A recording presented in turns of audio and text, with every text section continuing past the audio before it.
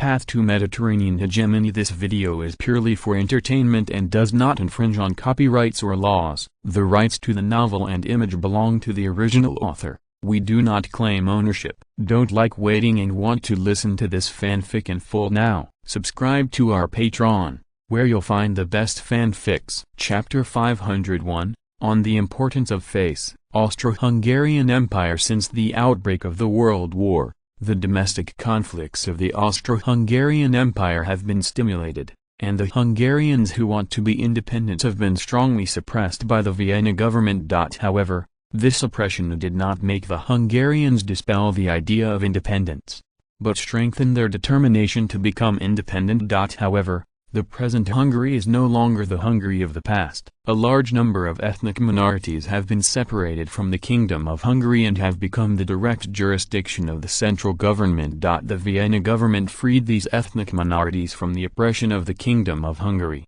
and these people immediately became loyal supporters of the central government, and they were extremely hostile to the Hungarians. With the help of these ethnic minorities, the situation in the Austro-Hungarian Empire has stabilized. Even if the Hungarians want independence, their current strength is not enough. Since Britain and France hoped to support the Austro-Hungarian Empire to contain Bulgaria, no one from the outside supported their independence. The Hungarian independence goal now seems to be getting further and further away. It's not that they didn't want to win Bulgaria's support and then gain independence. Unfortunately, the Hungarians made a mistake in their wishful thinking. Now Ferdinand did not want to break the peace and stability of southern Europe, so he refused to support their independence. As for whether the Austro-Hungarian Empire will grow bigger, anyone who has known the Austro-Hungarian Empire knows that it is impossible for them to become really strong until the national problem is solved. It is not that there is no solution to the national problem of the Austro-Hungarian Empire,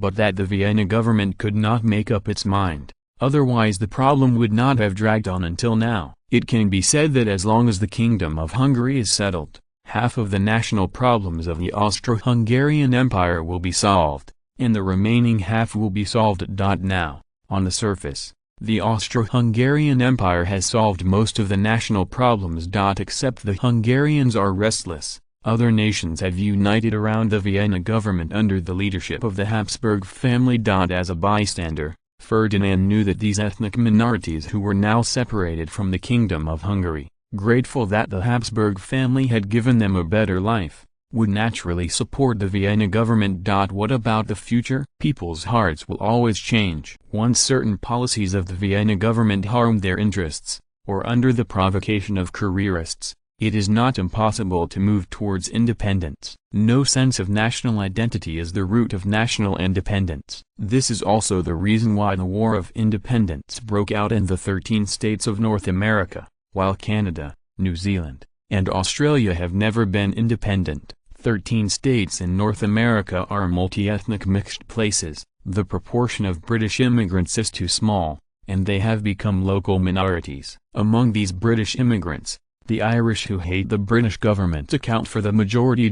So when the British are going to collect stamp duty here, they are independent. In fact, their tax is lower than that of the UK. Canada, New Zealand, and Australia are different. British immigrants have always dominated. Even in the 21st century, under the joint action of the United States and the Soviet Union, they parted ways with the United Kingdom, and people still think that the Queen of England is their supreme leader. This is the sense of cultural identity. Historically, in the first 10 or 20 years of the collapse of the Austro-Hungarian Empire, many people still supported the Habsburg family after the independence of these nations. But after World War II, as the older generation died, that sense of identity ceased to exist. An Austro-Hungarian Empire that was destined to not be a threat, Ferdinand naturally did not bother to suppress it. No matter how Britain and France supported it, their national strength could not be transformed into combat power. I believe that any general,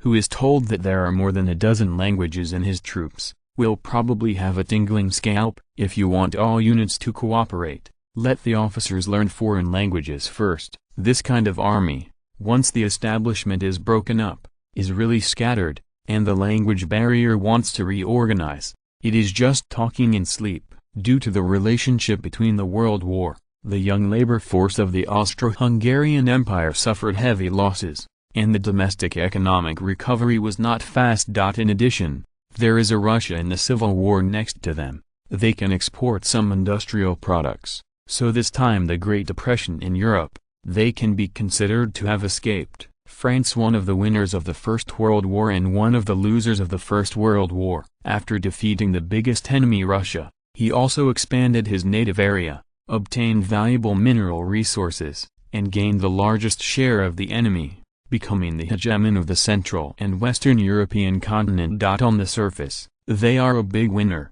but in fact only their own people know their own suffering. The population loss in the war is also ignored. This is not fatal. The key is that the most tragic battles in the World War were fought in their homes, and the results can be imagined. Of course, if the French are a country dominated by the real economy, then this is not a problem, and it can be recovered soon. Obviously, this is impossible. The famous usury empire, the domestic industry cannot compete with the virtual economy. In the face of interests, who is willing to honestly engage in business? Everyone knows that the profits of 10 years of business are not as high as the profits of 1 year of mixing in the stock market, and capital is all profit-seeking. If there are fewer people investing in industry, the number of new jobs in the society will naturally decrease, and the number of unemployed will also increase. The number of unemployed people in France has exceeded 5.6 million, and the unemployment rate has exceeded 21%,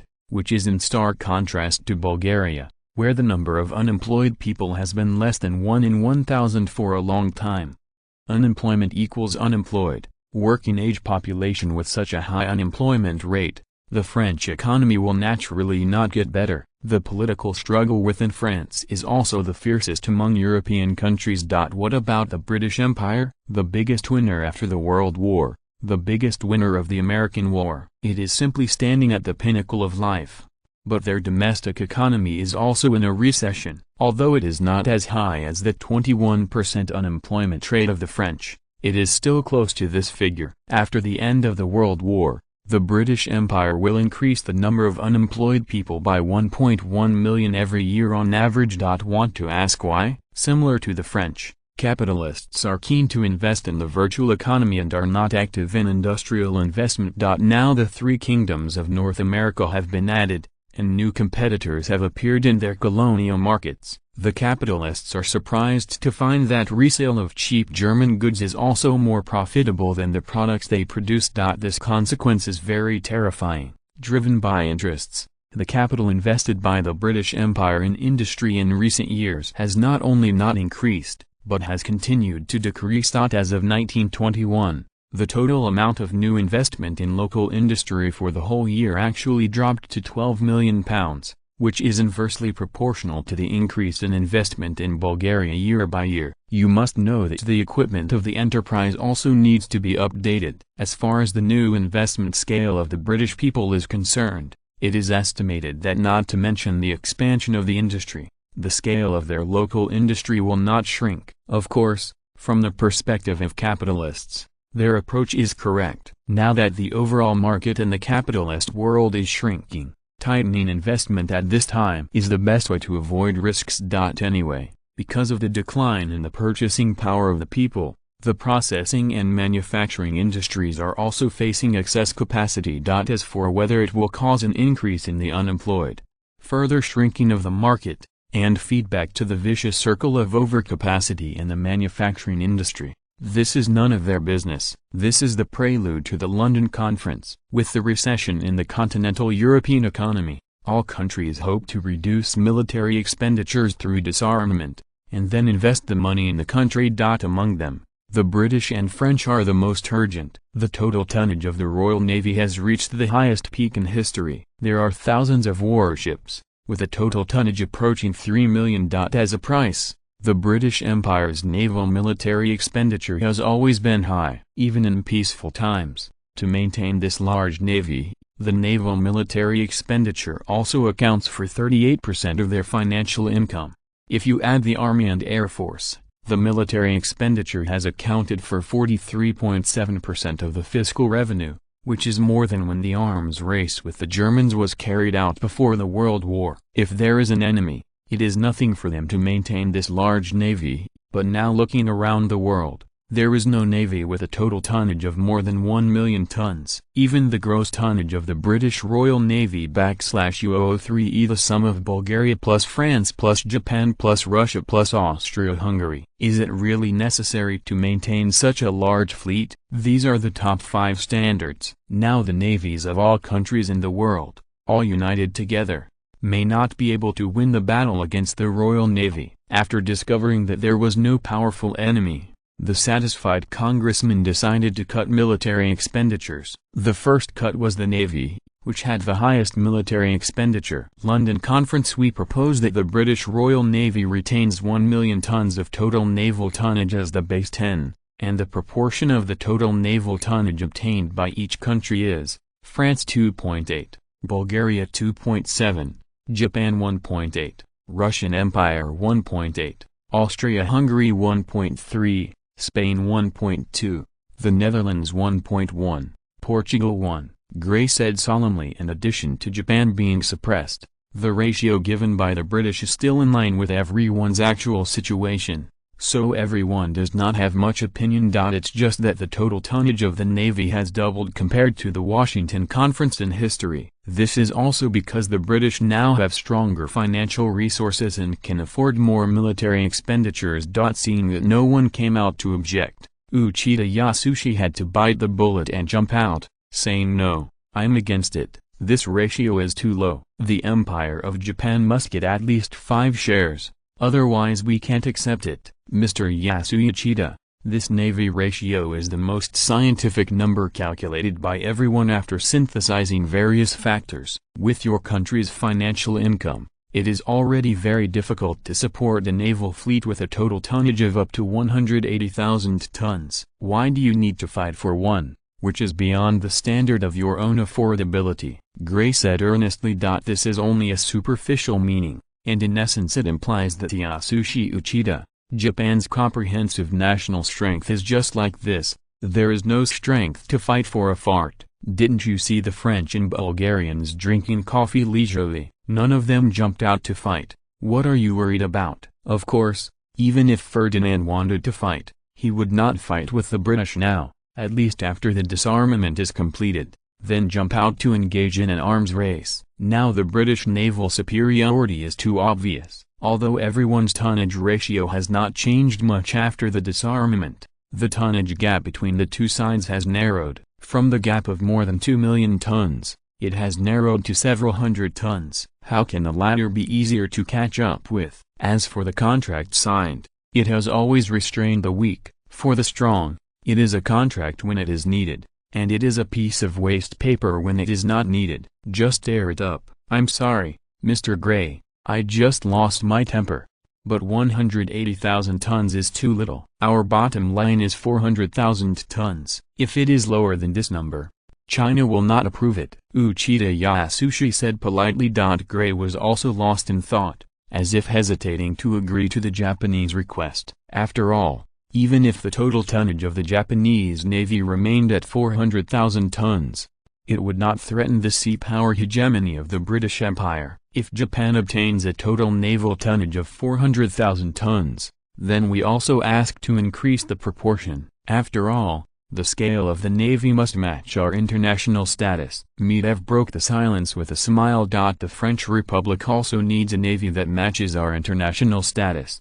The French representative said casually. He doesn't care how big the Japanese Navy is, but let the Japanese Navy surpass the French Navy. Gallic Chicken can't afford to lose that person now. After Medvedev made this request, he immediately followed. Today's France is not even a little bit stronger than the historical France. Financially, it is not so embarrassing. The American debts are gone, the Germans are still paying their indemnity, and their proud heads are not ready to be lowered. The second-year juniors are not exclusive to Japan. If the total tonnage of the Japanese and Bulgarian navies climb to their heads, it is estimated that the patriotic youths in China will have to demonstrate again. and the opposition parties will not let this go. Opportunity to crack down on government prestige. Gray has already reacted. It is impossible for the two countries to tolerate the size of the Japanese navy exceeding them. Perhaps this is just a matter of face, but at this time, face cannot be lost at all. This is also a manifestation of international status. Ferdinand does not care about the size of the navy at all. Bulgaria can tolerate that the navy is not as good as the British. They are world hegemons and domestic citizens can accept it. It can also be tolerated that the size of the navy is not comparable to that of the French. The French are an old-fashioned empire and have been the second naval empire in the world for a long time. It is also acceptable for the navy to be inferior to their citizens. If there is no naval armament treaty, the total tonnage of the Bulgarian navy is not comparable to that of the Japanese navy. It can also be said that Bulgaria is a land power country, and there is no need to compare the navy with them. But now to sign a naval armament treaty, if the tonnage obtained is not comparable to that of Japan, it will be a big trouble, and this will damage the self-confidence of the people. I am afraid that many people will question the government. Is Bulgaria's international status even inferior to Japan? Naturally the same is true for the French. Even if they lose to the British, if the second largest navy cannot be retained, how can the government explain it to the public? Mr. Yasushi Uchida, you should understand that the navy must match the national strength. If your country increases the tonnage of the navy, everyone will follow suit. In the end, isn't the meaning of the arms treaty gone? Gray persuaded. Japan must make concessions. This is his attitude. Otherwise the two countries will increase their naval tonnage, then the advantage of the British Empire will be weakened. Yasuo Uchida was shocked that this would still happen. The Bulgarians and the French did not come out to fight for naval tonnage before, but now they have all jumped out for a face. Doesn't it mean that European countries don't care about face, but only pay attention to interests? Why are the two land power countries jumping out now? Isn't this cheating? I'm sorry, Mr. Gray, this is beyond my authority. I have to ask the country for instructions. Uchida Yasushi said helplessly. There is also a telegram here, you can use it directly. Hurry up, everyone is waiting for you. Gray said impatiently. Everyone cast a contemptuous look at Yasuo Uchida, a plenipotentiary representative who has exceeded his authority one after another and has to ask the country for instructions. Isn't this shameful to the diplomatic community? Look at the representatives of so many countries participating in the meeting. Which one has not obtained the highest authorization, and must constantly ask the country for instructions? Genius website address. Mobile version reading website, Chapter 502, Assimilation, Jews, Tokyo. In order to get the government to make up its mind as soon as possible, Yasushi Uchida slightly changed his rhetoric, exaggerating the consequences of the failure of the negotiation, and attached the plan given by the British. The Japanese cabinet was deterred, just because of the failed negotiation, the League of Nations General, for sanctioning the army. There is nothing wrong with these words on the surface, but everyone knows that this result is very bad for the Japanese government. If they don't make any concessions, and the international government really gives them an order to impose military sanctions, what should they do? Do you want to execute it? After all, there are many ways to impose military sanctions. The lightest is to impose diplomatic pressure, the second is trade sanctions, and the most serious is direct military solution. The British Far East Fleet has been operating in the East China Sea recently. The French fleet in the Far East is also moving closer to them, as well as the Dutch South Sea Fleet and the Bulgarian Pacific Fleet are all moving closer to the British. Yuan Jingxian reminded Kato Yuzaburo was stunned. After all, the Navy is not the Sixth Army. Everyone is well educated and their horizons are much broader. They are very clear about the strength gap between Japan and the world's top powers. If it's just these warships in the Far East, they still dare to take a risk.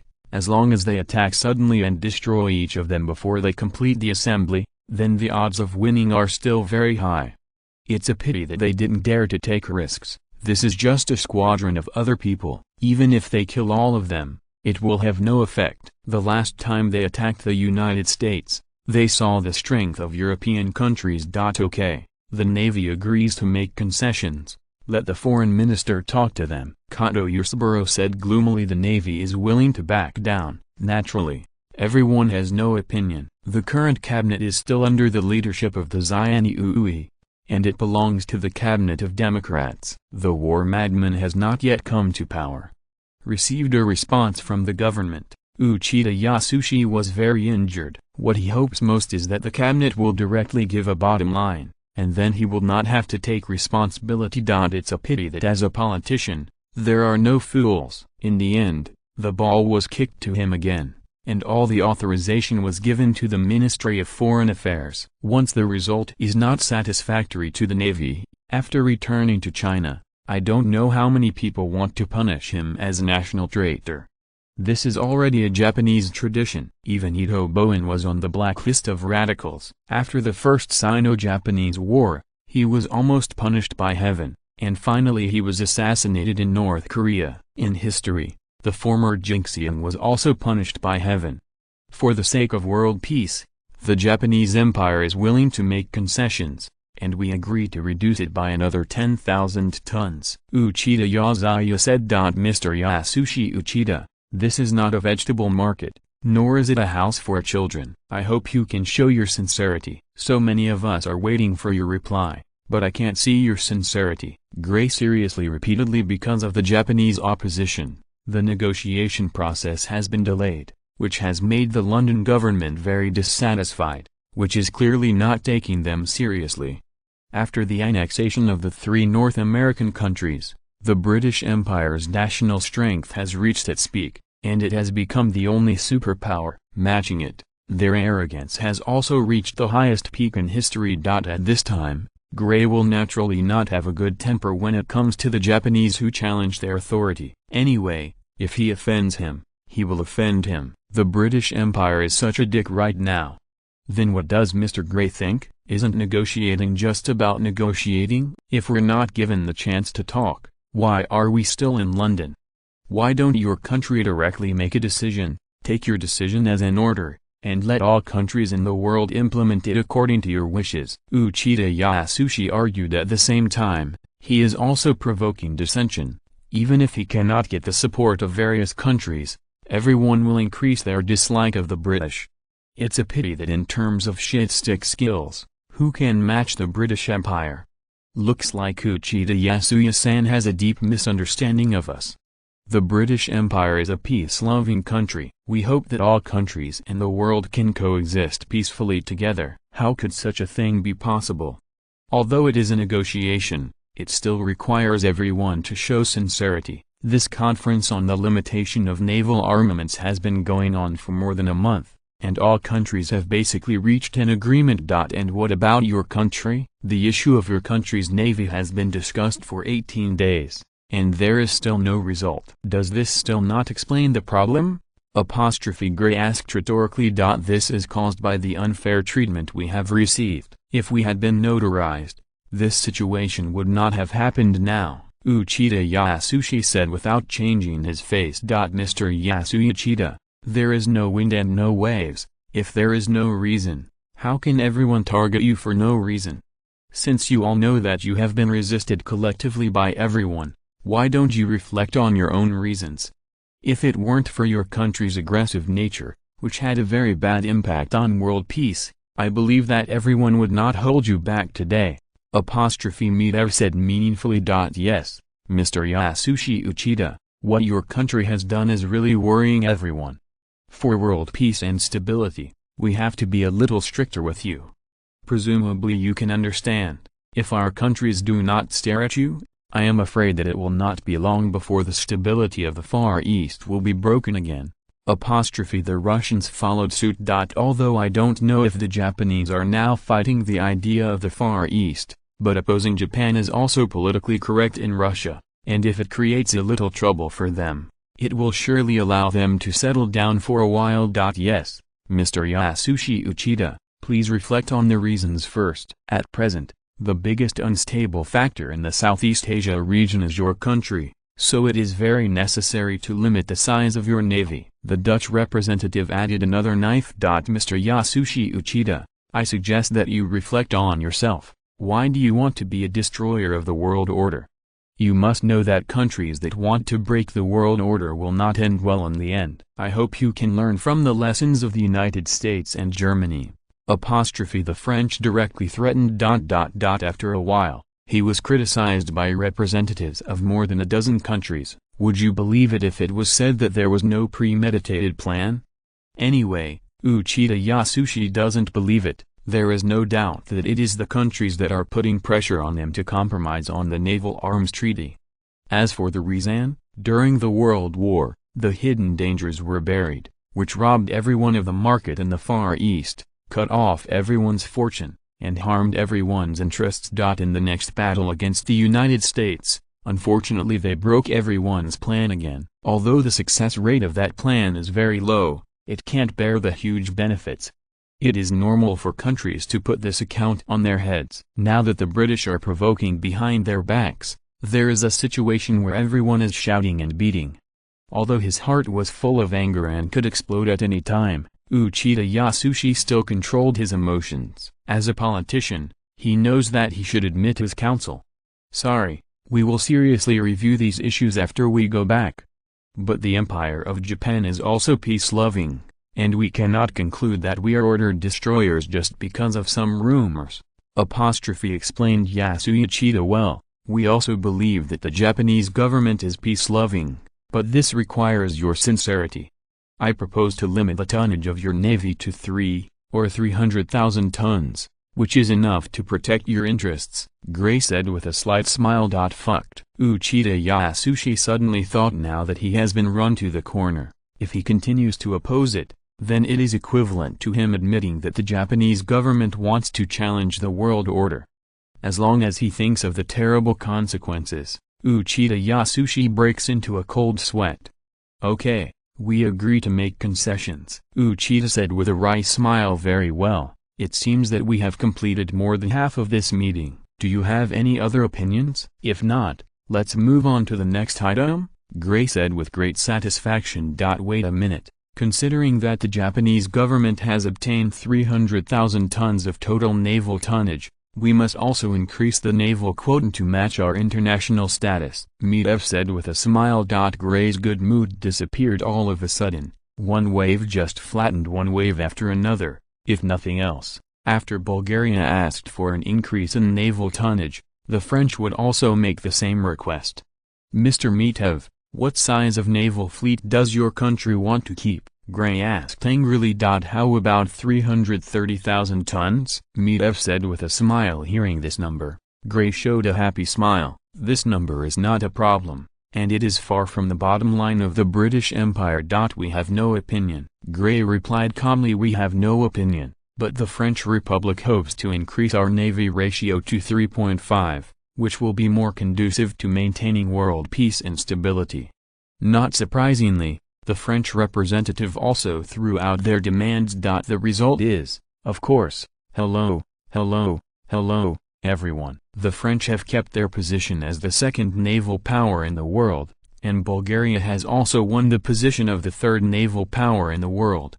Their world dominance. The goals of the big guys have been achieved, and naturally they won't make extra troubles. As long as they don't do things, basically no one will do things. The following capital ship restrictions are basically a group of harmony. Anyway, everyone is the same standard, there is nothing to talk about. Half a month later, the London meeting came to an end. Many people see this meeting as the establishment of a new world order. The British Empire has become the only superpower, and all countries have become bleak before him. Your Majesty, the Zionist organization asked us to buy Palestine, and they raised the offer to 50 billion levs. Constantine said cautiously. From a purely economic point of view, this price can already be sold. It's a pity that politics is far from simple. Don't forget the religious status of Jerusalem. For the sake of this city, the Holy See even moved the Crusades. Now can Bulgaria let it go? Poke this news out and see the reaction of the outside world. Ferdinand thought for a while and said, Your Majesty, this is not good. The Jews have lowered their standards. Now they only plan to take half of Palestine. Constantine said hesitantly. Ferdinand understood. Obviously, the government was tempted by the Jewish offer. Once the news leaked, It was estimated that the deal would be lost. After all, the reputation of the Jews in this era was not very good. Tell the Jews and let them build their country in another place. For example, in our African colonies, we can sell a piece to them to build a country, but the Holy Land is absolutely impossible.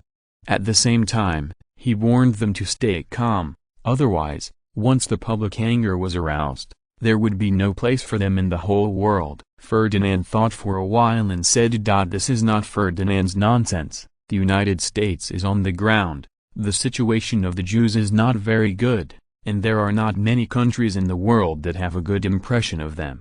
It is estimated that this is also the reason why they promoted the Restoration movement in advance, but Ferdinand also knew that the actions of the Zionist organization did not receive the full support of the Jewish nation. Many people worry that once the Jewish state is established, their situation will be even more difficult. After all, the Jews are known for their greed and betrayal. Their country of residence will doubt their loyalty, and a new round of anti-Semitic movement in the world is likely to explode again.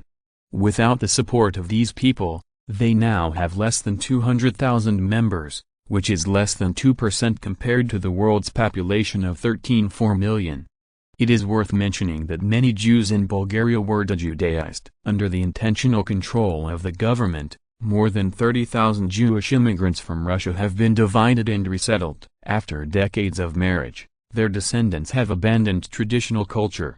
And this situation is getting more and more serious. Under the background of unified cultural inheritance, this phenomenon will become more and more serious. It is impossible to assimilate this generation, but assimilating the next generation is not a problem at all. After all, when they become an absolute minority, adults may be able to stick to traditions, but not children. They always have to go to school. The education of the school, the influence of the surrounding students, and the influence of the social environment will always change over time.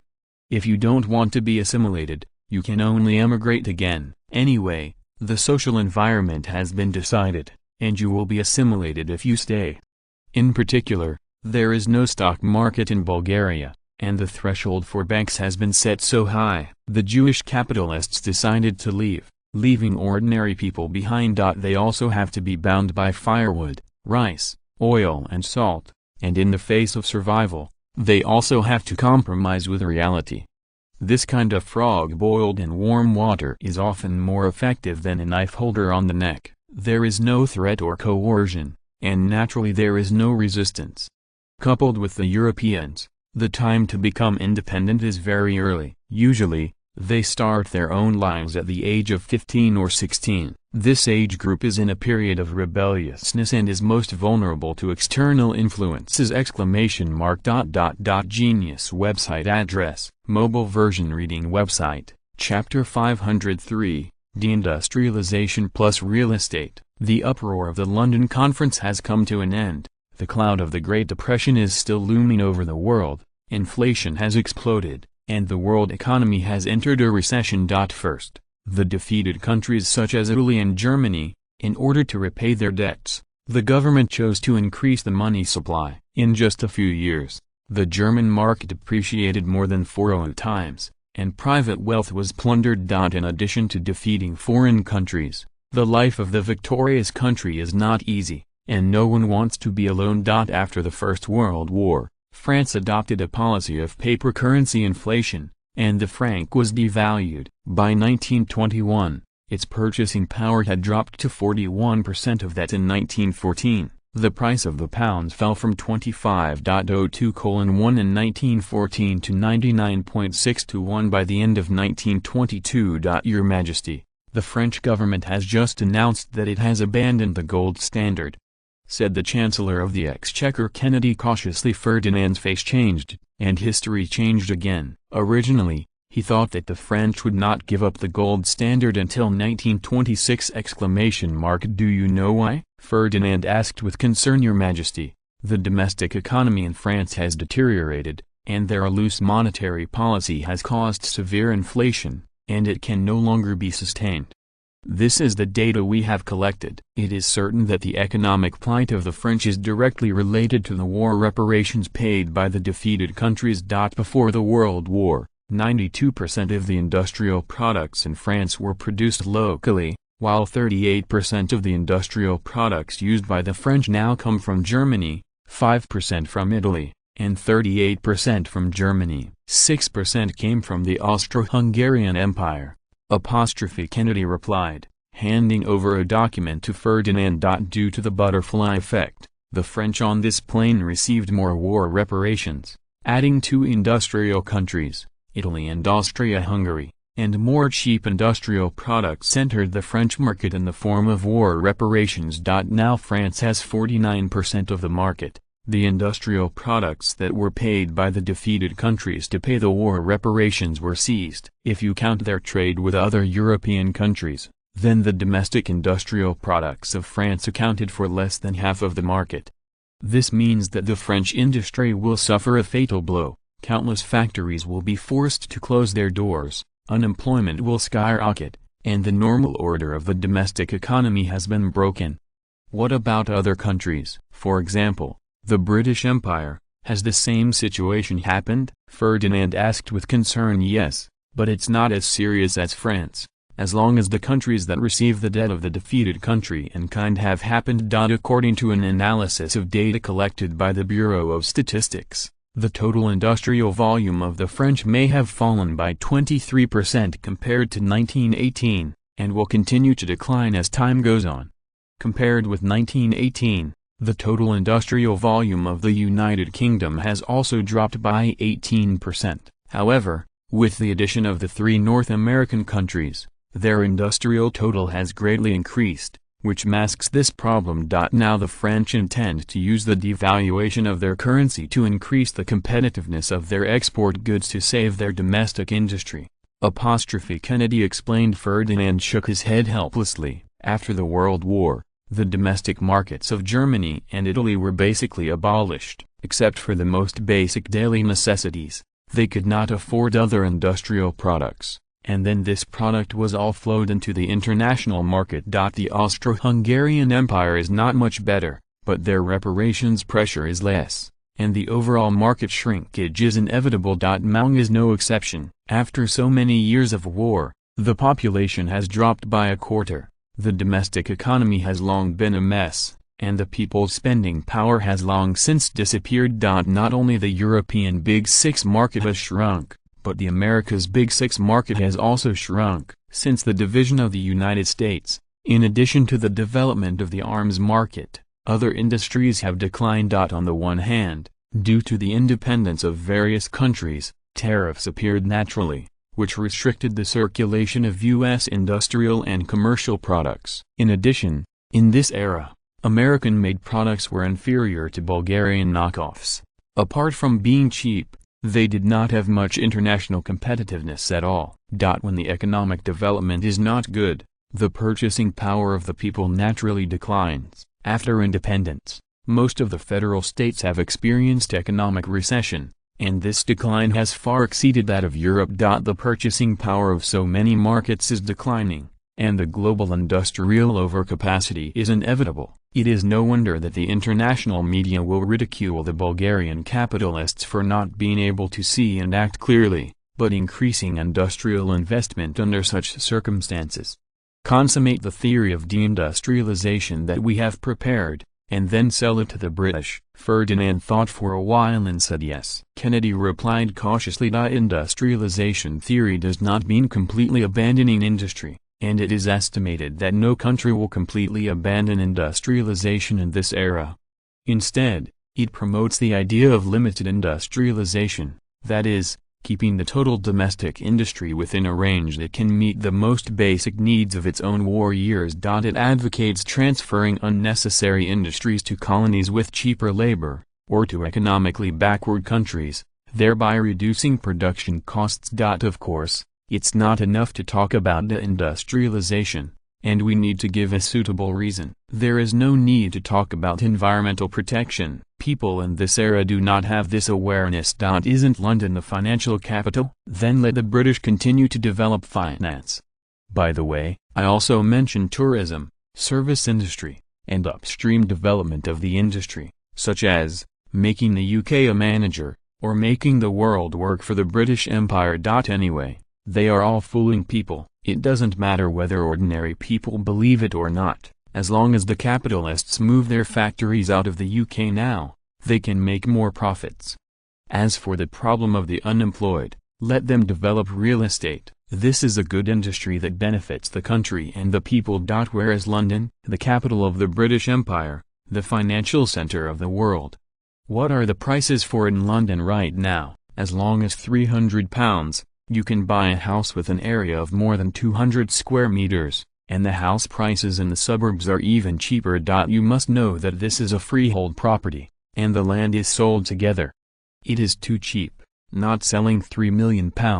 It is really sorry for the name of the British Empire. A house for a battleship. This is the normal opening mode. It has to be fried, otherwise it will be a waste of time. How can you miss such a good financial opportunity?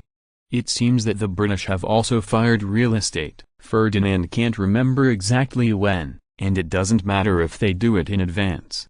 When the capitalists realize that the huge profits of real estate have passed, it will be difficult to break again. Even this generation of politicians in London will support them to develop real estate. As long as the Lloyd George government doesn't want to get out of the country right away, they must solve the unemployment problem in the country. Is there an industry that is easier to stimulate employment than real estate? This is a conspiracy. As long as the British believe that house prices in London will rise, then house prices will really rise. When house prices rise, capitalists will definitely enter the market. As long as capital comes in, Ferdinand's goal will be achieved. Carl, find some economic experts to promote London's exhibition prospects, and give a proper reminder that the current housing prices in London are too low, and there is still a lot of space for exhibitions. Ferdinand thought for a while and said yes. Carl replied, genius. Website address, mobile version reading website, chapter 504, broadcast technology breakthrough. One's own strength is the king's way, and it is only a temporary measure to attack the enemy. If Bulgaria itself is not strong enough, even if the British Empire declines, it will not be their turn. After lighting a fire for the British, Ferdinand once again took his mind back and focused on the country. The electrification revolution broke out in the last century. The first countries to break out the electrification industrial revolution are Germany, the United States, and Bulgaria. These emerging countries. With the passage of time, Bulgaria has now became the vanguard of the electrification revolution. Rivals Germany and the United States have fallen, and old empires such as Britain and France are very conservative in new technology innovation. You can make money lying down, so why get up and work hard? You must know that investing in technological innovation is also risky. History is cruel. It only records the winners, but does not mention more losers. Judging from the data collected by the government, since the 20th century, more than 95% of all Bulgarian enterprises that have carried out industrial innovation have fallen on the way. Either the road is wrong and is abandoned by the times, or the funds are insufficient, and the enterprise is finished without waiting for victory. In the past 20 years, the survival rate of these companies has been less than 3%, and the average life expectancy of innovative companies is less than 3 years. Bankruptcy is a common occurrence. On the other hand, ordinary enterprises that just get by and do not pursue have a survival rate as high as 92%, and the average life expectancy of most enterprises is more than 30 years. As long as they do not go the wrong way, they can basically survive forever. It is not surprising that established imperial capitalists such as Britain and France are not keen on investing in technological innovation. If these companies in emerging countries have the same conditions and are supported by the vast colonial market, it is estimated that no one will take the risk. However, companies that have succeeded in technological innovation have basically achieved considerable development, and many companies have become unicorns in the industry. At the beginning of his succession, Ferdinand did not engage in technological innovation. Instead, he learned the experience of Germans and Americans and started a cottage business. Over time, after the end of the World War, this all changed, and Bulgarian businesses also had to face a choice. Either follow the mess and make some hard money, the risk is not high but the profit is not high, The Bulgarian colony does not have such a big market. Either change to an innovative route, increase investment in scientific research, and use technological innovation to obtain high profits. The former road, which has no future, has been proven to be eliminated by the time sooner or later. The latter road is not easy to take. Ferdinand has experienced it himself, investing in scientific research and technological innovation projects. 80% to 90% of the project investment, it's all blown away. The remaining 10% of projects that have achieved results can be converted into economic benefits in a short period of time, and less than 10%. In fact, the success rate is less than 1%. From 1918 to 1922, in the past 4 years, he invested 2.5 billion levs in scientific research. The actual economic value generated was barely 2 billion levs, and the investment lost more than 500 million. Of course, in the long run, these failed projects are not without value. At least a bunch of patented technologies have been added, but due to various factors, they cannot be converted into substantial industrial products. This is why, after the First World War, the technological innovation of the world's science and technology gradually transferred from Europe to the United States. Restricted by the market and funds, except for consortiums, ordinary European companies have been unable to support such high capital investment. After all, in the field of scientific research, investment and harvest are never proportional. Your Majesty, a breakthrough has been made in wireless broadcasting technology. The person who came was James, the head of the Royal Bulgarian Academy of Scientific Research, and also the Minister of Agriculture and Cabinet Minister of Bulgaria. Because of his hobbies, he changed his career to do scientific research. The earliest broadcasting technology was invented by American Nathan Staples in 1902. On December 24, 1906, around 8 o'clock in the evening on Christmas Eve, Ferdinand, a professor at the University of Pittsburgh in the United States, made a successful broadcast through the 128-meter-high radio tower of the National Electric Company in Blunt Rock, Massachusetts. Humanity has entered the age of broadcasting. However, due to the power of the transmitter, the coverage area that can be carried out is limited, and the anti-interference ability is extremely poor. It is still very difficult to carry out long-distance transmission. Therefore, the initial broadcasting capability was not much stronger than that of speakers. The earliest transmitters covered less than 1 kilometer. Until the World War, the broadcasting coverage was not large. One transmitter could cover 10 kilometers. At the highest level, it is not yet possible to cover the whole country. Ferdinand has always attached great importance to the development of broadcasting technology. As soon as the World War ended, he invested 50 million leva. And now he has finally achieved leap-forward development in the research of broadcasting transmission. Oh, you have solved the transmission problem? Ferdinand asked in surprise. Yes, Your Majesty. In our experiments, we found that if a base station is established in the middle, the frequency of the signal that has been degraded can be amplified again. After testing, we found that the signal transmitted in Sofia can be transferred to Jerusalem all the way through the base station. But the time delay is a little bit, and the farther the distance is, the worse the received signal quality. In addition, the anti-interference ability needs to be improved. When encountering special weather, long-distance transmission cannot be achieved. At the same time, it will also be interfered by magnetic fields, which will affect the transmission situation. James explained. Ferdinand showed a delighted smile. It was very good that he could solve the problem of long-distance transmission. As for the problem of poor signal and poor anti-interference ability, he had automatically ignored it.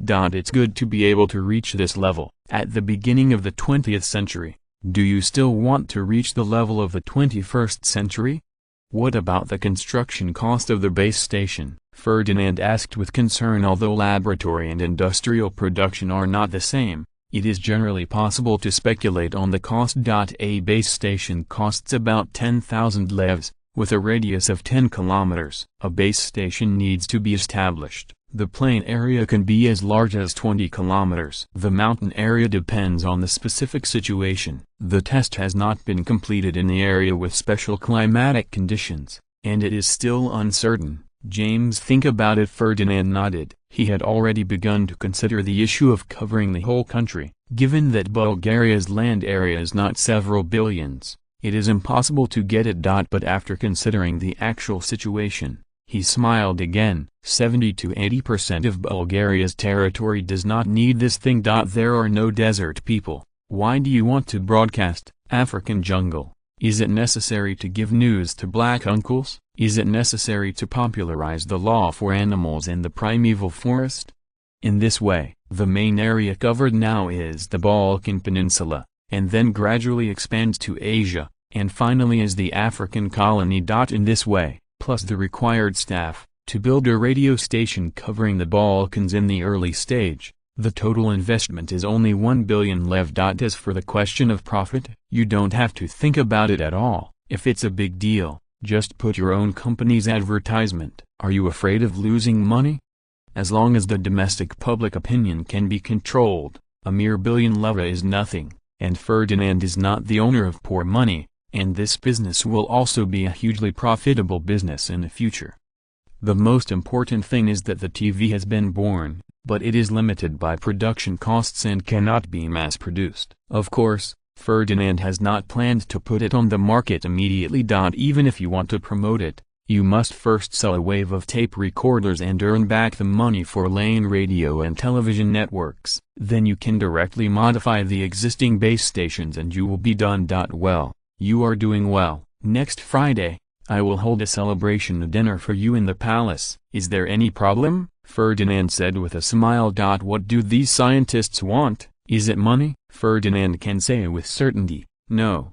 At least now Bulgarian scientists don't have much interest in money, because they don't have to spend their own money for all their expenses. Houses, cars, and servants are all distributed by the government or scientific research institutions. All expenses for food, clothing, housing, transportation, education, and medical care are fully reimbursed. Under this background, their feelings for money are naturally not that deep.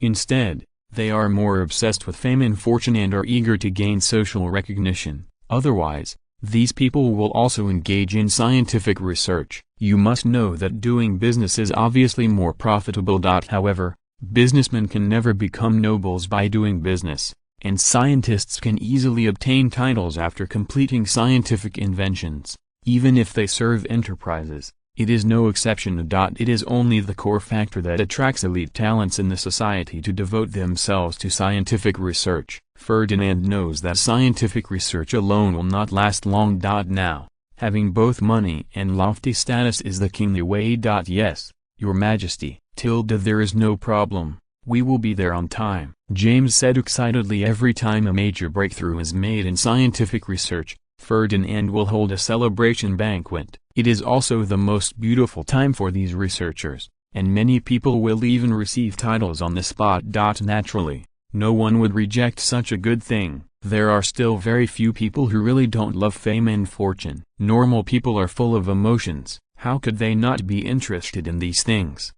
Genius website address, mobile version reading website, Chapter 505. Ferdinand who pits his son. Establishing a radio station is also a very troublesome thing, and it is not so easy to find related professionals. Regional radio stations have existed in Bulgaria for a long time, but the audiences covered are too small to be industrialized, and there are very few employees. Due to the relationship between technology, Bulgaria's largest radio station, even Sofia, is now unable to achieve comprehensive coverage. The earliest radio programs were current affairs news, or reading newspapers, or telling stories.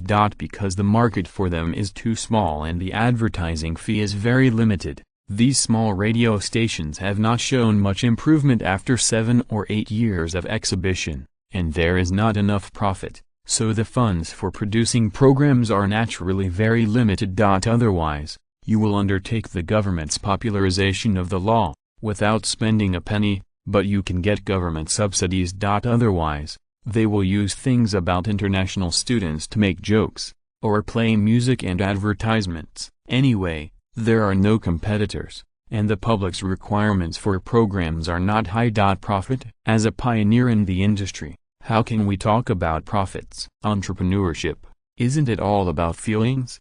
Then batch after batch of small radio stations became pioneers and then heroes. This is an inevitable trend of the capitalist world exhibition. At the beginning of the 20th century, when capital was the bloodiest, if the emerging industries could not make quick profits and the entrepreneurs were not extremely rich, it would be almost impossible to develop them.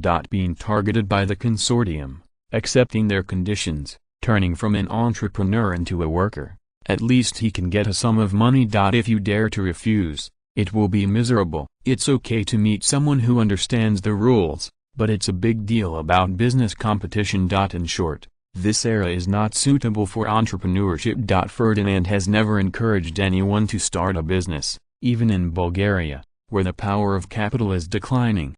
It is okay to start a small business and gradually expand. If you really want to invest in emerging industries and want to rise quickly, please look at your wallet first, how much money you can burn. Behind the bright and successful entrepreneurs, there are consortia standing. Without their financial support, technological innovation would not be able to pass.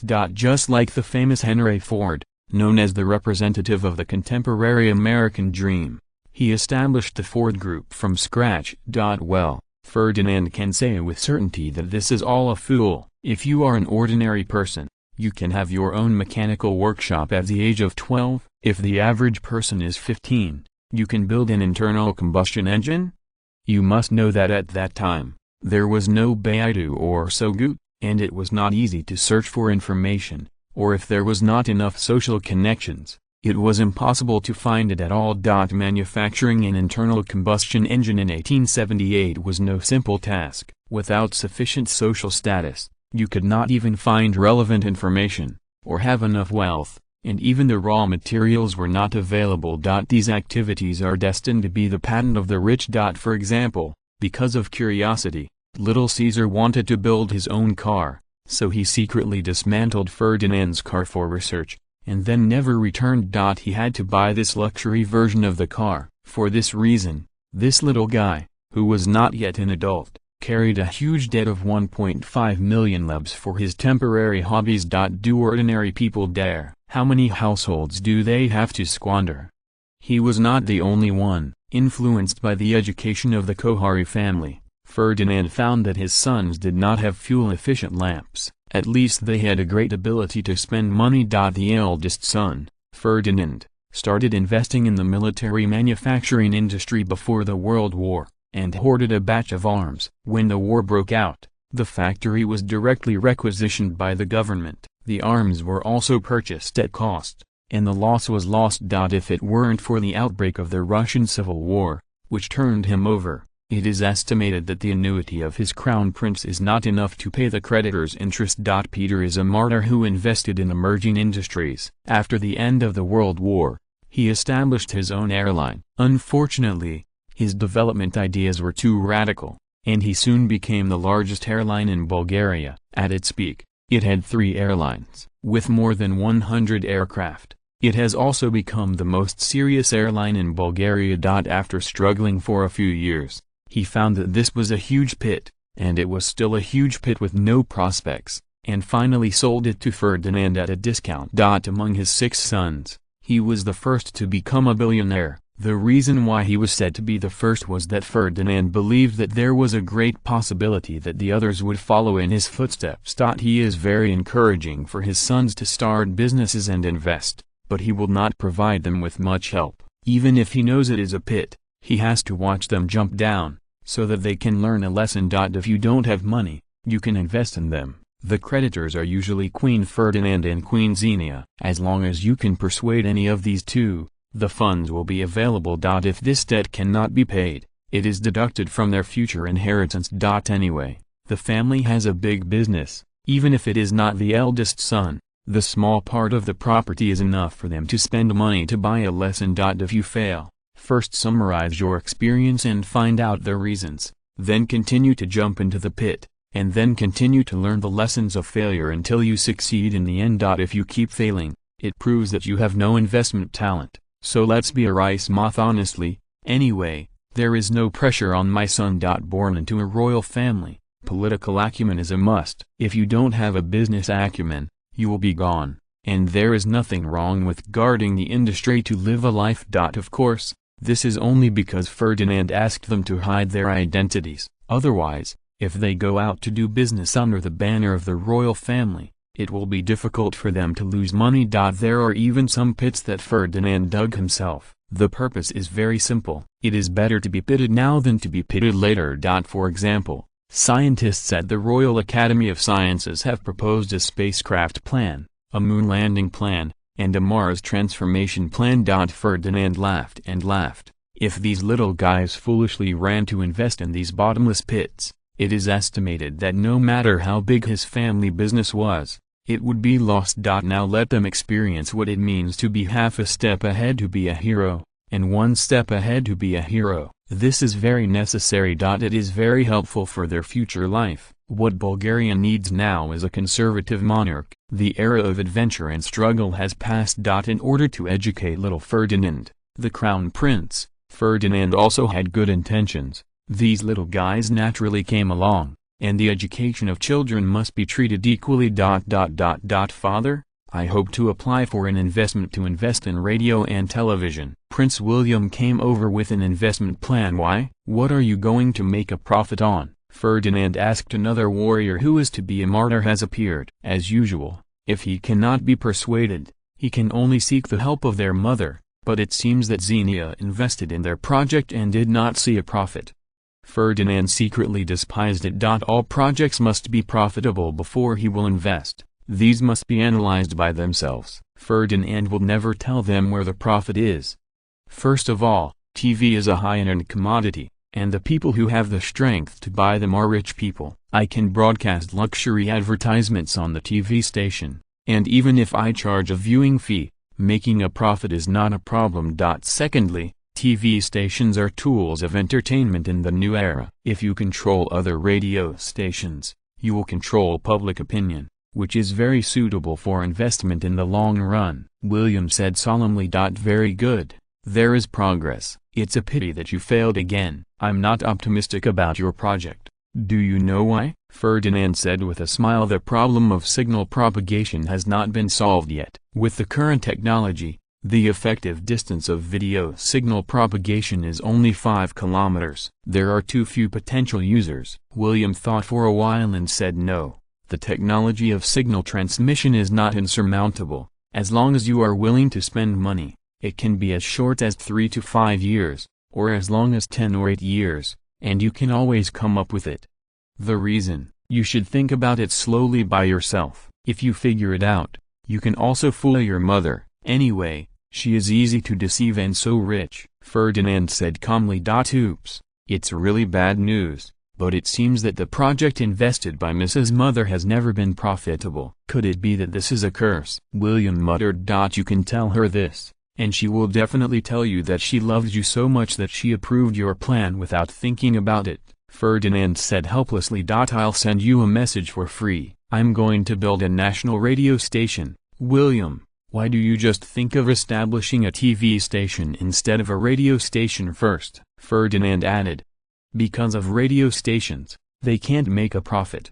Their audience is limited, mostly ordinary people, while TV audiences are rich people, and these people have much stronger purchasing power. I can charge their viewing fees, but the financial conditions of the radio listeners are not very good. They cannot pay hundreds of levs for the production of programs every year.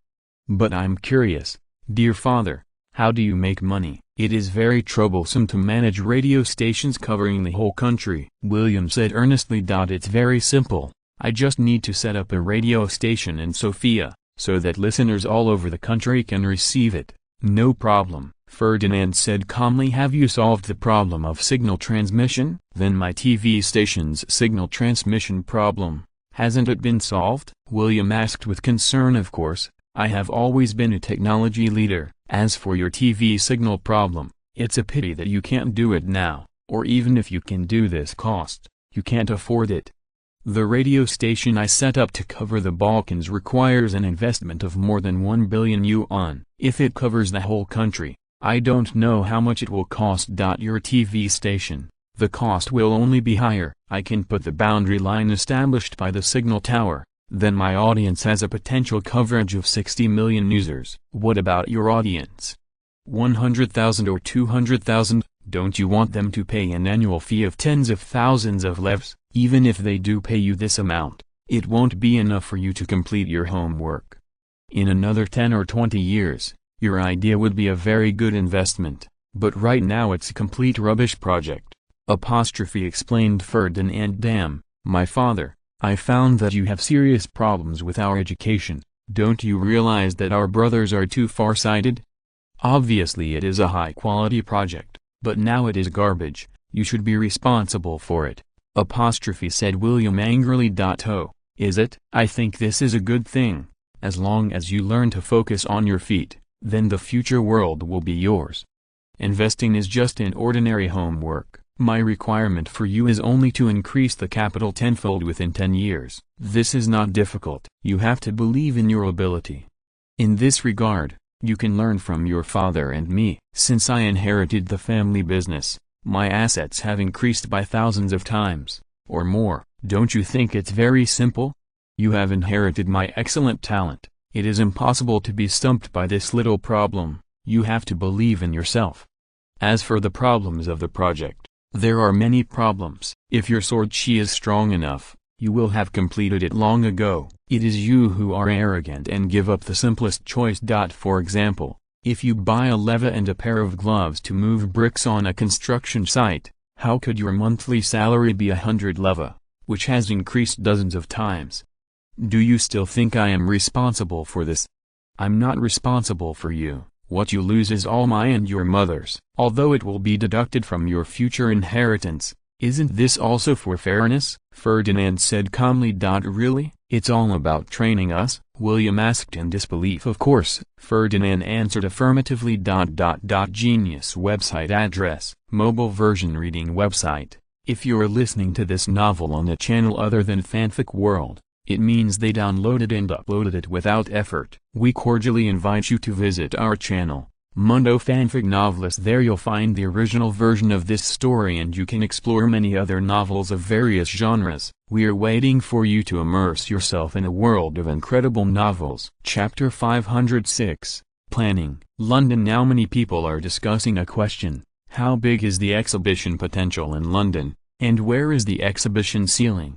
According to economists, London, as the capital of the British Empire, is also the financial and political capital of the world. Its development potential is undoubtedly the largest in the world. The urbanization rate of the United Kingdom reached 5.0 in 1851. 2%, basically realizing urbanization. By the end of the 19th century, reaching 72.05% in 1891.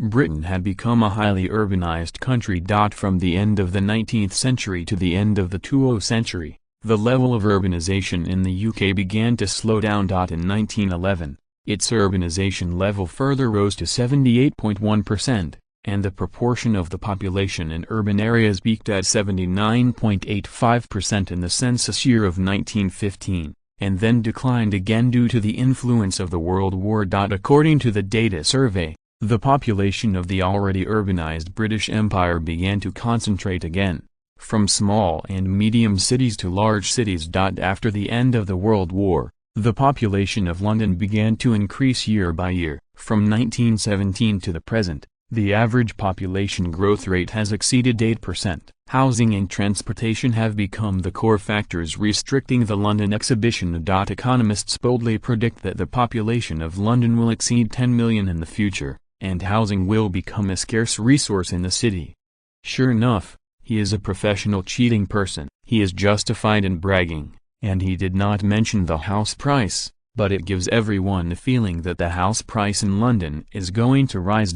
Rare things are more expensive. From the perspective of population growth, London's house prices must also rise. No, the price has already started to rise. As a qualified capitalist, why don't you know the huge profits of real estate?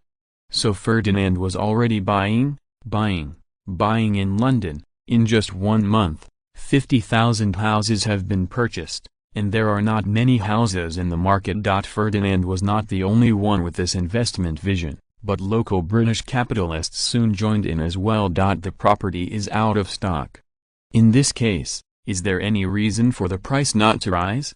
The direct consequence is that in 1923, the price of houses in London soared by 1.5 times. Quite a bit of the style of it is human nature to buy up and not to buy down. Countless capitalists have entered the real estate industry by waving their banknotes. Experts and scholars advocating the development of real estate have also sprung up like mushrooms after the rain. These people have nothing to do with Ferdinand, and he does not have the strength to manipulate the experts and scholars in the UK.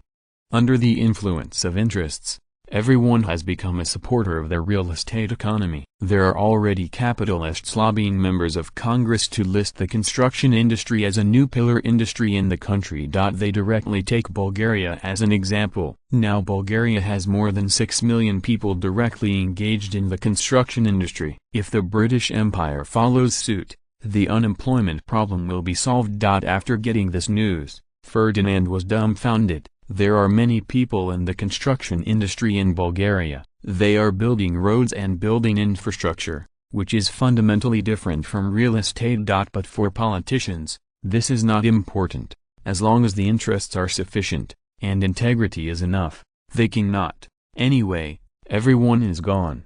Lloyd George, who was forced into financial difficulties, is of course a supporter of this policy. Historically, he was ousted because of the financial crisis and selling his title. In contrast, focusing on real estate development is no big deal, or as long as the government does nothing, the real estate economy will automatically develop. In this country of capital, the capitalists have their own way. As long as the government does not come out to make trouble, the rest of the problem is not a problem. How could Lloyd George refuse such a simple operation? As for the sequelae, it is impossible for him to explode during his tenure anyway, and the future will be the problem of the next term. The real estate economy was ignited. The British once again took a step to the edge of the cliff, and Ferdinand was satisfied. Industrialization. Let's wait for your British real estate economy to develop. When there is a shortage of labor and land costs will rise, and capitalists will naturally make the right choice.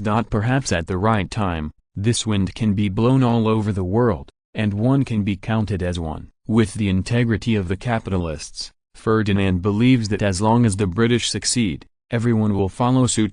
Your Majesty, this is the situation of the domestic wine industry exhibition. Karl submitted a document to Ferdinand. Ferdinand opened the file and read it carefully. The information on it was somewhat unexpected. The Bulgarian wine industry has been developing for many years, but unfortunately it has not grown, and it is not even well known, but the annual output is not low. In 1922, Bulgaria's annual wine production was 110 million liters, most of which were self-produced and sold directly on the market. Even the most basic packaging is saved, let alone advertising. In this case, who would have known that Bulgarian wine production was so high if it hadn't been investigated in depth?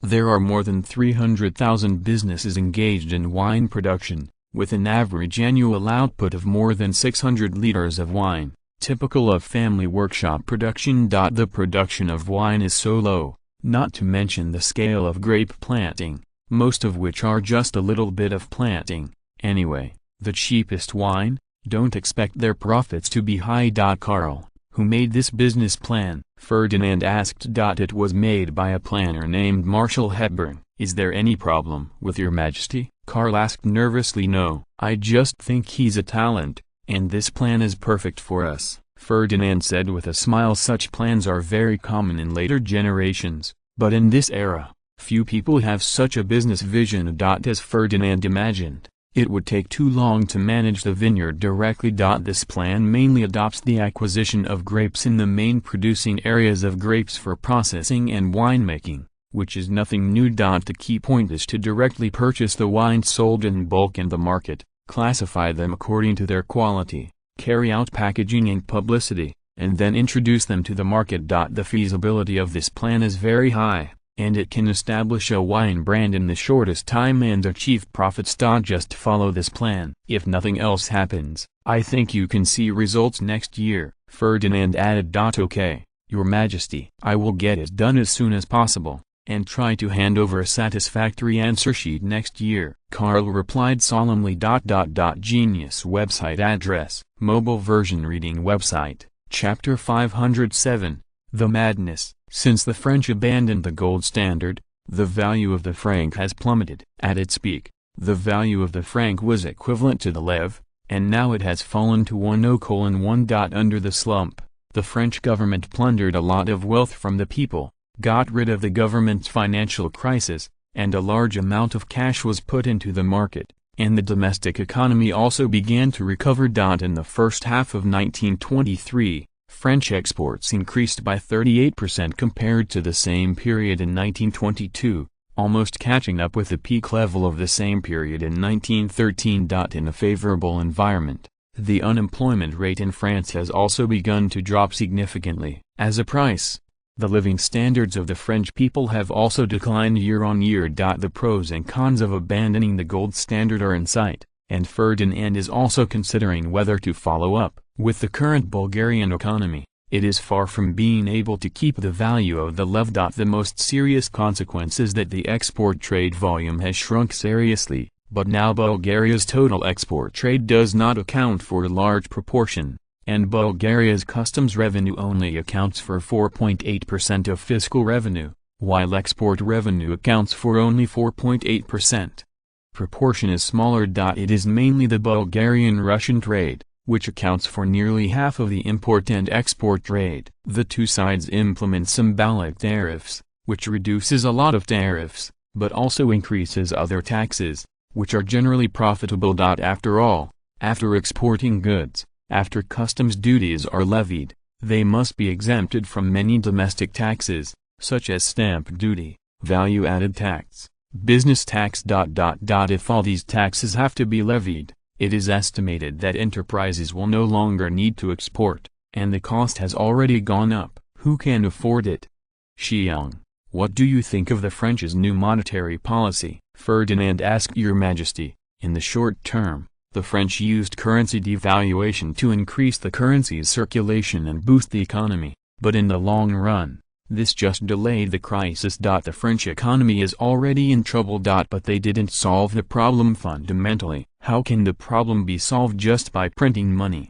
If nothing else, the situation will only get worse when the crisis erupts in the future. Constantine thought about it and said. Ferdinand nodded and asked again, what do you think, Chancellor of the Exchequer?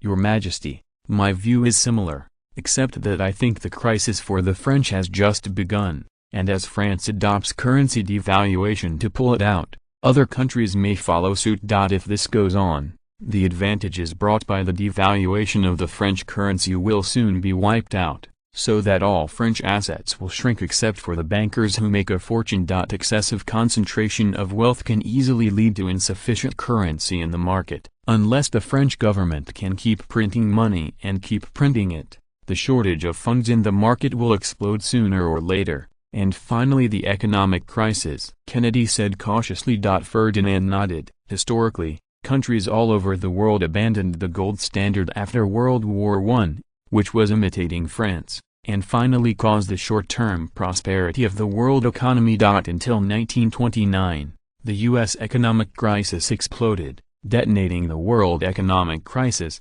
and France was also the hardest hit area. Ignore the problem of the French. Let's think about it now.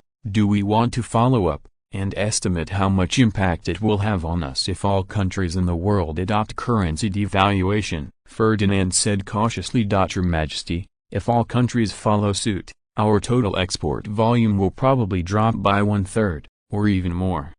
However, the impact on us will not actually be too great. Our largest trading partner is the Russian Empire, and the trade between Bulgaria and Russia should not change much. In the big 6 European markets, the competition is now very fierce, and with the existence of cheap German goods, it is very difficult for us to expand our trade share. When necessary, we can take export tax rebates to keep part of our market. As long as it has been supported for a few years, when the economic crisis breaks out, countries that abandon the gold standard will have to pay a heavy price for this. And Lev's international credit will also be established because of this. Kennedy analyzed. Ferdinand nodded. In fact, He was going to wait for the further development of the industry to directly link the lev with oil to determine the status of the lev as an international currency. The Minister of Finance advocates sticking to the value of the lev and establishing an international monetary system through credit in the hearts of the public. In essence, everyone's goal is the same. Prepare foreign exchange and buy gold internationally. Ferdinand thought for a while and said yes. Kennedy replied to challenge the international status of the pound. It is necessary to destroy the British Empire first, which is an essential step. However, the British Empire in this era was too strong. Except for Ferdinand, no one else had any confidence. Therefore, all Bulgarian policies were often conservative, trying to avoid direct collision with the British. Even Ferdinand didn't know where to start. Agitate for the independence of the three North American countries, or support colonial uprisings? It is a pity that there is no one who is hard-hearted. No matter who they support, they have no ability to shake the hegemony of the British Empire. Can't learn from the idiot of Louis XVI? In order to support American independence, every franc in the treasury was spent, and he was finally sent to the guillotine. Do you want the Germans to challenge the world again? But looking at the map, Ferdinand soon gave up this tempting plan. At this time, the Germans may not dare to challenge the world. Sandwiched between France and Austria-Hungary, followed by Bulgaria and the British Empire, there are a lot of messy problems in the country. If they want to do something, they should fight a civil war first and settle the country. Even if they can complete the unification again, their strength is not enough. Without Austria, without the Czech Republic, the strength of the Germans is at least 3 layers weaker than in history, and the enemy is stronger than in history. Why would they play such a mortal chess game? Unless they are forced to a dead end. It is estimated that the French have no plans to force the Germans to death now, which makes the Germans and the French part again, and the outcome is still unknown. Your Majesty, the economic situation in Italy is very bad, and the Italian government is likely to declare bankruptcy in the near future. Foreign Minister Medvedev said cautiously it is no news that the Italian government is bankrupt. As early as 1921, the Italians let out the wind and asked countries to relieve Italy's debts, otherwise they would declare bankruptcy. It's just that Britain and France announced very hard that as long as the Italian government went bankrupt, the Allies would military control Italy and use bayonets to urge them to repay their debts, which dispelled their thoughts of defaulting on their debts. Has the news been confirmed? Ferdinand asked with a frown. It's been a close call. The Italians have filed for bankruptcy for the 3rd time. This time they should be serious. From the information we have collected, their domestic economy is very bad, and there are unemployed people everywhere. Coupled with a huge debt, it has exceeded their ability to bear. If the debt is not broken, the Italian people will be hungry. Medvedev explained. So now Italy is in a mess. They have lost the ability to pay their debts? Ferdinand asked. From the analysis of the intelligence we collected, it is like this. Medvedev replied. Ferdinand wandered left and right. He was still hesitating. Should he use Italy to trick Britain and France? After a while, Ferdinand said, if we take the British and French troops to control Italy, what will be the consequences? Everyone was shocked and stunned by Ferdinand's whimsical idea. Now the Italian government really has no money to repay its debts. Even if the military controls Italy, it will not be able to squeeze oil? For Italians to repay their debts, they must first be able to repay their debts. What will Britain and France do?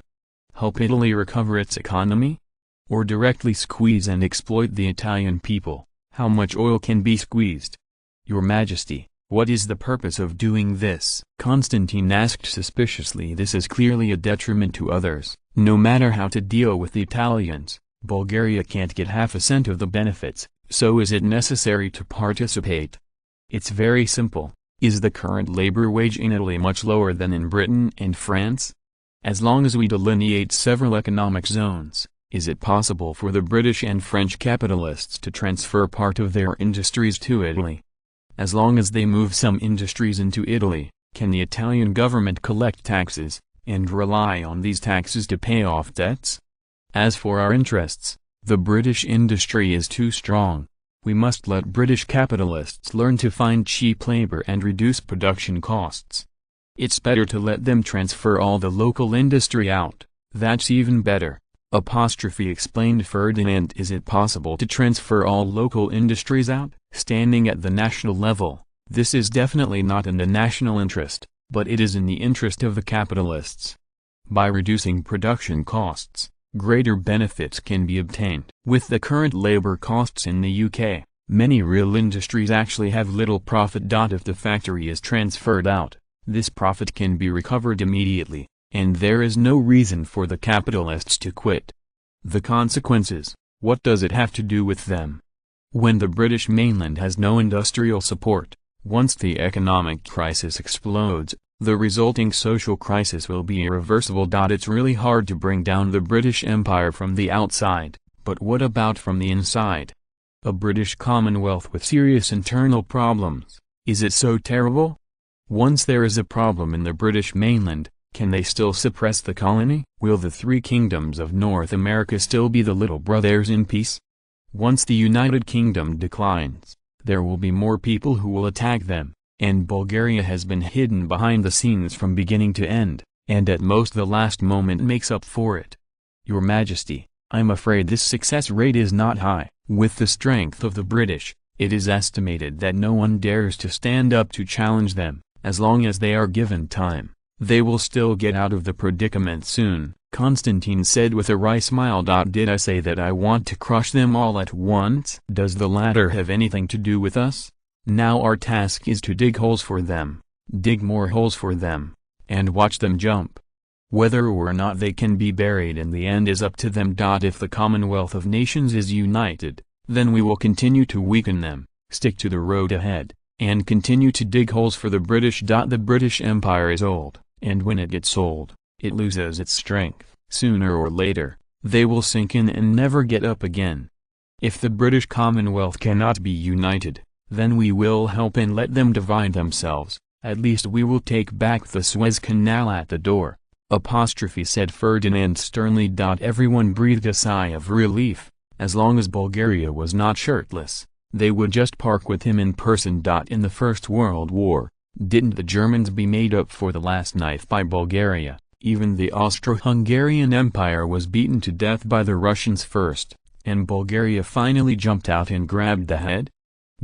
Genius website address, mobile version reading website, Chapter 508, Win-Win Cooperation, 2-in-1. In 1923, the year when the London Treaty was officially implemented, according to the treaty, a wave of disarmament broke out all over the world, and Bulgaria was no exception. The navy was directly cut off 6 layers of tonnage. The navy was in turmoil, and even the retired Admiral Petrov was disturbed, but it was of no use. The treaty has been signed, and the disarmament is still to be done. All the Admiralty can decide is to keep those warships and how many troops to abolish. Unlike the army, the navy can maintain its organization as long as there is one rifle in hand. Without enough warships, the size of the personnel must be greatly reduced. It is impossible to reduce the establishment, because in the defense budget of 1923, the military expenditure of the Navy has been cut by 5 layers, and it has become the military service with the lowest military expenditure in the Bulgarian Army, Navy and Air Force. This year's military expenditure was successfully suppressed to 23.7% of the budget, and the military expenditure distribution ratio of the Army, Navy and Air Force has also become 6:2:3. No way, who says it's a Navy holiday? Countries all over the world are disarmament, and Bulgaria will naturally follow suit. The proportion of military expenditure in fiscal revenue has dropped significantly, but the total military expenditure has not declined. With the increase in fiscal revenue, the proportion of military expenditures will naturally decline. In 1918, Bulgaria's fiscal revenue was 5.2 billion levs, but in 1923, the budget given by the Ministry of Finance was 9.2 billion levs, with an average annual fiscal growth rate of 12%. This is not surprising. On the one hand, Bulgaria's economy has developed rapidly in recent years, and on the other hand, the government has sold a large number of state-owned enterprises to get rid of the burden of dragging its feet. Except for the state-owned enterprises that are related to the international people's livelihood, Other industries that are not profitable or that are not very profitable have been dealt with by the government one after another. This alone will save hundreds of millions of losses every year, and as these enterprises become state-owned and private, they will also bring in a lot of taxation, which has contributed to the rise of fiscal revenue. The restructuring of state-owned enterprises will continue to deepen. Ferdinand has decided to abolish the tax exemption privileges of state-owned enterprises. Unless it is a tax-exempt industry, state-owned enterprises must also pay taxes to the government normally. For these officials who ruined the enterprise, the Independent Commission Against Corruption must conduct a comprehensive investigation. If there is no problem, that's all. Just pack up and go home. Once a problem occurs, it is natural to be severely punished, even if it is the X. No matter what position you are in, don't try to run away. Considering the complexity of the source of funds, the Independent Commission Against Corruption has never been bothered to distinguish between legitimate and illegitimate income, mainly because there is no way to distinguish. As long as there is any illegal income, it will naturally be confiscated. Ferdinand even heard that there were unlucky people who had just entered the government job, embezzled several hundred levs, and had their entire property confiscated. Of course, now, it is not as ruthless as it used to be. Except for rebellion and treason, the government has stopped implicated in other crimes. The property of the family members can only be proved to be their legal income, and they will not be confiscated at the same time, which is much better than in previous years. Well, Ferdinand admitted, that was because the government was too poor back then, and in order to solve the financial crisis, everyone could not do it. It's better now.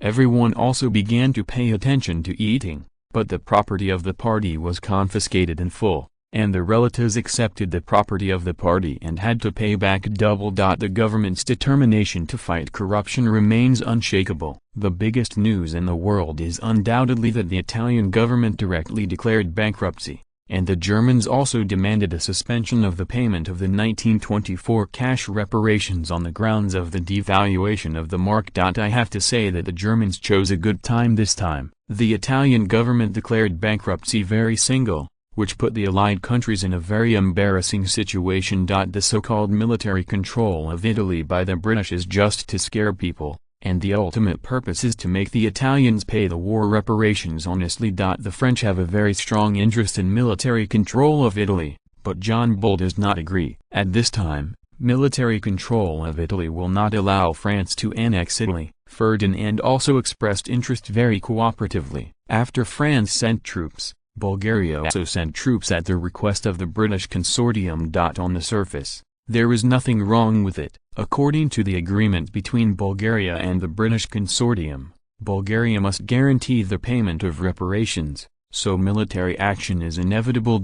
Seeing that the momentum was not right, John Bull immediately sent troops to join in. Because they were worried that the two countries would directly divide Italy, they demanded that the troops of the three countries must be mixed in joint operations. This rude request was immediately opposed by the joint efforts of the two countries, which made the British Empire very shameless. But the joint forces of the two countries in the Mediterranean Sea were stronger than the British, which made John Bull very uncomfortable. At this time, the Germans proposed to postpone the payment of the indemnity, and the British agreed immediately. This time, John Bull couldn't let the French military rule Germany. While the London government was still struggling with these issues, Ferdinand sent someone to approach the British consortium, and the two sides negotiated the Italian issue. On August 12, 1923, the Bulgarian ambassador to London, Williamsnov, and Douglas, the representative of the British consortium,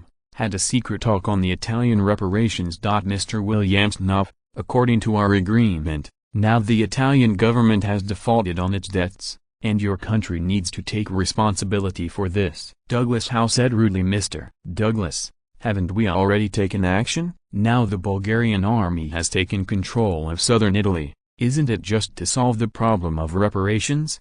Wilhelmsnov said with a smile. However, this does not solve the problem. With the current economic situation of the Italians and the tax situation in southern Italy alone, it is impossible to repay the indemnity. Douglas retorted. No, Mr. Douglas, your calculation is wrong. Southern Italy has a population of more than 14 million, of which there are at least 8 million laborers. If they all work for you, how can they not be able to pay the compensation?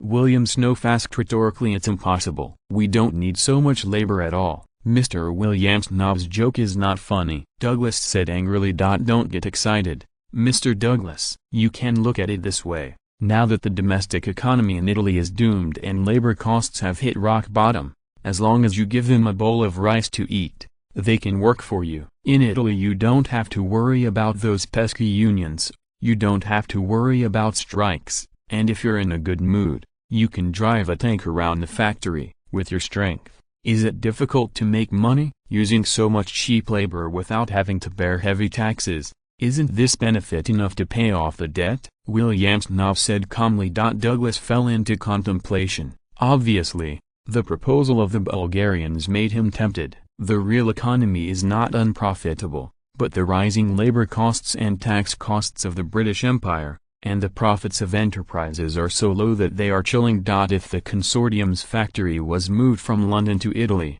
these problems would disappear, and labor costs would only have to be paid for 1/5, or even lower. Workers can be unscrupulously allowed to work overtime, and strikes can be suppressed at will. Compared with London, the conditions are many times better. Raw materials are not a problem. Anyway, most of the raw materials of the British Empire are imported from abroad, and it is still the same in Italy. Even the distance is closer, which just offsets the shipping cost of bringing the goods back to London. Mr. William Snow means that we can make all businesses tax-free. Douglas asked with concern. If there is no need to pay a cent of tax, then this profit is even more impressive. Now the level of the British Empire on the real industry is too high, much higher than the tariff. Of course not. What I mean is that the tax package system can be implemented. We will directly contract the taxation of each city to you, and all the tax rates and tax types are set by you. You can form your own armed forces to maintain local law and order. Under normal circumstances, we will not interfere in any of your actions. I believe that your business ability is definitely higher than that of the government. The increased tax is your profit. We only collect the expenses of the garrison. Explained William Snow. Douglas was overjoyed. If there was so much good news, even if the Italian government could not pay the war reparations, the profits would be enough to make up for the losses. Mr. Wilhelm Snow, I believe in the sincerity of your government, but this question is beyond the scope of my authority. We must study it before we can answer you. Douglas replied without changing his face. Well, you have 3 days to think about it. If not, we can only cooperate with others. William Snow said calmly. Reject? How can capitalists refuse profit? The condition given by Ferdinand is a plan that the Bulgarian economists have carefully calculated to maximize the benefits. Even if you don't make any investment, the benefits you get from controlling these cities are astronomical every year. If you take advantage of these industries and turn them into your own, then the benefits will be even greater. So big that Ferdinand was tempted. If he didn't take into account the influence, he would have to do it himself. Now that such a great benefit has been left to the British, I am not afraid that they will not be tempted. As for whether the Italians will rebel in the future, why do you think so much? After making money first, as long as it is controlled for 3 or 5 years, the consortium can recover the war reparations owed by Italy. It's just that when the time comes, they are reluctant to give up the benefits they get every year. It's hard to say, but at that time, it was the turn of the British to have a headache. Presumably, with the strong strength of the British Empire, it was more than enough to suppress in Italy. Time flies, and 3 days later, the Bulgarian government and the British consortium formally reached an agreement on the issue of Italian reparations. According to the agreement, all the income of the British in Italy is only normal business transactions, and has nothing to do with loans. The war reparations owed by the Italian government is still not less than a cent, and all the deferred payments are subject to late payment fees, while Bulgaria collects a part of the contract tax, which is considered to be a split between the two sides. Of course, the British consortium will no longer pursue Bulgarian responsibility for the guarantee. After all, the money has already been obtained, so what else is there to say? The most direct consequence is that in 1928, The British Empire's domestic exports decreased by £180 million compared with 1923, while the import trade volume increased by £380 million. If these transactions were not carried out in sterling, this trade deficit alone would have been enough to bring about the collapse of the British Empire. The Kingdom of Italy has also become an industrial power. Of course, this power has not brought a dime of benefits to the Italian people, all of which are load-bearing disasters. The sinkhole was dug, and Ferdinand was in a much better mood. The London government didn't know yet that they had already fallen into the quagmire of Italy in the future. When the consortium established factories in Italy one by one, and a large amount of industry was transferred over, even if the London government wanted to give up Italy, these vested interests would not agree. And is it easy to rule a country like Italy that has completed its national awakening? There will be no problems in the short term. The smoke of the World War has just passed. It was repaired by hunger again, and now they can work for you as long as you give them a bowl of rice to eat. But time can forget all of this, and for the past 3 or 5 years of peaceful life, opposition to colonialism and oppression will once again become the mainstream of this country. And it will be enough for the British to endure it. Your Majesty, something has happened in the Far East. At 11:58 on September 1st, a major earthquake occurred in Tokyo, Japan. Half of our embassies in the Tokyo area collapsed. Fortunately, there were no casualties. Now Tokyo has fallen into chaos. According to the news from the embassy, this earthquake has affected a large area, and the Japanese have suffered bad luck this time. Medvedev said with Schadenfreude. It is not news that the Bulgarian government is not interested in the Japanese. This is all due to the Russians. Before the end of the World War, the Russian Empire had a great influence in Bulgaria. During the Russo-Japanese War, Bulgaria supported the Russian Empire and made a fortune in the war. Naturally, the relationship with Japan was not very good. It's just that for a long time, there has not been much conflict of interests, and the diplomatic relations between the two countries are still decent, and they have not become enemies. Well, that's just what Ferdinand thinks. Although the outside world also believes that the relationship between the two countries is not good, it is the credit of the Russians, but they all think it is the credit of the pillow, who made him, the king. Show his disgust for the Japanese. The upper and the lower are effective. Even if someone has a good impression of Japan, they dare not show it. Ferdinand is no longer needed, and the pro-Russian factions within the government have suppressed them. Although the momentum of the pro-Russian faction has dropped a lot, there are still many people who have a good impression of Russia. This situation is a natural cultural identity between the two sides, and no one can control it. Anyway, it is relative. There are not a few Russians who have a good impression of Bulgaria. Not to mention, as long as the Russians are immigrants, 99% of them will choose Bulgaria. In this context, the Bulgarian people are not interested in the Japanese government. This is indeed the credit of the Russians. The Russian immigrants also brought their hatred of Japan. Ferdinand, who was familiar with all this, naturally did not guide public opinion because of his own feelings. Due to the geopolitical relationship, the two sides do not have much conflict of interests, nor do they have any common interests. Naturally, there are not many exchanges, and the relationship is very general. Well, got it. In the name of the Bulgarian government, send a sincere telegram of condolences to the Japanese government, and at the same time let the Japanese government protect our diplomats and overseas Chinese. In addition, in Sofia, organize a medical volunteer rescue team to represent the Bulgarian government for disaster relief, Ferdinand said with a smile. Anyone who knows him knows that he is in a good mood right now. Yes, Your Majesty, Medvedev replied at the traffic speed of this era. When the Bulgarian medical ambulance team was formed, it was slow to rush over from Sofia, and when it arrived in Japan, it was estimated that it would not even be able to catch the corpse. As for efficiency, how can it be efficient? The medical volunteer rescue team, how many medical staff are there this year, willing to volunteer to go to Japan for disaster relief? With such an obvious perfunctory attitude from above, how could the bureaucrats be quick? If nothing else, many European countries will do this time. There is no way that the European people are busy dealing with the economic crisis. Who is in the mood to care about the Japanese? Book. Seeking the way in all realms. Please remember this book's first domain name. Mobile version reading website, Chapter 509.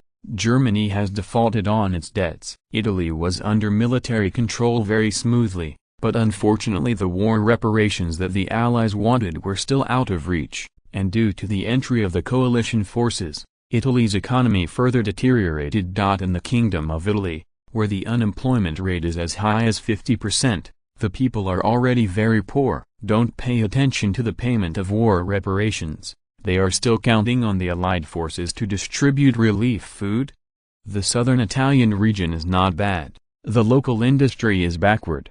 The agricultural population accounts for a considerable proportion, and there are not too many people in need of relief. After reaching an agreement with the British consortium, Ferdinand ordered the garrison to distribute a batch of relief food, and then began to provide relief for work, such as leveling the land, building factories. The French in the north are tragic. How about millions of people pointing to the French army to eat?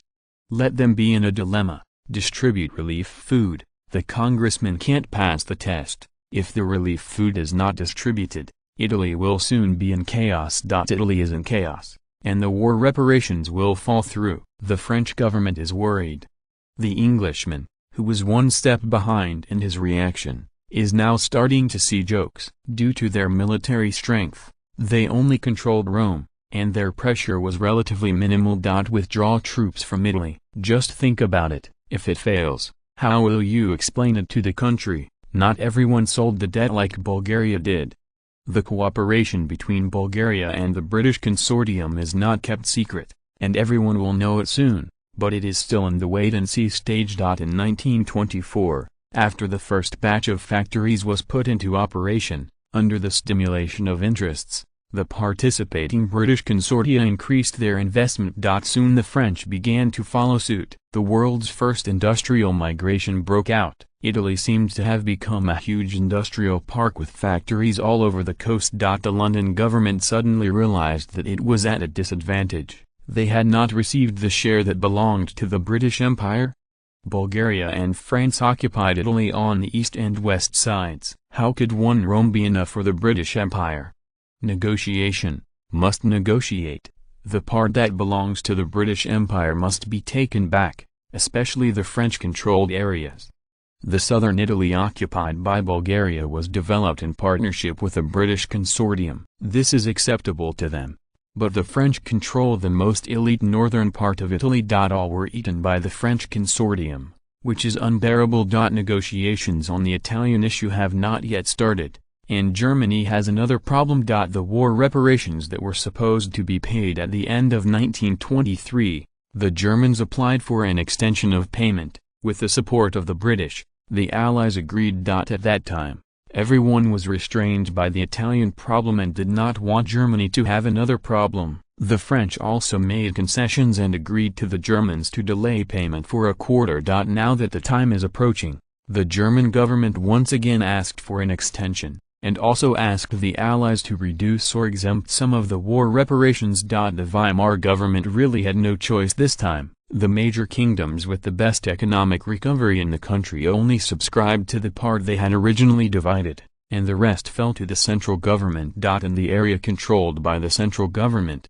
the Weimar government was engaged in liberal political reforms, such as the establishment of a parliamentary system and the opening of universal suffrage. Anyone over the age of 20 can participate in elections. On the one hand, it is improving social welfare, such as 8-hour work system, 2-day weekend system, empowering government personnel to trade union rights, simultaneous operation of the dual-track system of regional social security benefits and central social security benefits, comprehensive free education, free medical treatment. On the surface, these policies are all good, but unfortunately, except for the right to vote, everything else is a castle in the air, which the public cannot see or touch. For example, the 8-hour work system. Yes, the whole country is an 8-hour work system, but you have to work 4 hours of overtime every day for free, and continue to work overtime on weekends. The reason for the capitalists is, in order to repay the war reparations, Everyone works every week. Work at least 40 hours of unpaid overtime. There's nothing wrong with it. Half of Germany's industrial products have been used to pay off debts to the Allied countries, so this class must be added for free. If you don't work overtime, you will get out. If you dare to make trouble, you will go to prison. Another example, Social Security benefits. Due to lack of finances, these welfare funds have been in arrears for many years, and many people have nominally high pensions, but unfortunately they are paid in depreciated marks. Depreciated more than 4,000 times the mark. Is it the same as the original gold mark? So these so-called pensions have no effect except to deceive themselves. Free education. The Germans still do a good job. Basically implemented. Free medical care is completely fooling people. The so-called free medical care is only effective in the public hospitals established by the Weimar government, and there are only 2 such public hospitals in Germany, and the total number of medical staff is less than 100. Can the German people find these 2 hospitals on such a scale? Even if it is found, you go to the queue, and then the doctor tells you that there are more than 7 figures in the queue in front of you. Wait for 100 years to come back. Don't look at these projects as empty shells. In fact, these projects are all gold-sucking beasts. Half of the German government's annual finances are swallowed up by the bureaucratic class. It is not without basis that the French accuse the German government of deliberately defaulting on its debts. If you have money to engage in social welfare, why don't you have the money to pay off your debts? Tell the Germans, if they can convince the British consortium, we have no opinion. Now it is only the British consortium that has a creditor relationship with them, and the Bulgarian government is just a routine reminder. Ferdinand said coldly perhaps the Germans wanted the Bulgarian government to give up Germany's war reparations because of Bulgaria's eloquence. How could this be possible? The creditors' rights have been sold. Couldn't the Bulgarian government pay for the Germans to repay the debt? Even if they didn't sell their debts, it was impossible for Ferdinand to forgive their debts. These are all money. Could it be that they gave up for the so-called friendship between Dachau and Dachau? It seems that the relationship between Dachau and Dachau is not so important.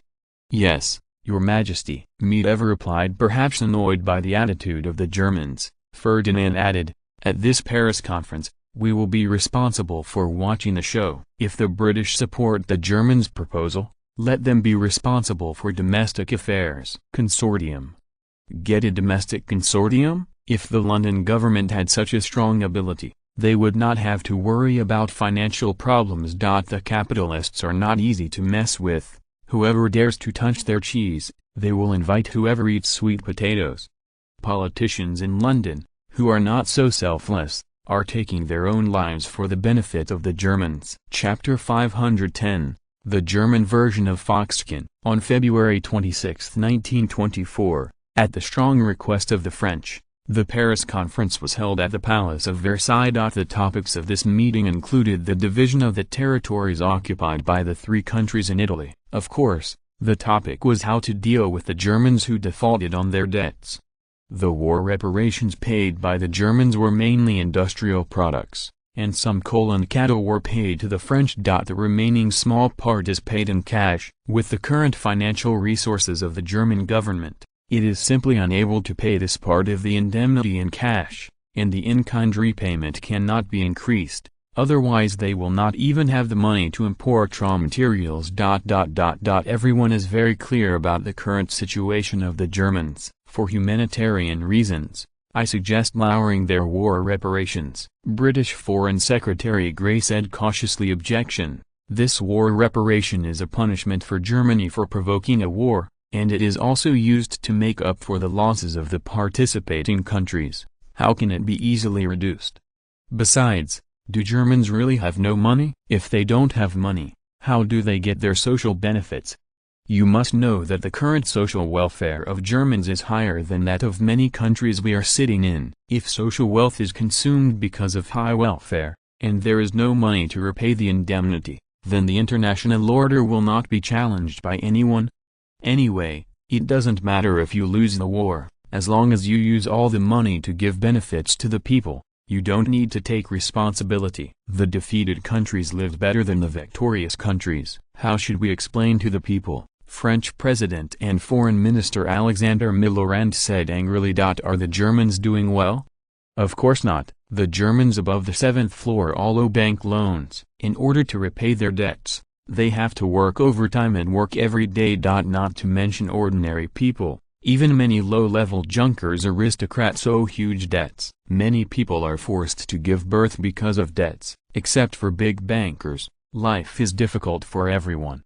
It is almost exactly the same as history, which also laid the groundwork for zoo in the future. Everyone knows these situations, but in order to prove their ability to govern, the Weimar government is stronger than the government of Wilhelm II. They chose to whitewash the peace and pretend not to see these social conditions. Since they all pretended not to see it, as their old enemy, the French can't help them correct it. It's good now that everyone lives in heaven. It has become the best weapon for France to accuse Germany of deliberately defaulting on its debts. There are many countries that are reluctant to give up indemnity. Not everyone has the family background of the British, and everyone still expects the Germans to pay indemnity to solve the domestic economy and finance.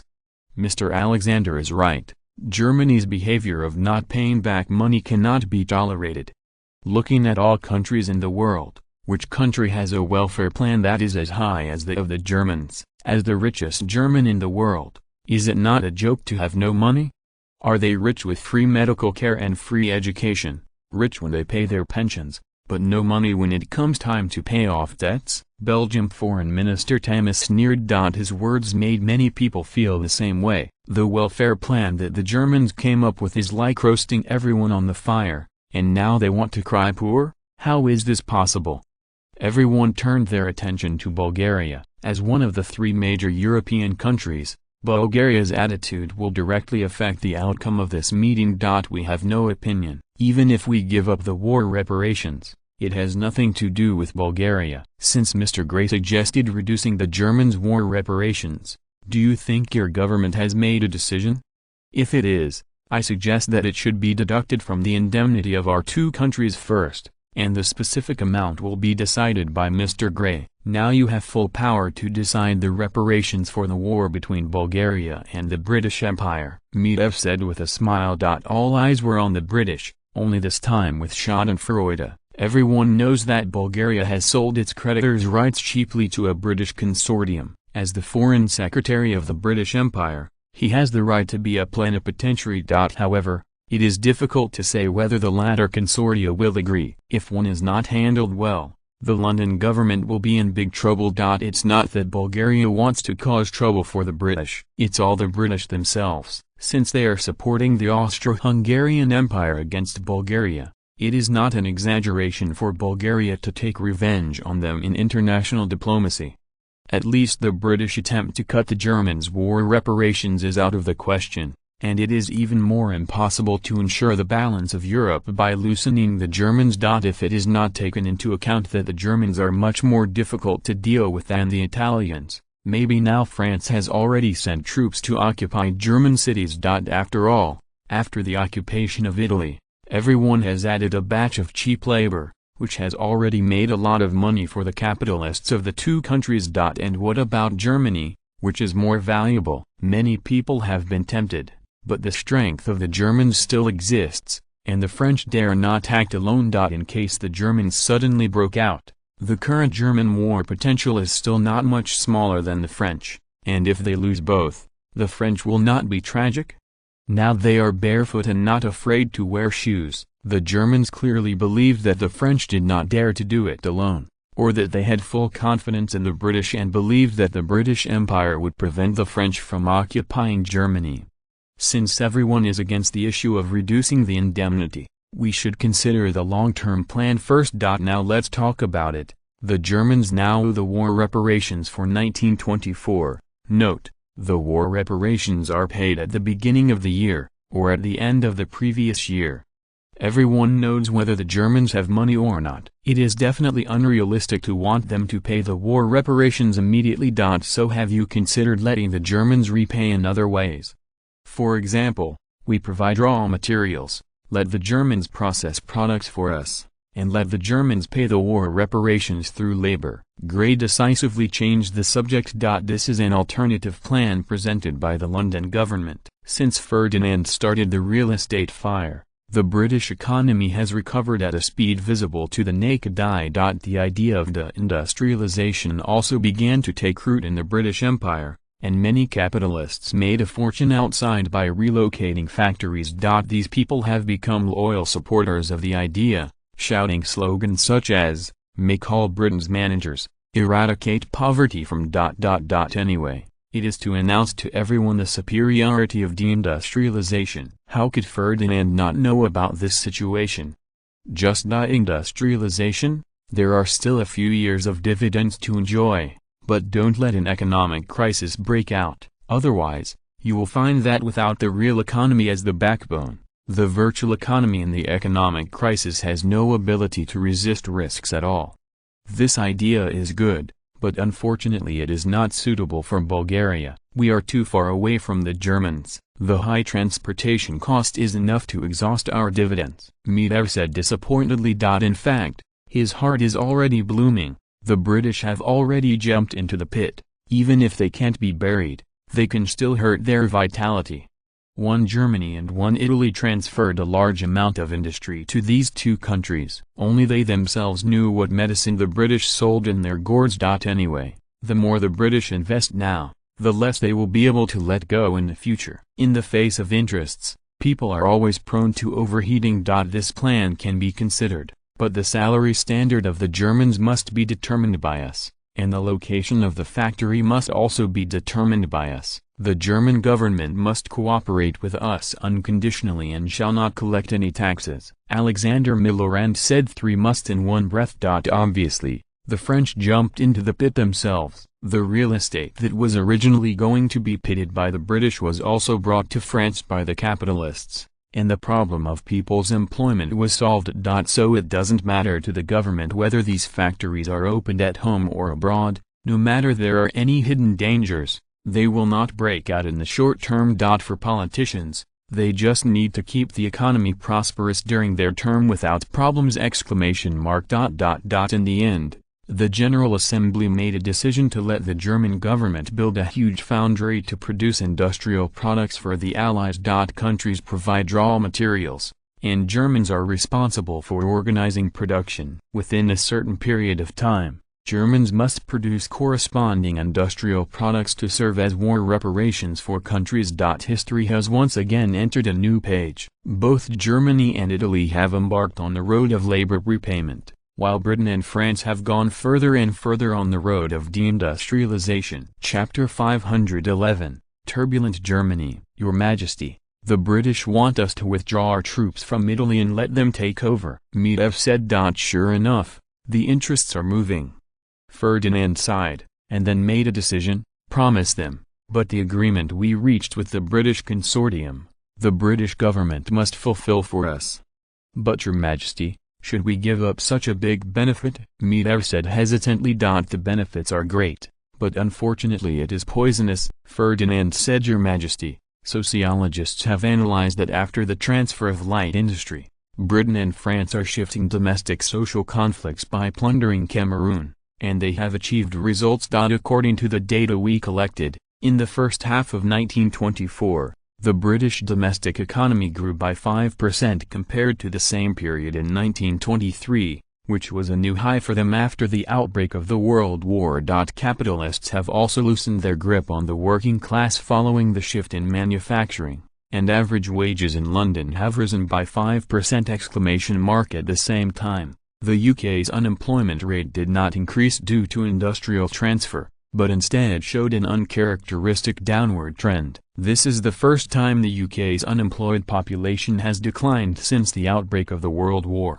This is the exact opposite of what we guessed, and this time we are likely to be self-defeating, Kennedy said worriedly. Don't worry, the social conflicts in the UK have indeed been passed on, but their economic growth is not normal. Have you noticed that it is no longer industry that drives the rapid growth of the British economy, and now their economic growth is based on the prosperity of the stock market? The so-called economic growth is nothing more than a bubble blown out, which will burst sooner or later. The world's factory has become a thing of the past, and now where are their new jobs?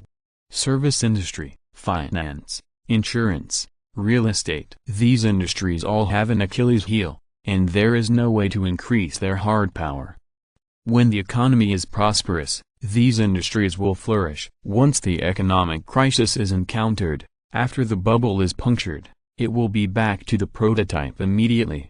Explained Ferdinand. Industrialization brings not only harm, but also huge dividends. Otherwise, why would so many countries in later generations choose to deindustrialize one after another?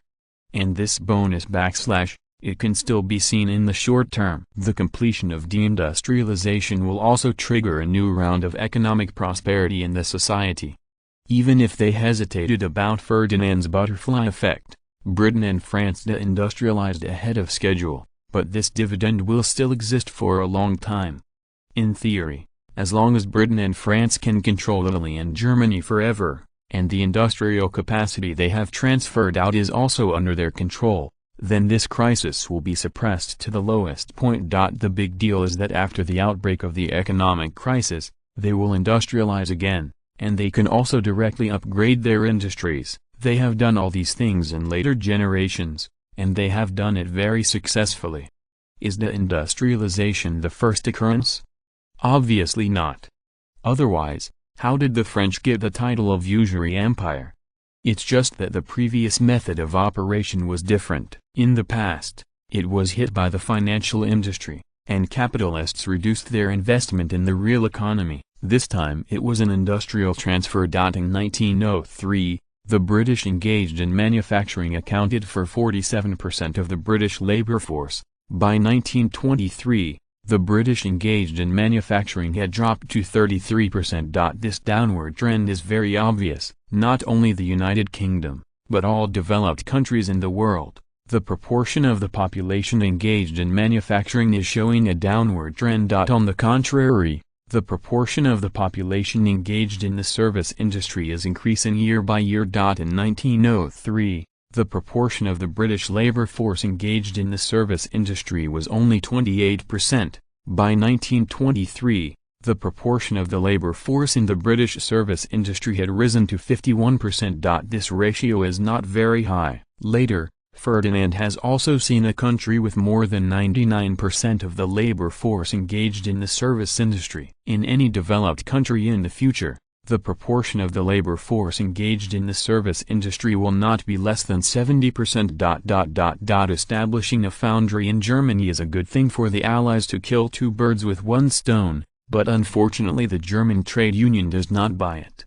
Of course, they were very cooperative at first, but in 1925, Britain and France shut down a large number of domestic factories, and most of the production capacity was transferred to Germany and Italy. The German trade unions jumped out. In order to protest against the plundering of them by Britain and France, they held a national general strike on April Fool's Day in 1925. More than 5 million German workers, dissatisfied with wages, working conditions, and working hours, took to the streets to demonstrate. The capitalists, who had invested a lot of money, had to sit down and negotiate with them. During the negotiations, the two sides quickly reached an impasse, with the capitalists only willing to pay the equivalent of £3.5 a month, while the German unions demanded a high salary of £8 a month. At the same time, the German trade union insisted on the 8-hour work system and implemented a double-off system on weekends,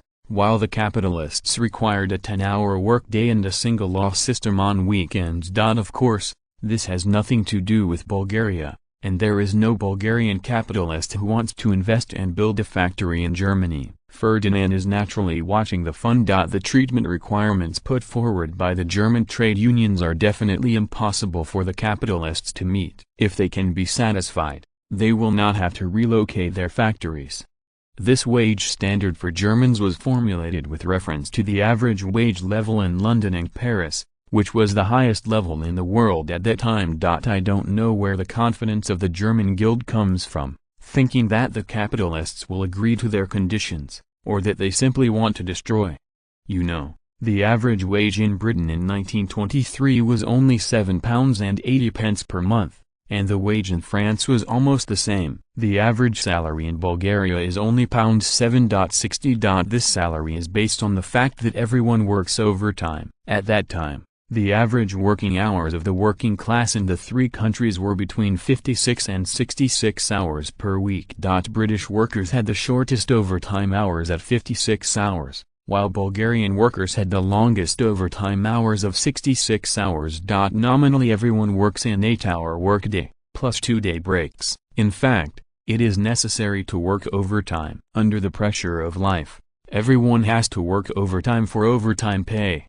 The conditions put forward by the German trade unions this time are completely out of touch with reality. The hourly wages they demand are already more than 1/3 of the British workers' wages and 2/5 of the Bulgarian workers' wages. In fact, this gap will be even bigger. Everyone knows the average wage level. This data is not reliable at all. Compared with many industries, the working class is at a low wage level. Their real income is 1/3 lower than the average, and many factory workers even earn less than half of the average. After a delay of more than a month, the capitalists promised concessions and production resumed. Just as the Germans prepared to celebrate the victory, Britain and France suddenly sent troops to occupy the Ruhr industrial area, arrested the head of the trade union, forcibly dissolved the trade union, and put out the strike. At this point, the German government knew it was in big trouble. When the German Guild acted, the German government was also secretly supporting it,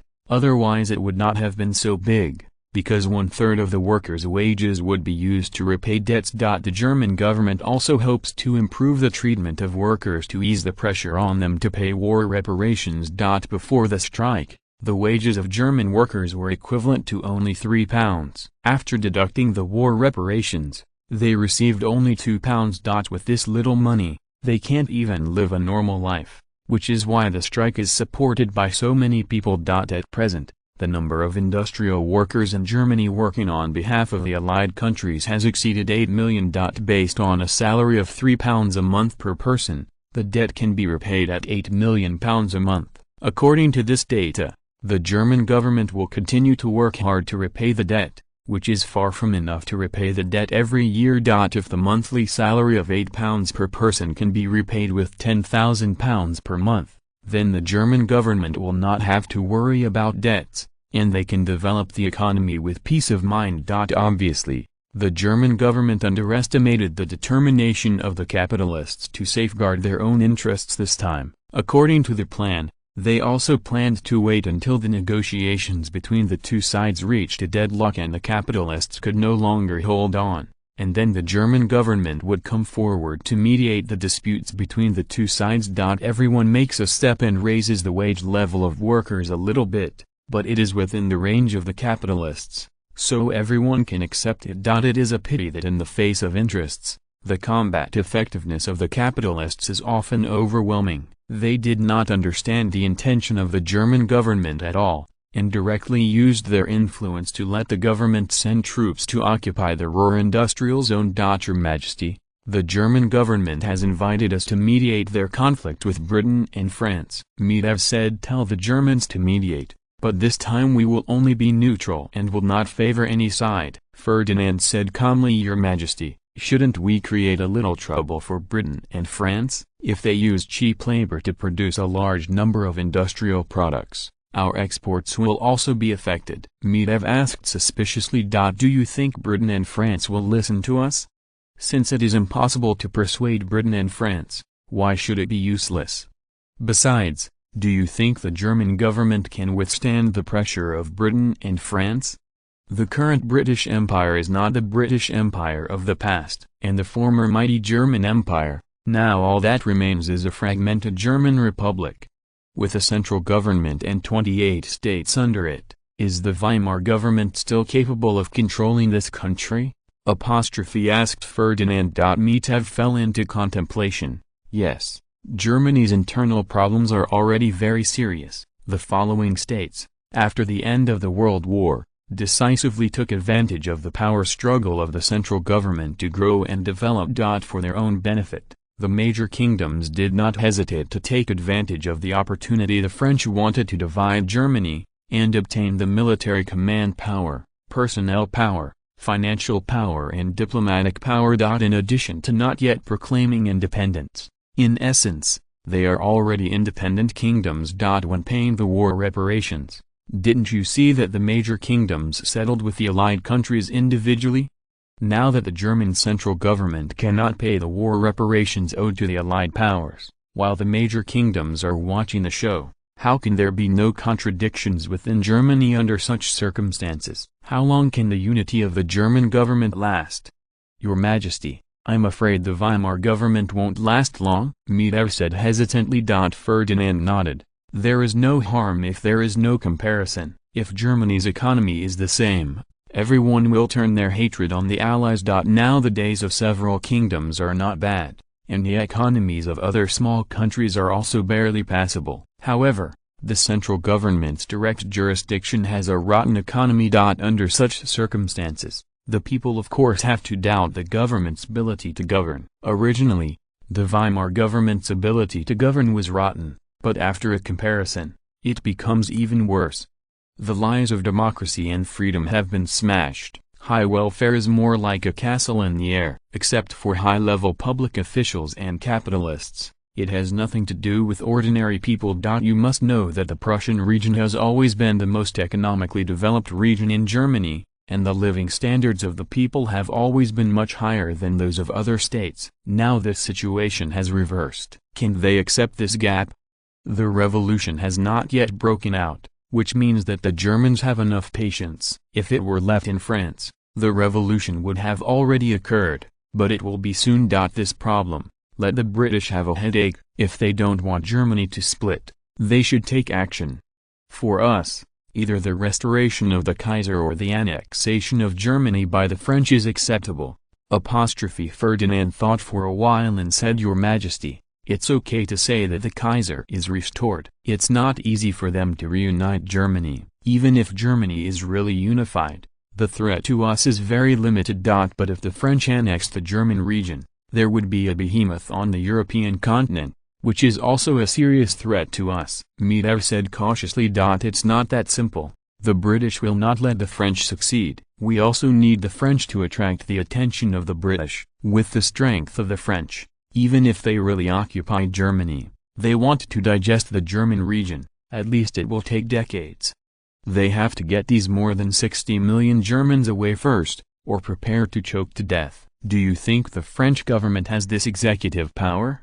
Said Ferdinand with a smile. Speaking of executive power, the French government is a joke. Whether it is Tunisia, Algeria, or Morocco, France has the opportunity to turn these regions into their homeland and completely digest them. But the result, a plan is always a plan. The huge capital investment has discouraged the French. Now, they have not been able to suppress the uprising in Morocco. I really don't blame the French government for this problem. Just look at the speed at which they changed cabinets. How many French governments have they been able to expire? Under normal circumstances, the average term of the French cabinet is less than 2 years. In such a short period of time, how do you ask them to implement a national policy that requires decades of long-term investments without seeing a return? Ferdinand knew that it was not that these politicians were short-sighted and could not see the future direction of the country, but the impetuous French society forced them to choose quick success to please voters. Germany. After Britain and France occupied the Ruhr industrial zone, the German government launched active diplomatic actions. In addition to inviting Bulgaria to participate in mediation, they also conducted diplomatic activities in European countries in an attempt to gain everyone's sympathy. At the same time, the German delegation also secretly arrived in London and had secret talks with the British, who were trying to gain British support. Although the British and French forces sent troops to occupy the Ruhr area together, they knew who was their real enemy now. The purpose of the British this time is very simple, just for economic interests, occupying the Ruhr industrial zone to suppress the strike, that is, their interests have been damaged. And the purpose of the French is difficult to say. Had it not been for the strong opposition of the British, the French would have annexed the Ruhr region long after the World War. Chapter 512, The Anglo-French Contradiction. After the Ruhr crisis broke out,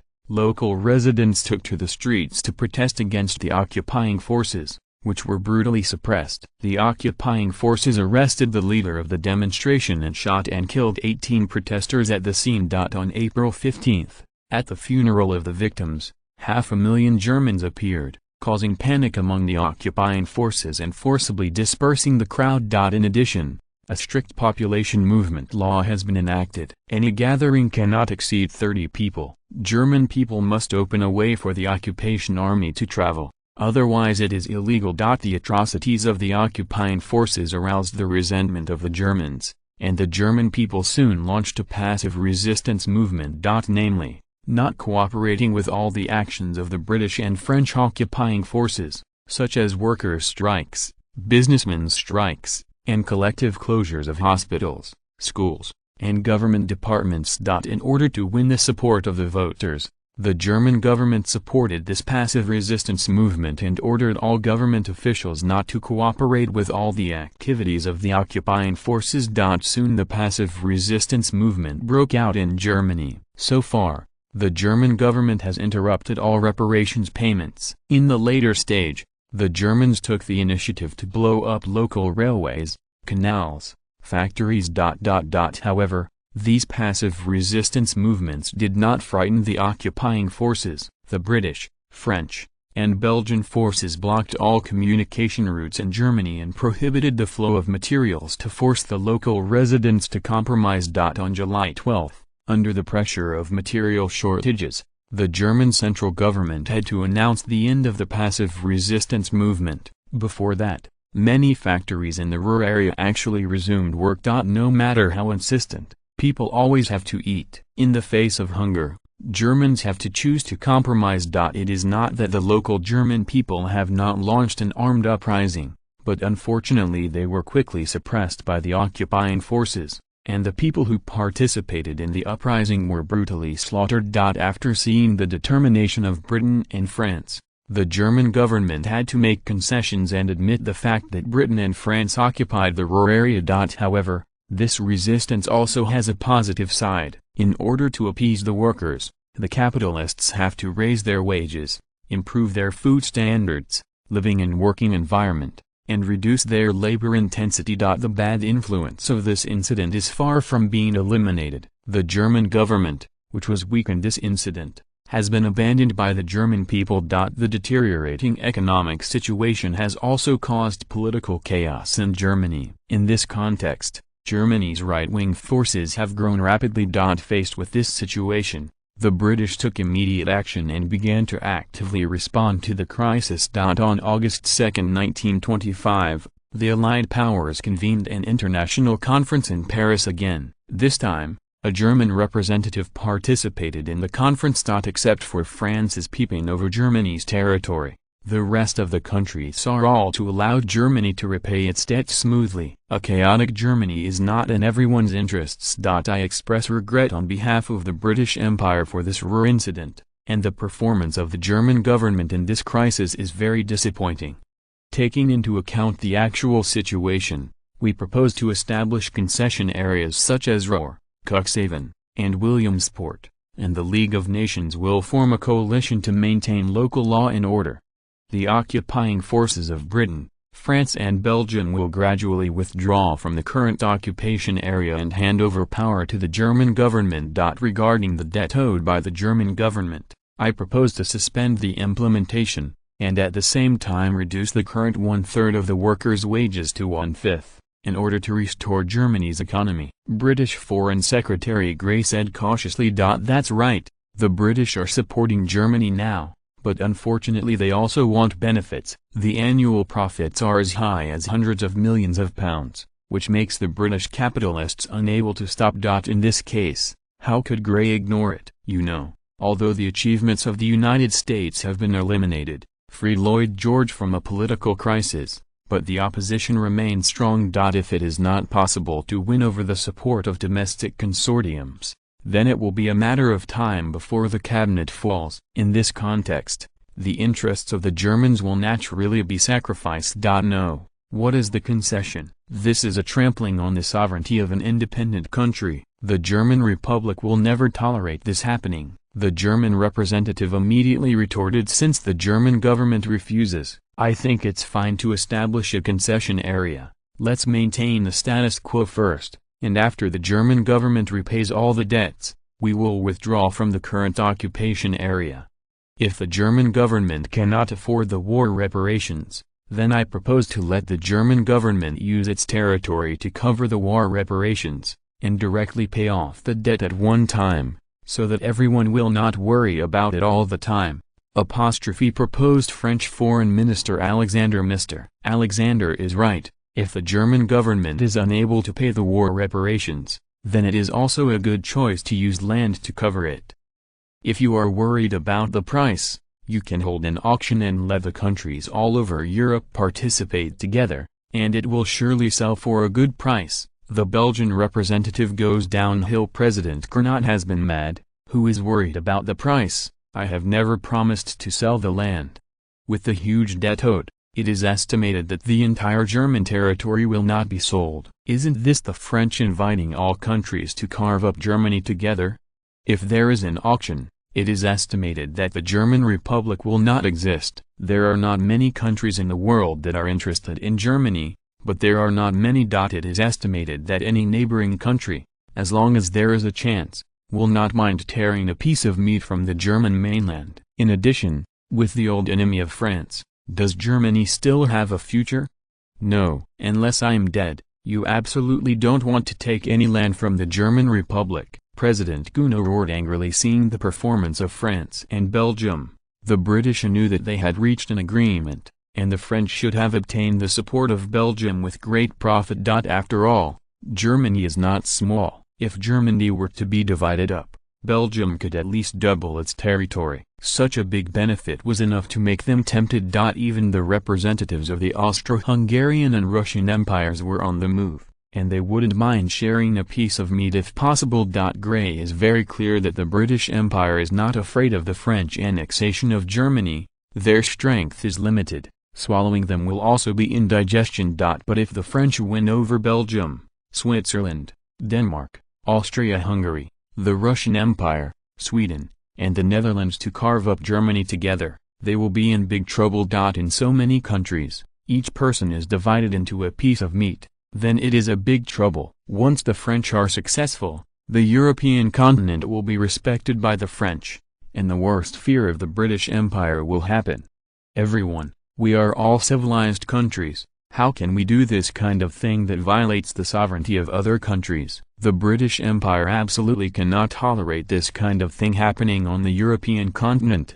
We can resolve the debt problem of the German government through negotiation, and there is absolutely no need to go overboard. We have to trust the repayment ability of the Germans. As long as we give them time and the German economy returns to normal, paying our debts will be no problem at all.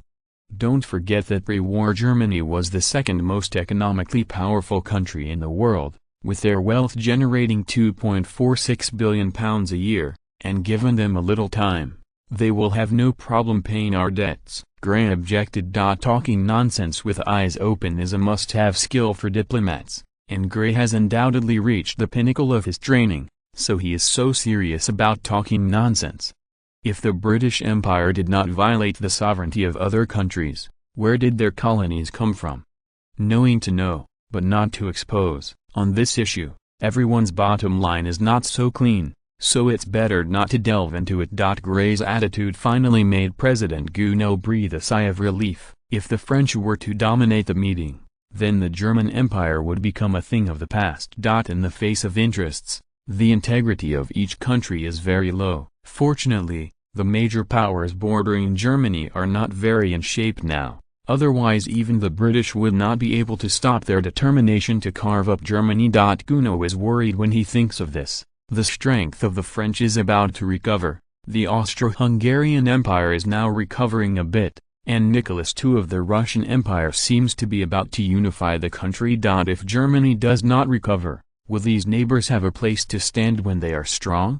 This meeting had little to do with Bulgaria, and Medvedev didn't even bother to come over, so he directly made Bulgaria representative of major events in France. Now, the Bulgarian representative is watching with interest from the various countries, without any intention of intervening. Everyone understands Bulgaria's attitude, that is, paddling. What about this deadline? We can't wait forever. The attitude of the German government is very bad. If they don't want to repay the debt themselves, what should Mr. Gray do? French President and Foreign Minister Alexander asked rhetorically. There are quite a few members of the Allied powers, but seeing the two big bosses in Britain and France fighting each other, everyone decisively chose to be neutral. Neither one is easy to provoke. If you support one, you will offend the other. And this offense is still very deadly, and it is almost impossible to get off in one line. If the idea of supporting the British and letting the French carve up Germany goes bankrupt, will the French not have a grudge for the rest of their lives? Vice versa, if you support France, let the French carve up Germany, and destroy the plan of the British Empire, will the British dream of you? This kind of national policy related to their core strategy has no strength. It is better not to intervene. I didn't see that Belgium only made a statement at the beginning, and after seeing the strong opposition from the British, did it obediently shut up? The Russians are really interested in dividing up Germany, but unfortunately they are busy with the civil war, and Nicholas II is not stupid. How could he spread his power at this time? Mr. Alexander, why worry? The German government is not defaulting on its debts, and no matter how long it takes, they will still have to pay interest. Don't you even have the slightest bit of patience? In my opinion, let the German government suspend the payment of war reparations from 1924 to 1926, and by 1927, they will almost recover and have the ability to bear the debt. Gray said with a sneer. So, your country is going to guarantee the Germans? As long as your country is willing to guarantee Germany's debt, we believe in the ability of the Germans to pay, and the extension will be extended. Alexander's anti-general. Mr. Alexander, the British Empire is a responsible power. For the sake of world peace and problems, we can provide a limited guarantee for the repayment ability of the Germans. Under normal circumstances, we can guarantee the German government's ability to pay after 3 years. Is there any problem? Gray said with a sneer. Of course, I don't know what kind of limit Mr. Gray's limited guarantee is. What kind of situation does this normal situation mean? If you don't intercede, you still don't worry about it. As for the reputation of your country, everyone knows it, French President Alexander said sarcastically. After a month-long row, the French government was forced to make concessions under pressure from the British. But this concession also cast a shadow over British-French relations. Similarly, the British were very dissatisfied with the French behavior. Under the French run, the London government was forced to provide a guarantee for the Germans' ability to pay. In theory, if the Germans failed to perform again after 3 years, the British would be held responsible, and the pressure on the London government would increase. History has returned to the original track again. The contradiction between Britain and France has been intensified again because of the German problem. Ferdinand's purpose of triggering the conflict between the two countries has been achieved. In the short term, the eyes of the British were attracted to the German issue, and they bought a period of peaceful development for Bulgaria. Similarly, the contradiction between Germany and Britain and France has also become intensified with the establishment of the concession. In the short term, under the bayonet of Britain and France, the Germans are forced to choose a compromise, but one day in the future, this kind of conflict will inevitably erupt. Ferdinand, who was far away in Sofia, was deeply relieved after receiving this information. With the sudden outbreak of the German problem, the conflict between Britain and France became fierce again, and the London government had to once again put away the containment of Bulgarian development plan that had been prepared. If you're listening to this novel on a channel other than Fanfic World, it means they downloaded and uploaded it without effort. We cordially invite you to visit our channel, Mundo Fanfic Novelist. There you'll find the original version of this story and you can explore many other novels of various genres. We're waiting for you to immerse yourself in a world of incredible novels. Chapter 513. The international situation is turbulent, but Bulgaria is standing still, implementing the 10-year plan step by step, and Ferdinand sits firmly on the diotide. Your Majesty, the Baghdad Railway has been completed. Constantine said excitedly. Good. Good, good. Ferdinand said 3 good words in a row. The Baghdad Railway built by Bulgaria is different from the Baghdad Railway in history. The Eastern Line extends directly to the Kuwait port in the Persian Gulf and is connected to the Arabian Peninsula roundabout railway. There are dozens of branch lines along the way,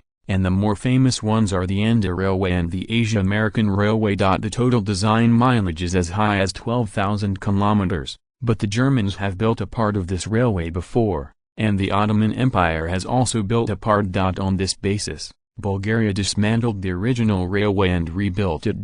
This is also something that can't be done. Everyone's railway standards are different, and perfect docking cannot be achieved. The earliest railway in Bulgaria was influenced by the Russians, and the standard adopted was 1,524 mm. After Ferdinand succeeded to the throne, it was not changed because of financial reasons, and then 1,524 mm became the unified standard for Bulgarian railways. The railways of the Ottoman Empire were very chaotic at that time. There were various standard railways, such as 1,000 mm, 1,050 mm, 1,067 mm, 1,435 mm. The messy track must be unified, otherwise it will bring great changes to the transportation. In the end, Ferdinand resolutely decided to demolish and rebuild. Fortunately, there are not many railways in the Ottoman Empire,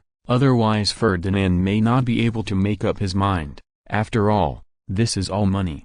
The penetration of the Baghdad Railway means that Bulgaria's rule in the Persian Gulf region has been consolidated, and the shackles of continued expansion into Asia have also been opened. With this railway, Bulgaria has also extended its tentacles to the Persian region, and a new round of expansion can start again. Of course, it is impossible for Ferdinand to provoke a war at this time. The Qajar dynasty is indeed very weak and has become a semi-colony, but the forces of various countries within him are intricate. In 1907, Britain and Russia divided their spheres of influence in Iraq. The north belonged to Russia, the south belonged to Britain, and the middle was a buffer zone. After that, France, Austria, Germany, and the United States successively forced Iran to sign unequal treaties. Although the Qajar dynasty was an independent country in name, it was actually in a semi-feudal and semi-colonial status. With the outbreak of the Russian Civil War, Bulgaria inherited the sphere of influence of the Russians. This was Nicholas II, who sold the results of Russia's operations in the Persian region to Bulgaria in order to raise funds for the war. Of course, even if the Russians don't sell the ending, it's the same. Since the outbreak of the Civil War, the Russian Empire has been shrinking its sphere of influence, and they have no ability to continue to expand. Either swallowed by Bulgaria or swallowed by Bulgaria, Nicholas II decisively sold the Persian sphere of influence to Ferdinand based on the principle of taking the lesser of both worlds. Your Majesty, according to the current plan to enter the railway, it is expected to be completed in 1930. So should our national policy be adjusted? Constantine asked tentatively. Since the end of the World War, Bulgaria's national policy has changed from the radical to the conservative. Ferdinand and the cabinet joined forces to suppress radicalism in the country, and planted fields peacefully, which surprised the outside world. Many people are speculating whether Ferdinand has changed from the master of expansion to the master of defense because of his old age. Many people have guessed in advance about the conflict between Russia and Russia, but they didn't even see the shadow. It should have been against Bulgaria, which was the Russian Empire's downfall. It didn't do anything this time. According to the initial guesses from the outside world, Bulgaria should take the opportunity of the Russian Civil War to seize the Ukraine and the Caucasus. As a result, so far, Bulgaria has only obtained the Crimean Peninsula and the Principality of Morava, and they have all paid for it. To the surprise of the onlookers, many people analyze that Bulgaria should not plan to continue to expand, otherwise they would not give up the nearby Ukraine area and turn to develop the worthless Arabian Peninsula. It also relieved many people, for example, Austria-Hungary.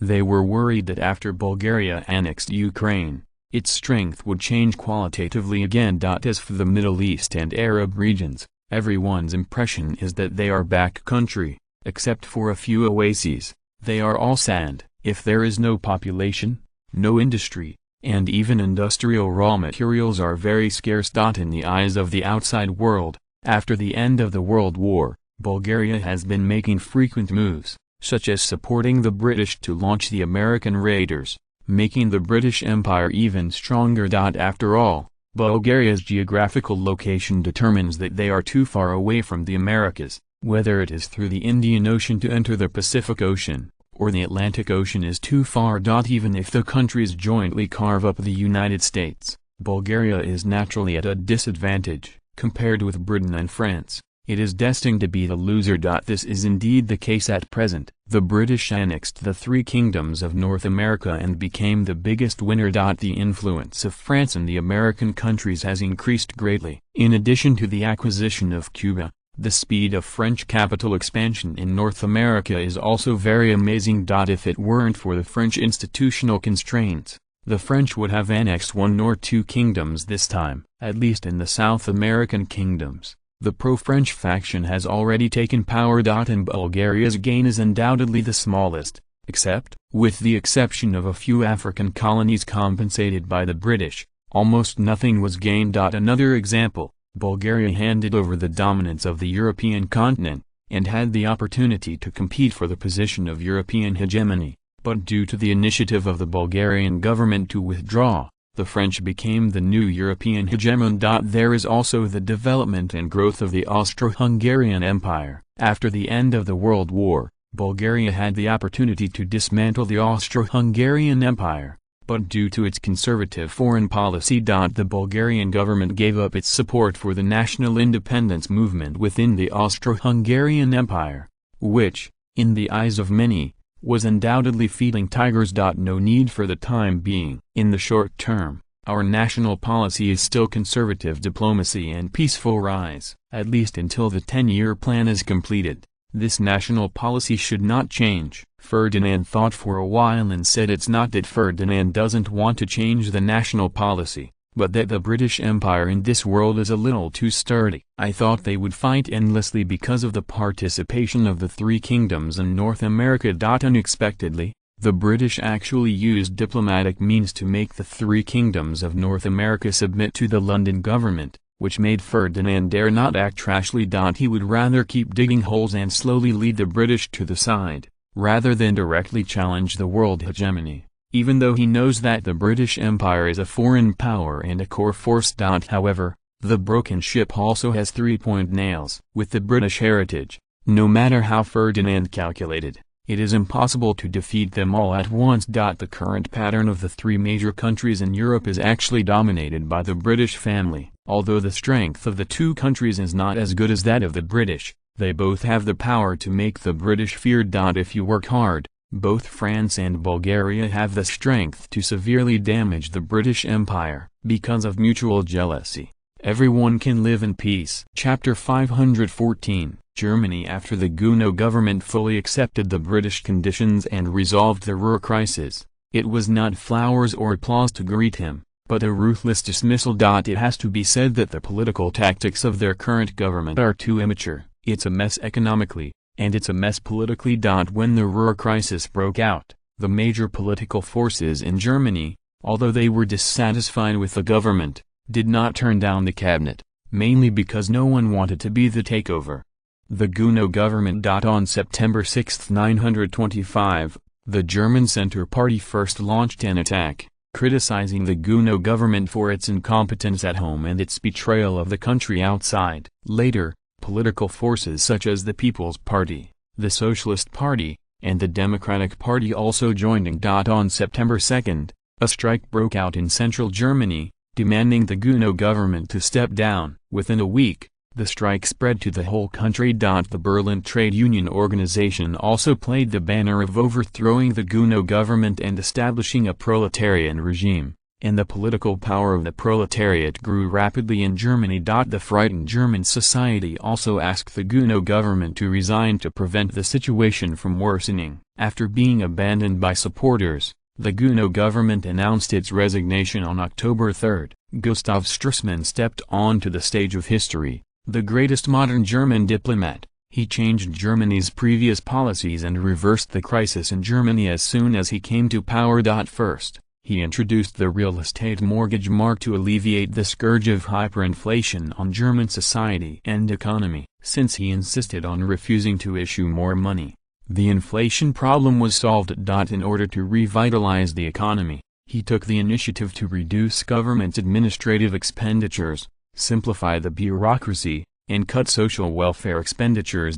History has once again reached an inflection point. Historically, he served as prime minister for 100 days in 923, and then as minister of foreign affairs for 6 years. It was now in 925 that he ascended the throne of chancellor, and his coming to power also marked the beginning of the golden age of Weimar government. During the Carnot government, because the government was responsible for funding striking workers, it needed to print more money to pay for the huge expenses, leading to hyperinflation. In March 925, the mark lever dropped from 0.6 yuan to 356,000 yuan. On zeroth, the value fell to 1 trillion yuan. On June 6, the Weimar government launched a real estate mortgage mark, with each new mark exchanged for trillions of old marks. In the end, Germany succeeded in continuing to pay the reparations, and the Ruhr area was returned to Germany. The real estate economy developed by Ferdinand has fully blossomed in Europe,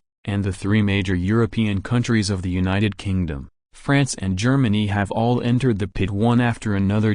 It's just that Britain and France took the initiative to jump under the stimulation of their interests, while Germany was forced to join, under the background of the favorable real estate economy. The Stresemann government guaranteed the real estate, and the marks issued were quickly recognized by the capitalists. The currency value of the marks was stabilized, and the German economy began to normalize. As a diplomatic genius, in addition to internal reforms, Stresemann is also improving Germany's passive diplomatic situation. At his request, on February 6, 925, the representatives of the 7 countries of Britain, France, Germany, Russia, Belgium, Austria, and Paul held a meeting in Locarno, Switzerland, the Locarno Convention. With the support of the British, the German government restored normal diplomatic relations with other countries at the expense of recognizing the actual demarcation line, and the anti-German alliance organized by France was successfully split. The British and Bulgarian countries acted as guarantors for the security of European countries, and clearly defined the borders of countries in the form of treaties, prohibiting any country from using force to launch a war of aggression. His Majesty, this is what we have achieved in the Locarno Convention. The situation on the European continent has stabilized. In the future,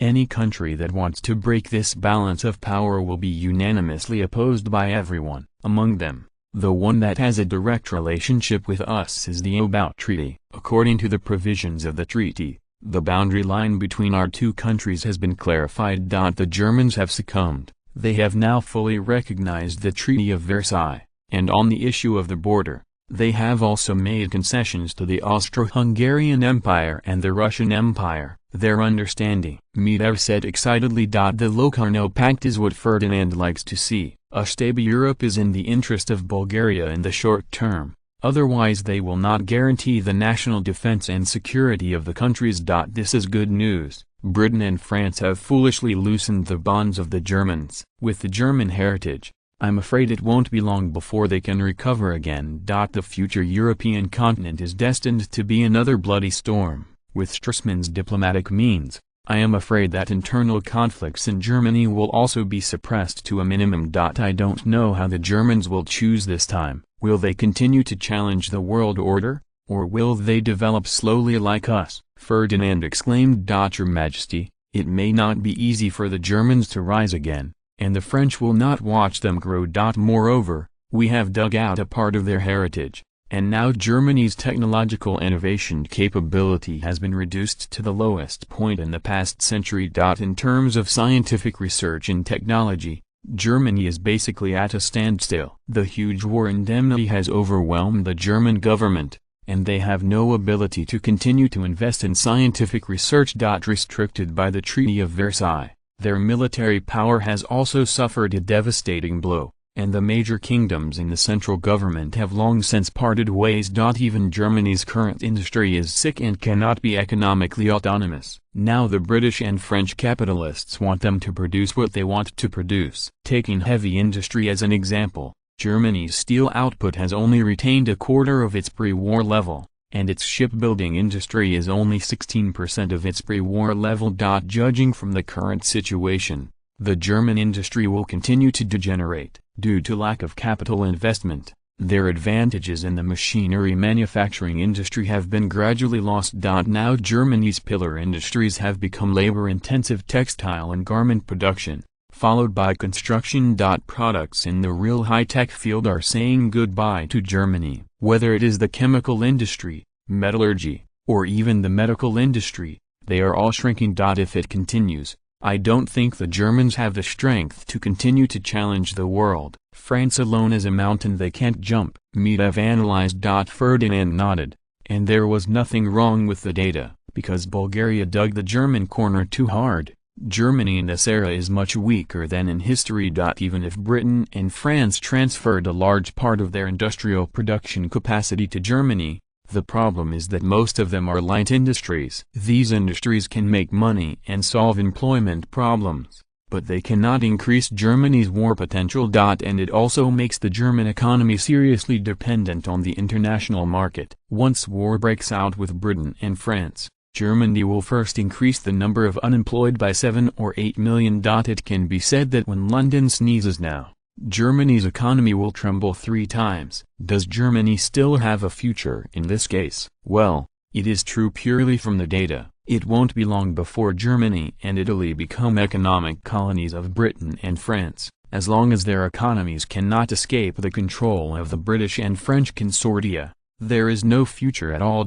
However, what we cannot ignore is that the German government attaches great importance to education. No matter how the political situation changes and the domestic financial situation is tight, their investment in education has never decreased. In a short period of time, we have poached a large number of talents, but their talents were cut off and did not appear. There are still many Germans who chose to stay because of their patriotism. With the efforts of these people, they are working hard to cultivate the next generation, and in the last 10 or 8 years, their talent crisis will be solved. As for military strength, now the German government does not have a huge army, but they have a huge reserve of officers, and their army can be expanded tenfold at any time if necessary. Even secretly, the German government is still flirting with some small countries. Many of their engineers and scientists have rejected our solicitation and went to these small countries instead. I don't believe there is no insider trading.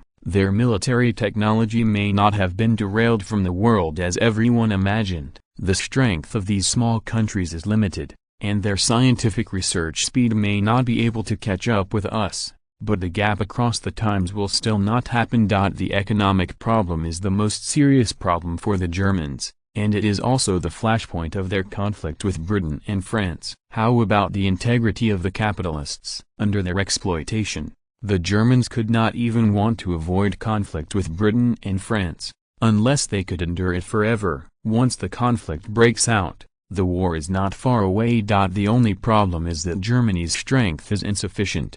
They have not challenged the strength of Britain and France, but perhaps the British will help them with this. For example, if the strength of the French is a little stronger, or if the French government is a little more high profile, to provoke the British, the London government may support the Germans to check and balance the French. Then this is not a problem. Ferdinand analyzed. It seems that we don't pay enough attention to Germany as a challenger to the world order. Even if they fail, they are worthy of respect. In the First World War, the Germans alone were able to compete with most of the strength of our four-power Entente, but in terms of comprehensive military strength, they were already number 1 in the world at that time. Even now the comprehensive strength of the Germans is actually not much weaker than that of the French. If there is no restriction of the Treaty of Versailles and the Germans are allowed to develop freely, they will surpass the French within 5 years. Constantine exclaimed, "Your Majesty, it is impossible for the British to support Germany unless we form an alliance with the French and show our intention to challenge their world hegemony." The current strength of the French is far from threatening the hegemony of the British Empire. The Paris government will not challenge the status of the British beyond its own power at this time. Meder said hesitantly. It's just an what if. Who's to say what's going to happen in the future? If the interests are right, then there's nothing impossible for us to form an alliance with the French. We must know that our strategic focus is no longer in Europe, and there is no conflict of core interests between the two countries. Even the French dominate the European continent, and our annexation of the Suez Canal is a very tempting proposal. Sometimes it doesn't matter if it's true or not, as long as the interests are enough to make the British believe in us and France, and want to unite against them, then this will happen. Before again, we just need to guide the relationship between the law and the law. If we really turn against the British in the future, then playing this card will not be a problem, Ferdinand said with a smile. Will Bulgaria turn against the British? No one can say for sure on this issue. If it weren't for geopolitical relations, Bulgaria may now be the greatest enemy of the British Empire. This has nothing to do with other factors. It is completely accomplished by strength. Among all the great powers in the world, the ones that can threaten the British Empire are France, Japan and Bulgaria. Among them, Japan's overall strength is the weakest, although it dances the most, because the distance between the two sides is too far. The threat to the British is actually the smallest. If it weren't for their rubbish diplomacy, it is estimated that the British-Japanese alliance is still there, and the two sides are not even enemies. The French are undoubtedly the most tragic. The distance between them and the British is too close. There is only a strait between the two countries, and there is still a century of feud. Even if the British Empire does not want to treat them as enemies, however, Bulgaria is the most powerful among the three countries,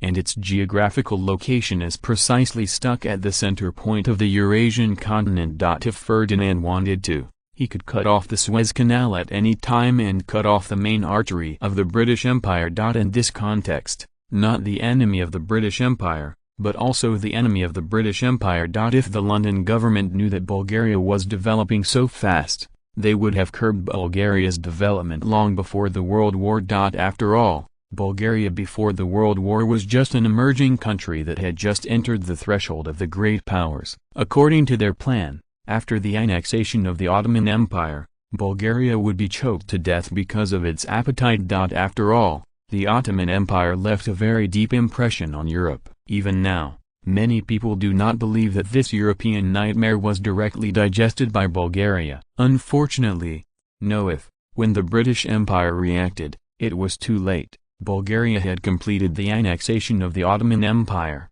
and they had to be cautious about Bulgaria. In addition, after the end of the World War and the pandemic in the United States, the British were also overwhelmed by the disease and missed the last chance to contain Bulgaria.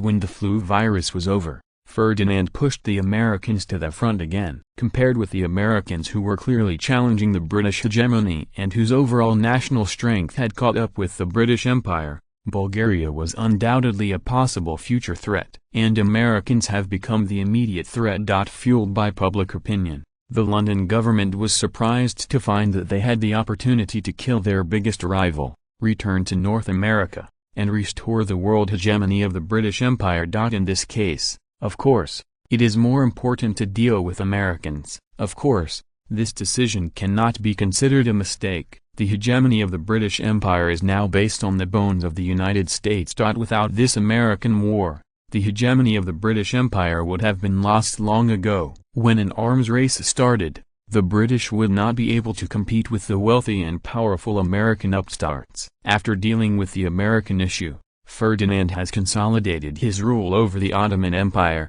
and the opponents have ceased to exist. Even if the British want to destroy it, it is not easy. Just at this time, the conflict between Britain and Japan was intensified again, and the London government could only turn its attention again to suppress the active Japan. Is this the end? Of course not yet. The issue of colonial rebellion has also restrained their energy. Until now, Mars still exists in the British colonies. Then came the Italian problem, the German problem, and then the conflict between Britain and France broke out again. In short, the London government has always been very busy. Since the outbreak of the World War, they have not been easy. In this context, It is not surprising that Bulgaria, a new enemy, was temporarily forgotten by them selectively. Even under Ferdinand's PR, the first enemy of the British Empire is still the French, the second enemy is the Japanese, and the third enemy is Bulgaria. Even many British people have never regarded Bulgaria as an enemy. In fact,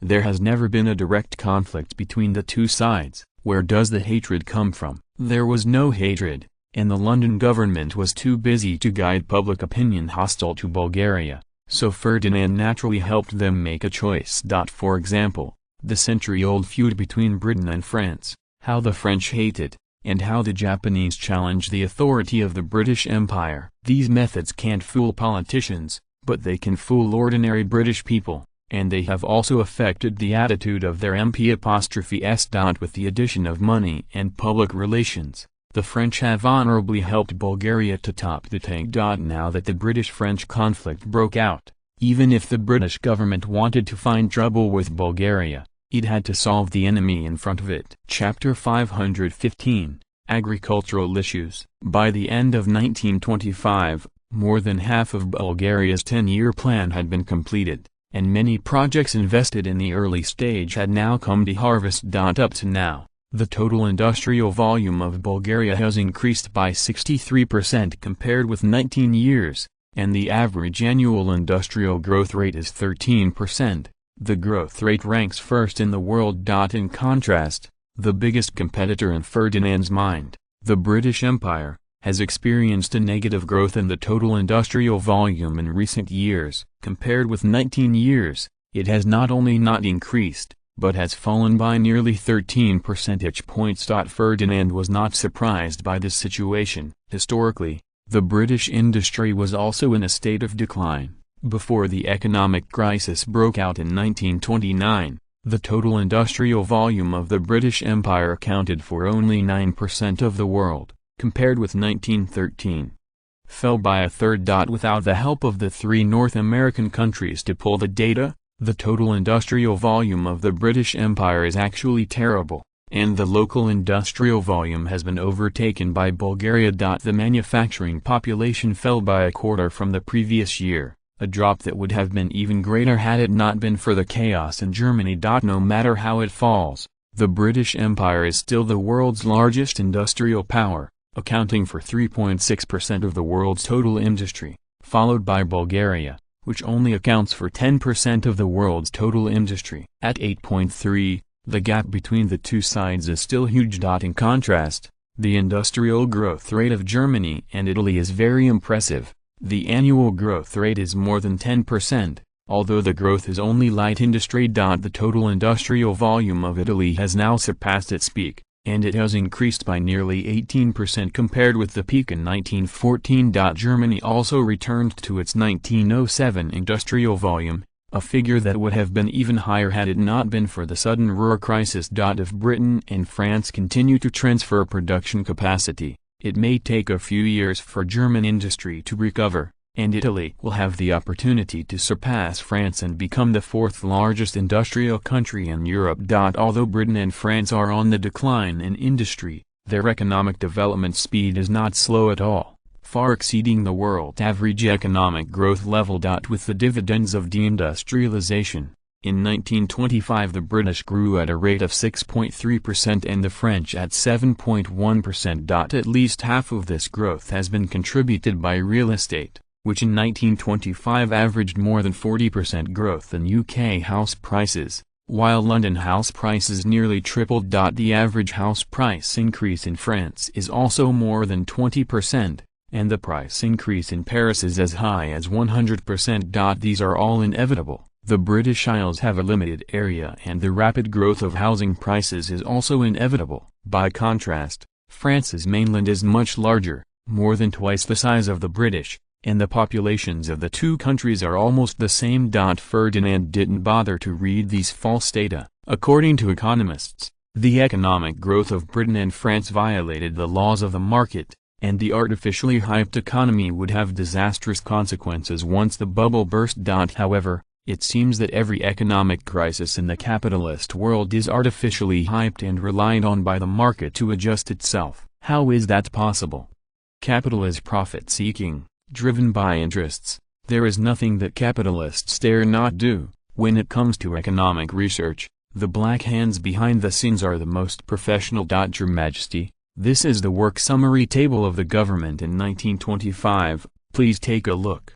As Constantine spoke, he handed Ferdinand a statement. A summary of the work of the government is definitely not a list. The detailed work situation, if aggregated, I am afraid that a room cannot be piled up, and Ferdinand does not have the time to study it carefully. I glanced at it briefly. Like previous reports, there was nothing new, except for industry, agriculture, education, medical care, and economics. What makes him concerned is that the speed of agricultural development in Bulgaria has begun to fall behind. Even though he has increased agricultural investment, the speed of agricultural development has been overtaken by other industries. If nothing else, this gap will continue to grow in the future, and the scissors gap between industry and agriculture will continue to expand. Prime Minister, have you noticed that in 1925 Bulgaria's agricultural output grew by only 8%, including our newly developed arable land? If after deducting this part, the actual agricultural growth rate will be even lower, does that also mean that our rural economy has now reached its limit? Asked Ferdinand. Your Majesty, this is an inevitable result. The rapid growth of our agriculture in the past few years was based on the large-scale land reclamation of the military nobles. Now that their land has almost been reclaimed, the rapid growth will naturally stop. As for our rural economy, there is not much development potential, and some economists even believe that our rural economy will go backwards in the future. In terms of income growth rate, in 1925, the income growth rate of farmers was only 1.2%. While the average wage growth rate of the whole society remained at about 5.3%. If nothing else, within 20 years, Bulgaria's agricultural population will drop by half, and many of the agricultural population will be converted into industrial population due to the difference in income. Our land structure will also change. The situation of land annexation will be more serious, and a large amount of land will be gathered into the hands of a few people, which has become a development trend. Constantine analyzed it. Ferdinand nodded slightly. He also knew these situations. With the development of science and technology, integrated agriculture is the future development direction, and the small-scale peasant economy has no prospects for development. Although farmers in Bulgaria now have an area of 19.5 hectares of arable land per capita, and in some areas they are all landlords, they still cannot prevent this from happening. Well, the average data is unreliable. There are not a few big nobles in Bulgaria with tens of thousands of hectares of land. Bulgarian agricultural companies even hold tens of millions of hectares of land, so they are averaged. It's ridiculous for farmers. The actual amount of land held by farmers is very small, accounting for only 5.7% of the total land in Bulgaria. In this way, most people own about 1 hectare of land. This is also an inevitable result. Although Bulgaria's population is growing rapidly, it does not mean that the population of farmers is also growing rapidly. Although the birth rate of the rural population is the highest, most of these people choose to leave when they become adults, except for the eldest son who inherited the family business. Everyone else has to go out to make a living. Besides, there are still a large number of immigrants in Bulgaria. Ferdinand did not turn them into peasants, nor did he do the stupid thing of distributing land. Most of these people turned into workers. As of 1925, the agricultural population of Bulgaria still did not exceed 8 million. This is counting all the new babies in the countryside. If you deduct those who are destined to go out to make a living, the number will be even lower, perhaps less than 5 million. There is no difference between urban and rural household registration in Bulgaria. It may only take 1 day to transition from a farmer to a worker, and to transition from a worker to a farmer, you only need to buy a piece of land. In this vast and sparsely populated country, restricting the population to settle down is completely nonsense. There is no interest to contend for, and the Bulgarian government will naturally not make restrictions. Education is elite education. No matter how hard a genius works, he can't be admitted to a university. Just after completing compulsory education, There is a big difference in the quality of education. Not to mention medical resources. First of all, you must have money. The medical expenses in this era are simply not affordable for ordinary people. It is useless to fight for money. It is very simple to change the household registration in Bulgaria. As long as you live in one place for 3 years, have a legal income, and have no criminal record, you can settle down. Prime Minister, has the government considered that if the income of farmers is increased, it must be known that with the continuous development of the economy, many rural people will become poor due to the scissors difference between industry and agriculture in the future. Ferdinand thought for a while and said, Your Majesty, this issue is very complicated. Unless they can increase their landholdings, the increase in income is very limited just by increasing production. Even if it is to change to economic crops, it is not so easy, because of the social supply and demand relationship. Except for the bulk agricultural products such as wheat and potatoes, the prices of other economic agricultural products are difficult to stabilize. Even if the government guides, there is no way to solve the problem. For example, the price of apples this year is very high, but when everyone goes to plant apples, after 3 to 5 years, the apples will have a bumper harvest. Due to the increase in production, the price will naturally fall. In the end, not only did it not help the fruit farmers, but it hurt them even more. Explained. Constantine Ferdinand nodded. This is an inevitable result, unless a planned economy is implemented. It is unavoidable according to the natural adjustment of market laws. Well, this is a very serious social problem. If nothing else, our rural population will become poor in 20 years. We have to make preparations in advance, such as guiding them to work in cities, selling or contracting out the land, in areas with special conditions. We can also develop special industries suitable for the local area. Ferdinand thought for a while and said, in the middle of the 20th century, the problem of farmers' income became a worldwide problem. By comparison, Bulgaria's problems are relatively small. Due to several wars, many peasants in Bulgaria have evolved into military nobles. After the rise of these people, they basically went to the fiefs for development. Their departure has made the phenomenon of local land tension no longer exist, and eased the contradiction between people and land. Otherwise, this issue will not have to wait 20 years, and now Ferdinand has to consider the income gap between urban and rural areas. Although it is an inevitable choice of the times that the income of the working class exceeds that of the peasantry in the long run, the living standard of the peasants is still higher than that of the workers in the short term. Your Majesty, the conditions are not yet mature. Judging from the current economic situation in Bulgaria, it is still too early to develop the tertiary industry. Our domestic tourism industry, which has just started, is still struggling. It is easy to create tourist attractions, but it is impossible to make profits in the short term. The income of the people is still very limited, and their enthusiasm for tourism is not high. As for other special industries, in fact, the Ministry of Agriculture has long been engaged in planting some special products according to local conditions, but the current output value is limited. The most representative one is the Rose Industrial Park that you personally explained, but this kind of success cannot be replicated, and other regions do not have this particularity. Explained. Constantine Ferdinand nodded. Not every industry can create an industry chain. For example, roses are a special industry in Bulgaria, although there are other places. There is no way to compare with Bulgaria in terms of quality. This is the core factor of the great success of the Ferdinand Rose Industrial Park. The whole world knows that Bulgarian roses are the best and the brand value has been born. Whether choosing rose essential oil, rose drink or rose wine, the first reaction of ordinary people will think of Bulgaria. God's back garden is the best advertising word.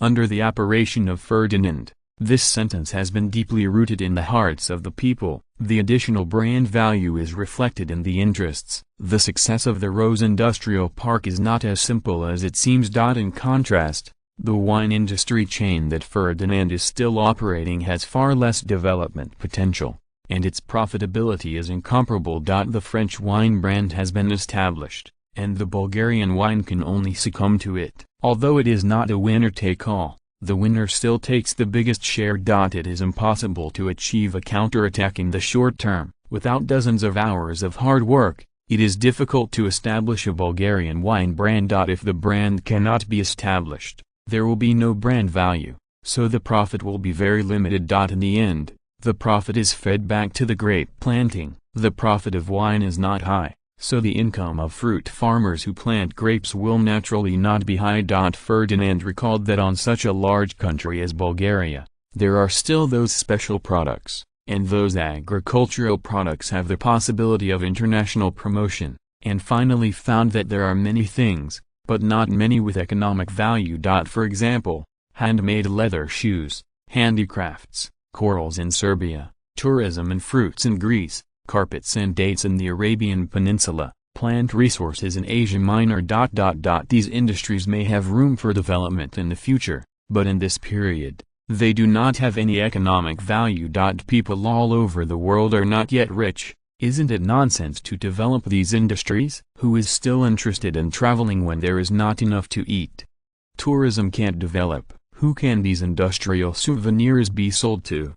The same is true for fruit. There are too few people with spending power. Most people can only afford local cheap fruits. High-end imported products are too extravagant. Chapter 516. The Split Plan. The problem of agriculture cannot be solved overnight. In the short term, it is necessary to continue to engage in low-yield farming. If you want to develop the tertiary industry, wait another 30 years. If the productive forces do not develop further, and the total wealth created by the society does not increase, how can people's living standards be improved? If living standards do not improve, how can people have the money to travel and spend money? Why in this era, people have the habit of saving money. In fact, they are forced to join, and they have no savings. Once something happens, they will go bankrupt immediately. Especially for serious diseases. Basically, as long as you encounter a lifetime of savings, all of them will be filled in. Bulgarian hospitals are fairly disciplined, at least for terminal illnesses that cannot be treated, and they will recommend conservative treatment to their families.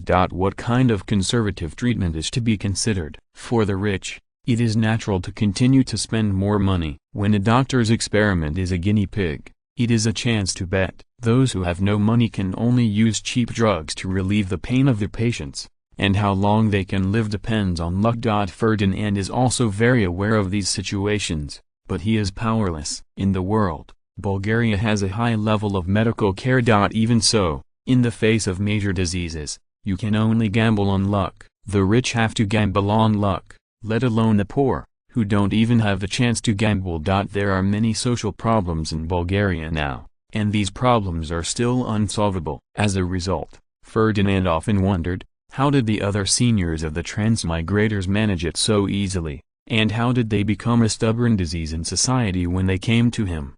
The only thing that makes him gratified is that now everyone in the world is like this, and even other countries are even worse. It is the entrustment of these colleagues that highlights his excellence. In particular, Nicholas II next door, in Ferdinand's opinion, is really a good person. The more chaotic the Russian Empire, the more stable Bulgaria will be. If it weren't for Russia's ongoing civil war, these Russian immigrants would not have identified with Bulgaria so quickly and felt so strong. Your Majesty, the Russian government has made a loan application to us again, said the Chancellor of the Exchequer Kennedy with a smile on his face. With another loan, Nicholas II lost all those 12 billion levies so quickly? Ferdinand asked suspiciously. Your Majesty, there are not so many. This loan is deducted from the principal and interest that should be repaid in the first year. In fact, the Tsarist government only got 11.168 billion leva. They have to repay the principal and interest of about 1.3 billion leva every year. Since 1923 to the present,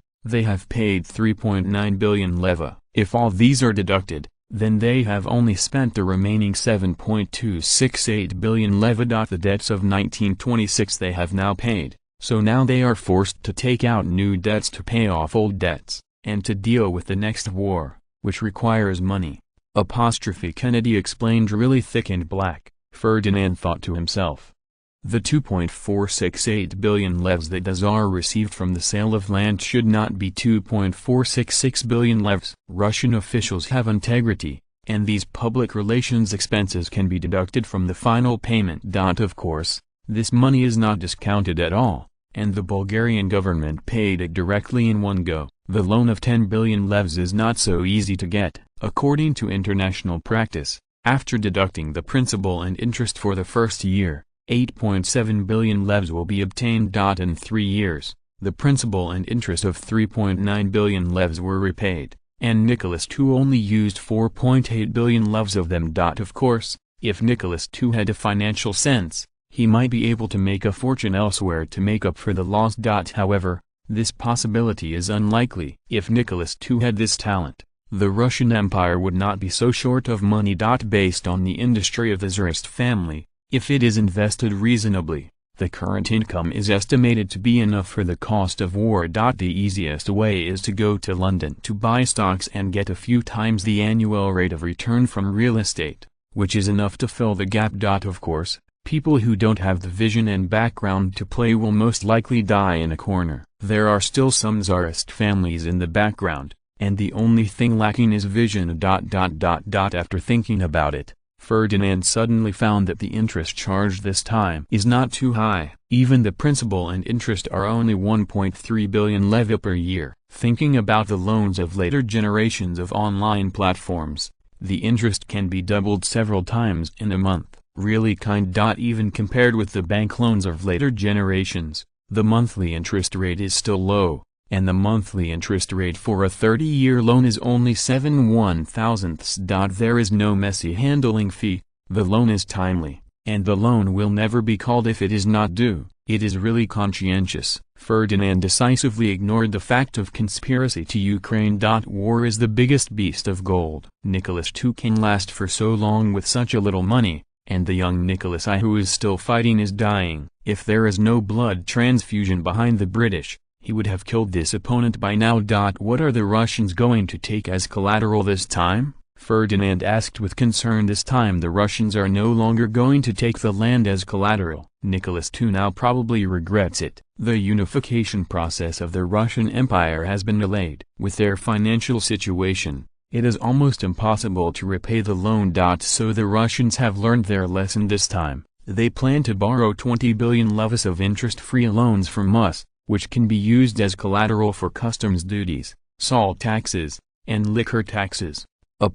Said Kennedy. Ferdinand shook his head directly. If the Bulgarian capitalists want to continue to expand the market in the Russian Empire, the possibility of reaching this deal is high. It is a pity that Ferdinand is no longer interested in these. After 10 years of war, the Russian Empire has long been in poverty.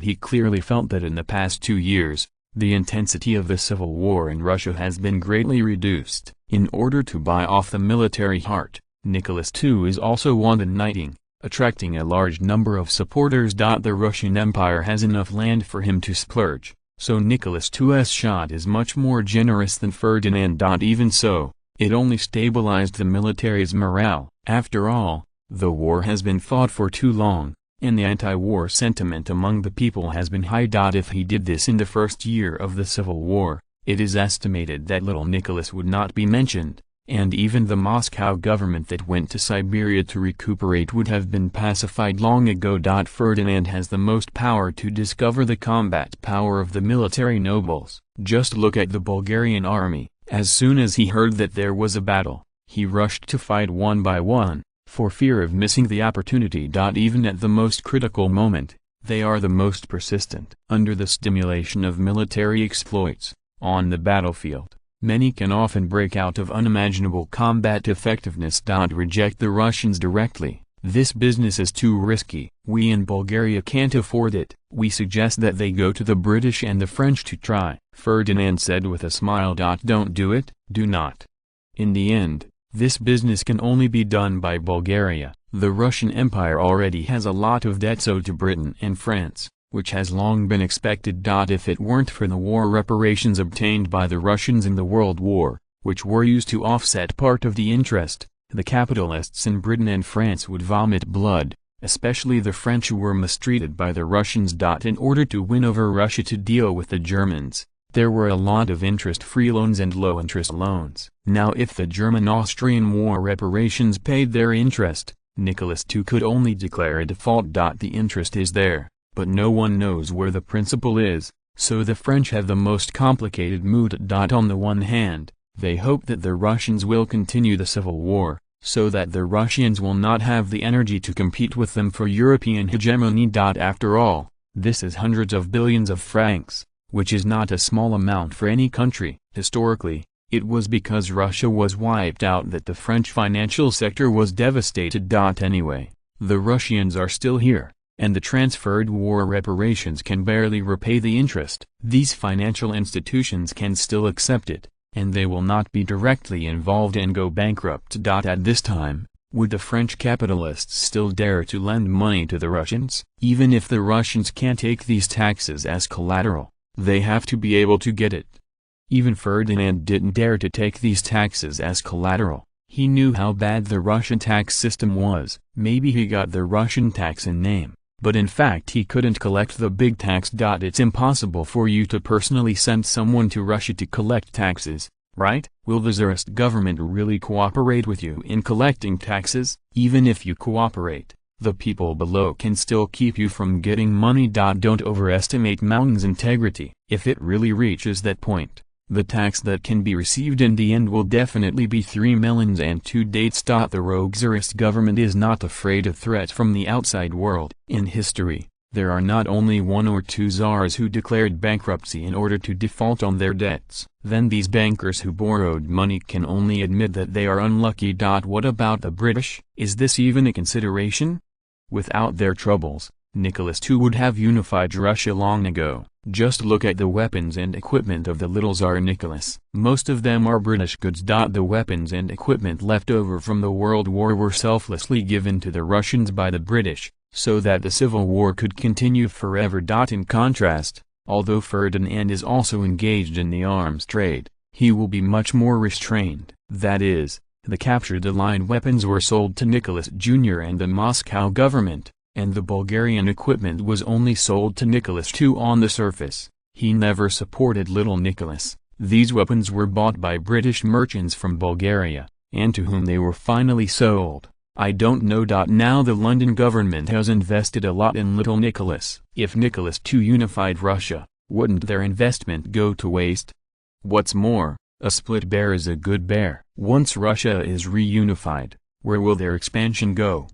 As long as the Tsarist government is not stupid, they know that the expansion of the European continent has reached its limit, and if they continue to expand into Europe, they will be beaten by gangs. Neither the French nor the Austro-Hungarian Empire, nor the Germans and Bulgarians would tolerate their continued expansion in Europe. With their current strength, even if they unified the whole country, they would not have the courage to provoke another war. Entering the ocean, let alone thinking about it. Although the Baltic Sea has been tacitly regarded as the territory of the Russians, but they have no money to play the big navy now. Then I looked around and found that the Balkan Peninsula, Asia Minor Peninsula, and North Persia were all Bulgarian territory. As the only ally of the Russians now, they still needed Bulgarian support, and it was impossible to turn their backs at this time. The rest are only Central Asia and the Far East. If Mountain goes to the Far East and fights with the Japanese, it is estimated that John Bull will fully support it. However, from the point of view of economic value, it is a better choice to enter India from Central Asia. Even if the bear does not dare to directly challenge the British Empire, small actions are absolutely indispensable. Anyway, on land, they are not afraid of the British, and the most important maritime trade line is controlled by Bulgaria again. The British want to suppress them, and at most restrict them in the Baltic Sea. In the Black Sea area, it is definitely impossible for Bulgaria to let the British in. The British can't block Bulgaria together, right? If the United Kingdom really did this, it is estimated that the Russians would still open champagne to celebrate, and the Suez Canal would be cut off with the conflict between the British and the British. It is not far from the Palestine area to the Suez Canal. The Bulgarian Air Force can blow up the canal in just 2 or 3 hours. It doesn't take long, as long as it is blocked for 3 or 5 months, the Russians can enter India. These simple questions are very clear to everyone. So on the issue of splitting Russia, the British Empire is the most active. Of course, other countries are also very active, including Ferdinand.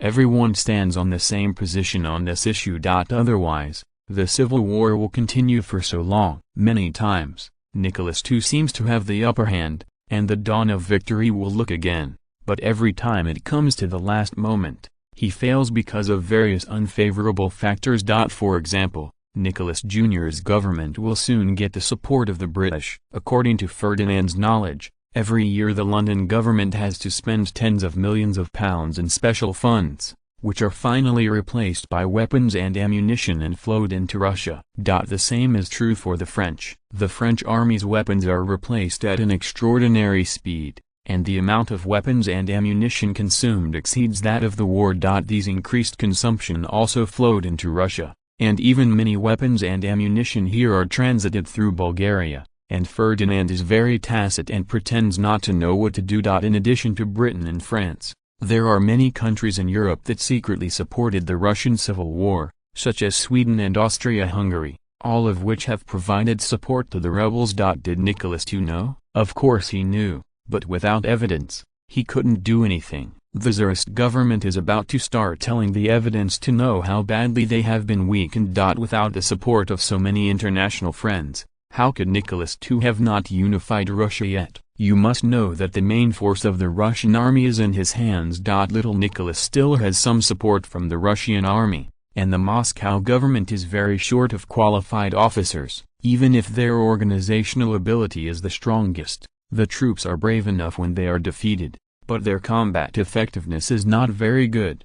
Russian history has changed beyond recognition, and Ferdinand is still waiting for the British to come out as villains and completely divide the Russian Empire. Judging from the current situation, if Nicholas II fails again, he will never have a chance to unify Russia. When the people's war weariness has reached its limit, no one can continue to promote the war.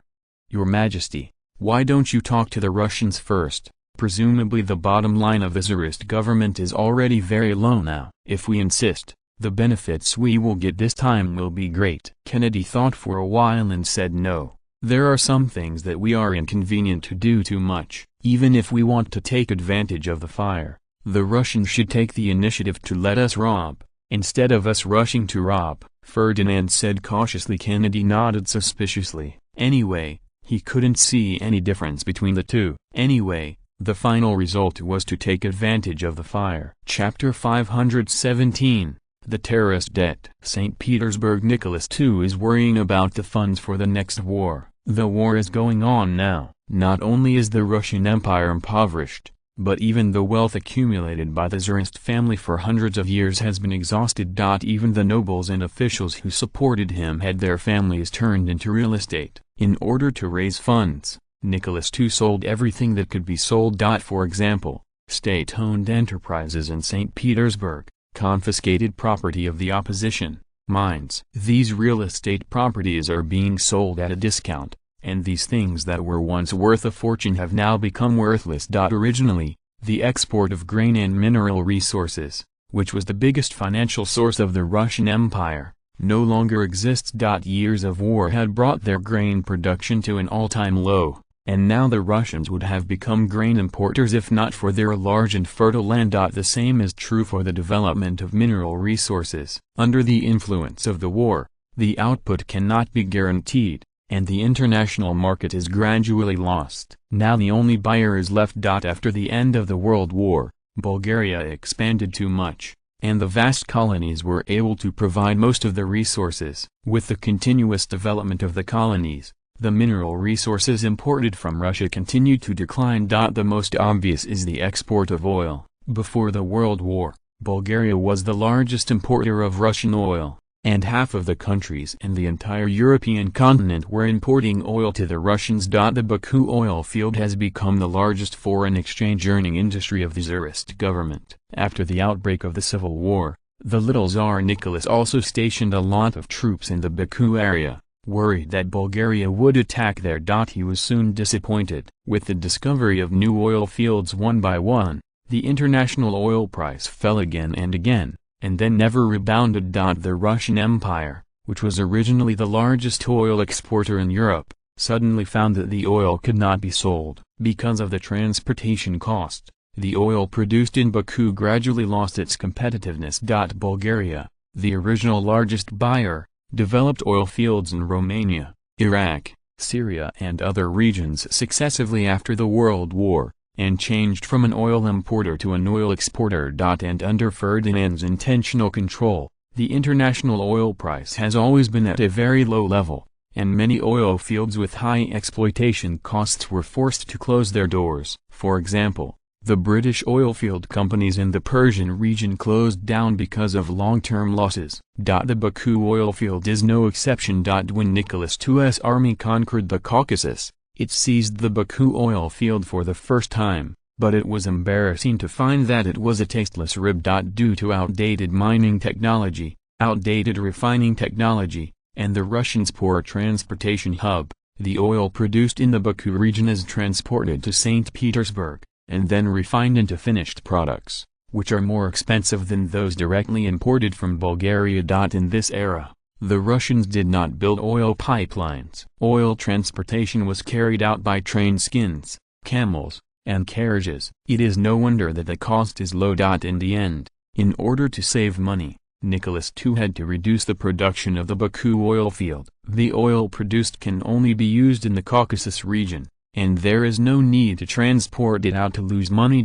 Without these sources of foreign exchange, the life of the Tsarist government would of course be difficult, and weapons and ammunition had to be imported. Self-reliance or something is not suitable for the Tsarist government to play now, otherwise it will go bankrupt.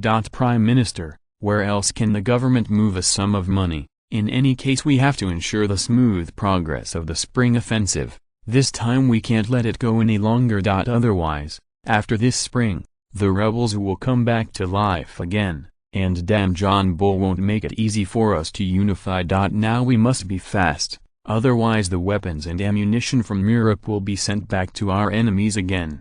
Said Nicholas II cautiously. Now that the war has come, he has understood that his biggest enemy is no longer these traitors, but the European countries who support them behind the scenes. Among them, the British have done the most prominently. It is because of the appearance of the British that the small government of Tsar Nicholas has been able to support it until now, otherwise they would have compromised long ago. Your Majesty the Great Tsar, I'm afraid this will not work. Now, more than 70% of our government's expenditures are used in the war, and other departments' expenditures have been suppressed to the lowest point. To support the war, we have embezzled a lot of money. Even the funds to repay Bulgaria's loan have been embezzled by us. The Prime Minister said with a wry smile. The government's financial crisis has already appeared. As early as half a year ago, he suggested to Nicholas II to borrow a loan to come back. Unfortunately, Nicholas II had a fluke, and he thought it might end this winter. Drop this war. So stick to it. You don't need to take out international loans anymore. After all, the interest rate is really high. The Tsarist government is now in debt, and once the country is unified, Britain and France should come to the door to force the debt. When the time comes to repay the loans of Britain, France, and the three countries, the government will drain every ruble in the treasury, saving a fortune. If it weren't for the debts of the French, most of them were low-interest or interest-free loans, and the Tsarist government would not be able to repay their debts. They might not even be able to repay the interest on the debts of hundreds of billions of francs.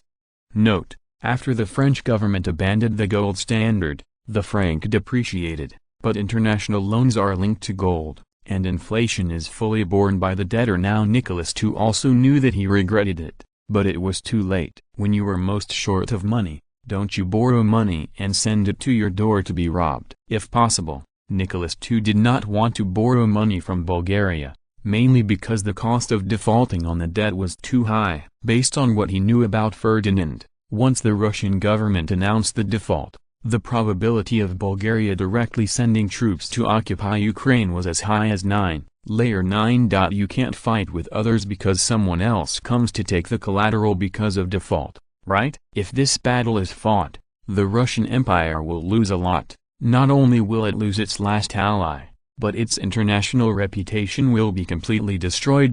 So even if you want to default on the debt, you must choose a good target. For example, when Ferdinand formed a group to cheat on the American debt, it is justified. There are no hidden dangers, and now the graves of the US government are growing grass. Compared with Bulgaria, it is safer to borrow debt from Britain and France. Anyway, everyone is far apart, and it is impossible for them to call. If they really can't pay it back, they can still talk about it slowly. If you really can't do it, just drag it back. The big deal is to pay back part of the interest every year, and slowly grind it with the British and French governments, waiting for them to compromise. Nicholas II is also very experienced in this regard. After all, this is an ancestral skill. The Russians have such a bad reputation in Europe, and it has nothing to do with them defaulting on their debts. Then let's speed up and contact the international consortium, and try to get a loan back as soon as possible. Nicholas II thought for a while and said, "Your Majesty, I'm afraid this will not work. All the consortia we have contacted have rejected our loan application. Even through the Ministry of Foreign Affairs, we have directly contacted the governments of various countries, but we have not obtained the consent of any government." The Prime Minister said with a wry smile, "Isn't it okay to issue bonds and let them sell them for us?" Nicholas II asked angrily, "Your Majesty, have you forgotten the bonds we issued 5 years ago?" The Prime Minister reminded. Nicholas II's face became ashen. Speaking of the bonds issued by the Tsarist government back then, it was a deep shame. In 1919, the Tsarist government issued £200 million of bonds to the world, and the final result was very touching. Less than £1 million were sold. Even the ones that were sold were mostly sold inside Russia. His subordinates were afraid that the Tsar's face would be too ugly, so everyone gritted their teeth and bought some of them, and no one cared about them in the international market. Of course, this is mainly due to the lack of support from the bank consortium, and no one is willing to help them issue bonds. Even if the handling fee is high, no one will take over. The Russians went to the international market to sell bonds in a whimsical way.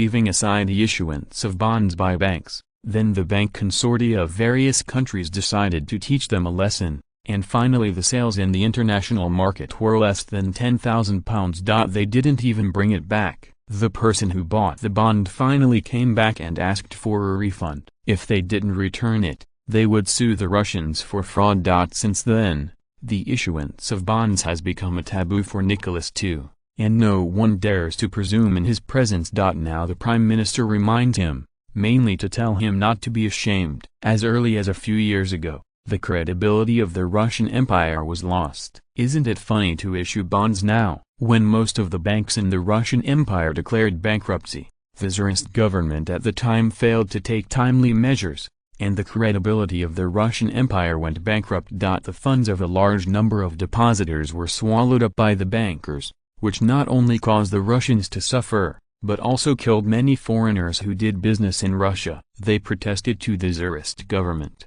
but ultimately ended in vain. Under the background that governments of various countries joined forces to defraud the Russians, it became that the Tsarist government colluded with bankers to annex the money of depositors, and the international credibility of the Tsarist government was bankrupted. This did not wrong them. When Nicholas II reacted, he closed down many banks and set off a wave of anti-Semitism in Russia, and got back a large part of the funds that had not been transferred in time. It is a pity that the money was used in the war and was not returned to the depositors. Even Ferdinand, an outsider, admired the integrity of the Tsarist government. At that time, the ruble had depreciated hundreds of times. The big deal was to print some more tickets and return the money to the depositors. Anyway, the cash is worthless, and all the blame can be put on the traitorous party. Now the Tsarist government is going to pay the price. The French were the ones who were the worst at the beginning, who made them invest the most in Russia. Second, it is Bulgaria. The trade volume between Bulgaria and Russia is the largest. Many businessmen have deposits in Russia. Fortunately, most of them deposit their money in Ferdinand's bank. Despite the depreciation of the banknotes, there was finally no default. After the branch of the Russian Empire closed down,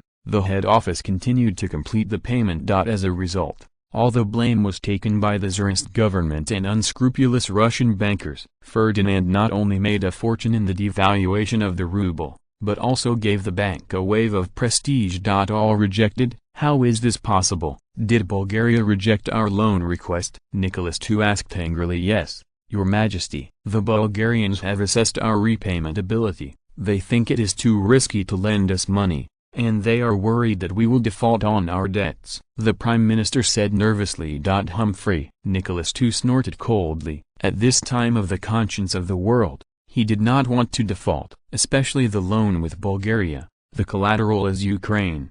How could he default on this loan? Aren't the conditions we gave them enough to tempt them? Knowing that we have put up so much tax as collateral, they are still afraid that we will default on our debts? Nicholas II said angrily. Your Majesty, according to the Bulgarians' assessment, the collateral we gave is worthless. They think that even if these taxes are mortgaged to them, the right to collect the taxes is still in our hands. As long as we do some tricks, they will not get the money at all.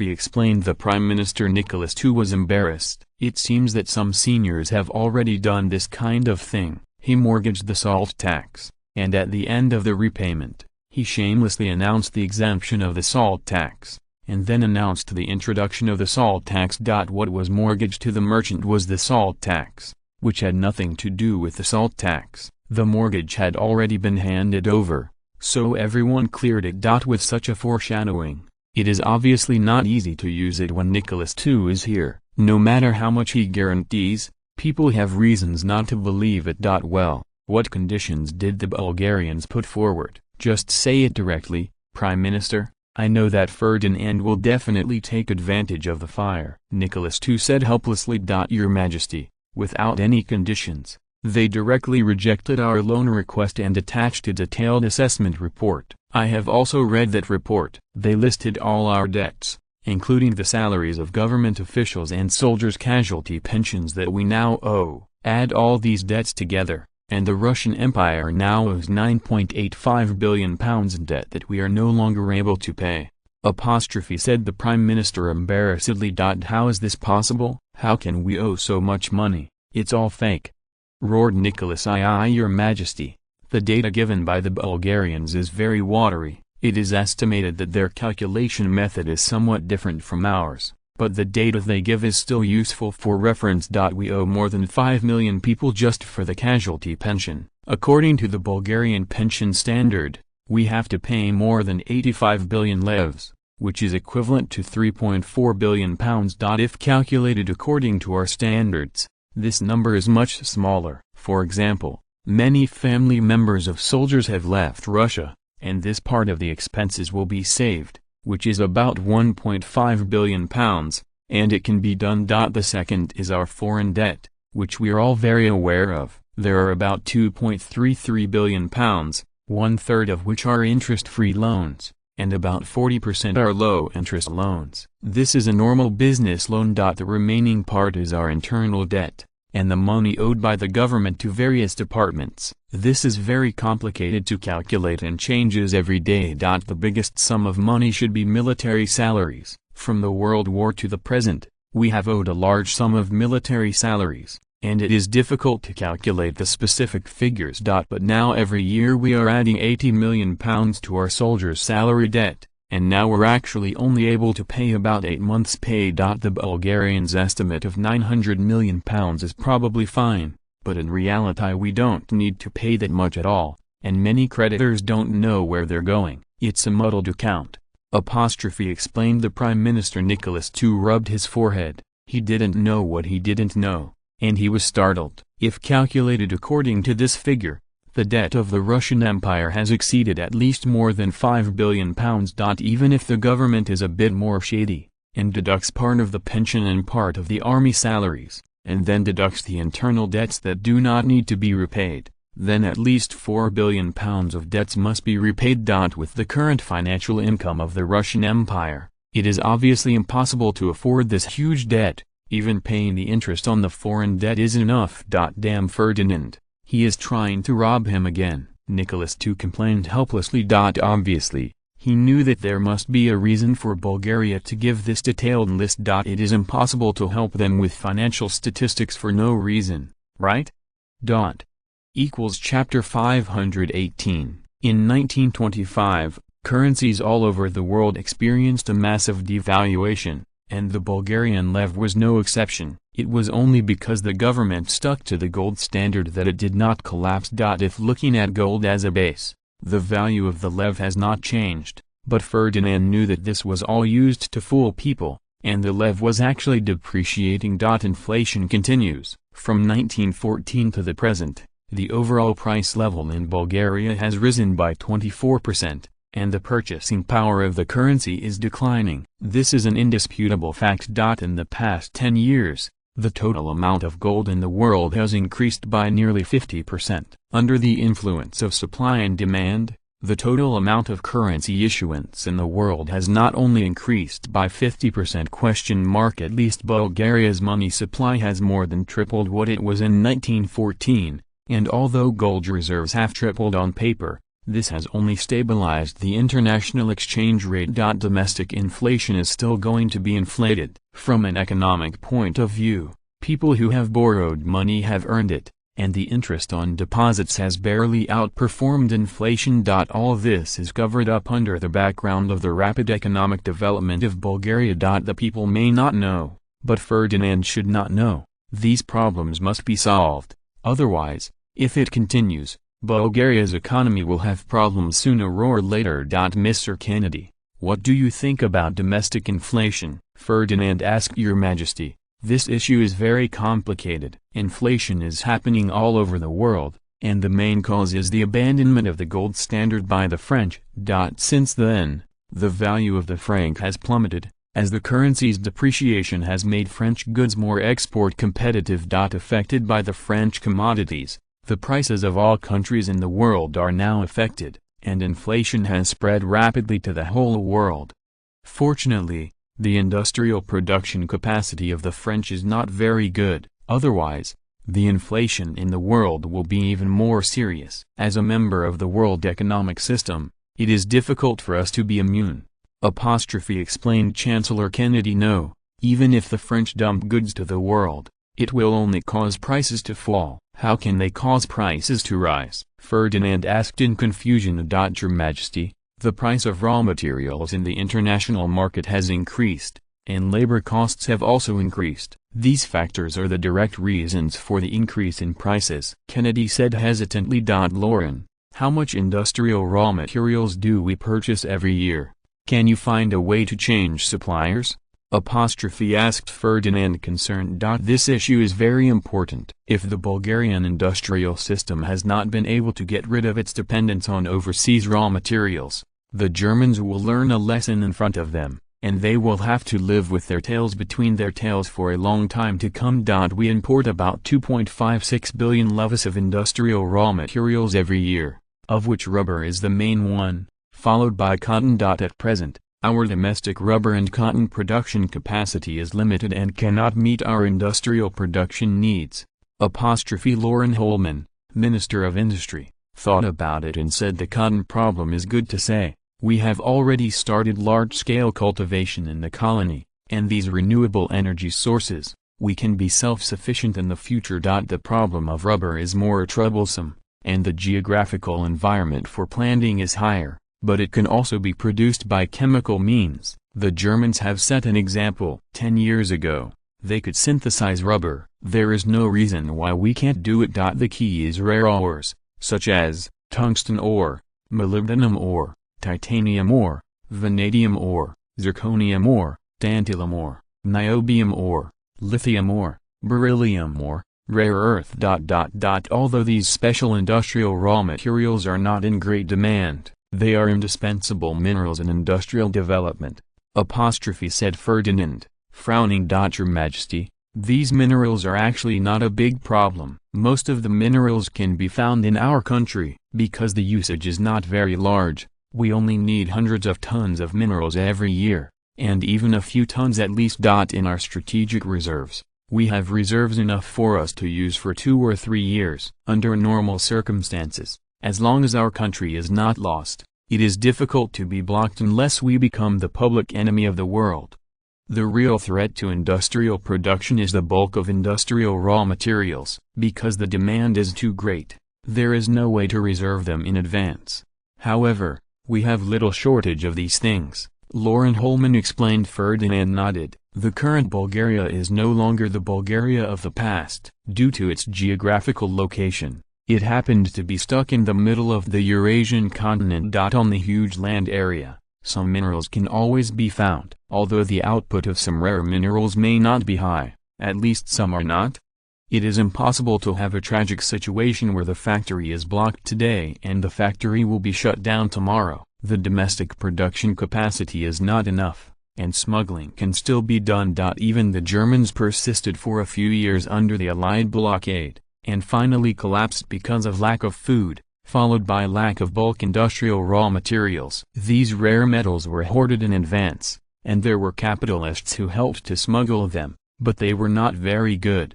What Ferdinand is worried about is not smuggling, but the rising price of raw materials. For example, the price of cotton has doubled now, so the domestic textile industry in Bulgaria is almost over. Another example is the rise in rubber prices, and the domestic auto industry in Bulgaria will be uncomfortable again. Although it will not go bankrupt, it is certain that the profits will be greatly reduced. Then increasing the reserves of these rare minerals by a part, lest the international price of rare minerals suddenly skyrocket. It is also a trouble for us. At the same time, the Prime Minister urged the colonies to speed up the development of their plantations. Our domestic market is still waiting for their cotton and rubber. Ferdinand thought for a while and said, "Yes, Your Majesty." Constantine replied, "Remember that this must be done in secret, and don't let anyone discover it." Ferdinand urged, "Take precautions." These are not Ferdinand's worries, but the British are ready to start a fight against Bulgaria, and the London government is not so crazy. The current British Empire simply does not have the strength to provoke a war. If a war breaks out, the London government will be powerless in conscription work. Now everyone is busy making money, and if the national economy is in a good state, if we fight a war against the country, only idiots will do it. Throughout the two world wars, they all broke out after the outbreak of the capitalist world economy. In order to divert domestic crises, wars cannot be provoked by individual will. How can the British deal with Bulgaria without the two sides turning their backs? The best option is to provoke conflicts between Bulgaria and neighboring countries, and then support other countries to start wars with Bulgaria, and use the war to interrupt Bulgaria's development process. It's a pity that the British couldn't find a qualified teammate this time. Bulgaria's expansion has become conservative, and the countries bordering them have no intention of fighting with them. Which countries are currently in direct contact with Bulgaria? The Russian Empire, Austria-Hungary, France, Italy, Persia, and the British Empire itself. In terms of strength, it seems that in addition to France, only the British Empire has personally participated. There is simply no way to provoke a conflict, and the border between the two sides has no value at all. No matter how confident the British are, they will never think that the two countries will fight a war against each other for the sake of a pile of sand. A war without sufficient interests is destined to fail. The rest of the Russian Empire is now empty and can be ignored, and their opinions can be ignored on international issues for at least 10 years. In addition, Italy, Austria-Hungary, and Persia all have conflicting interests with Bulgaria more or less. It is not difficult to provoke their conflicts. It's a pity that the gap in strength is there. Even if three of them go together, Bulgaria can easily beat them down. If this happens, Ferdinand doesn't mind giving the British a medal, but is he worried that he can't find the opportunity to expand?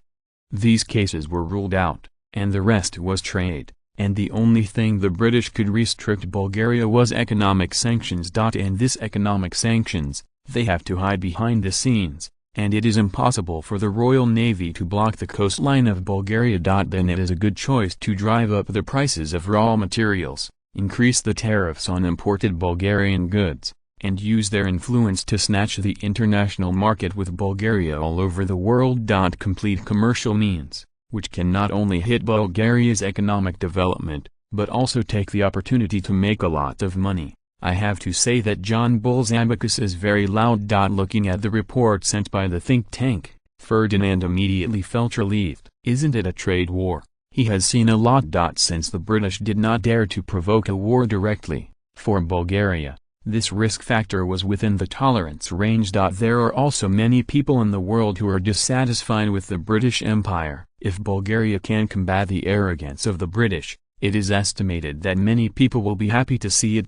For example, there is a tacit understanding between the protection of the law. When Britain and France conflict, Bulgaria supports the French behind the scenes, and vice versa. The big deal is to export revolution. Although everyone is a colonial empire, there are differences between colonial empires. The Bulgarian colonies, no matter how much revolutionism they import, and how many weapons and ammunition they support, are of no use.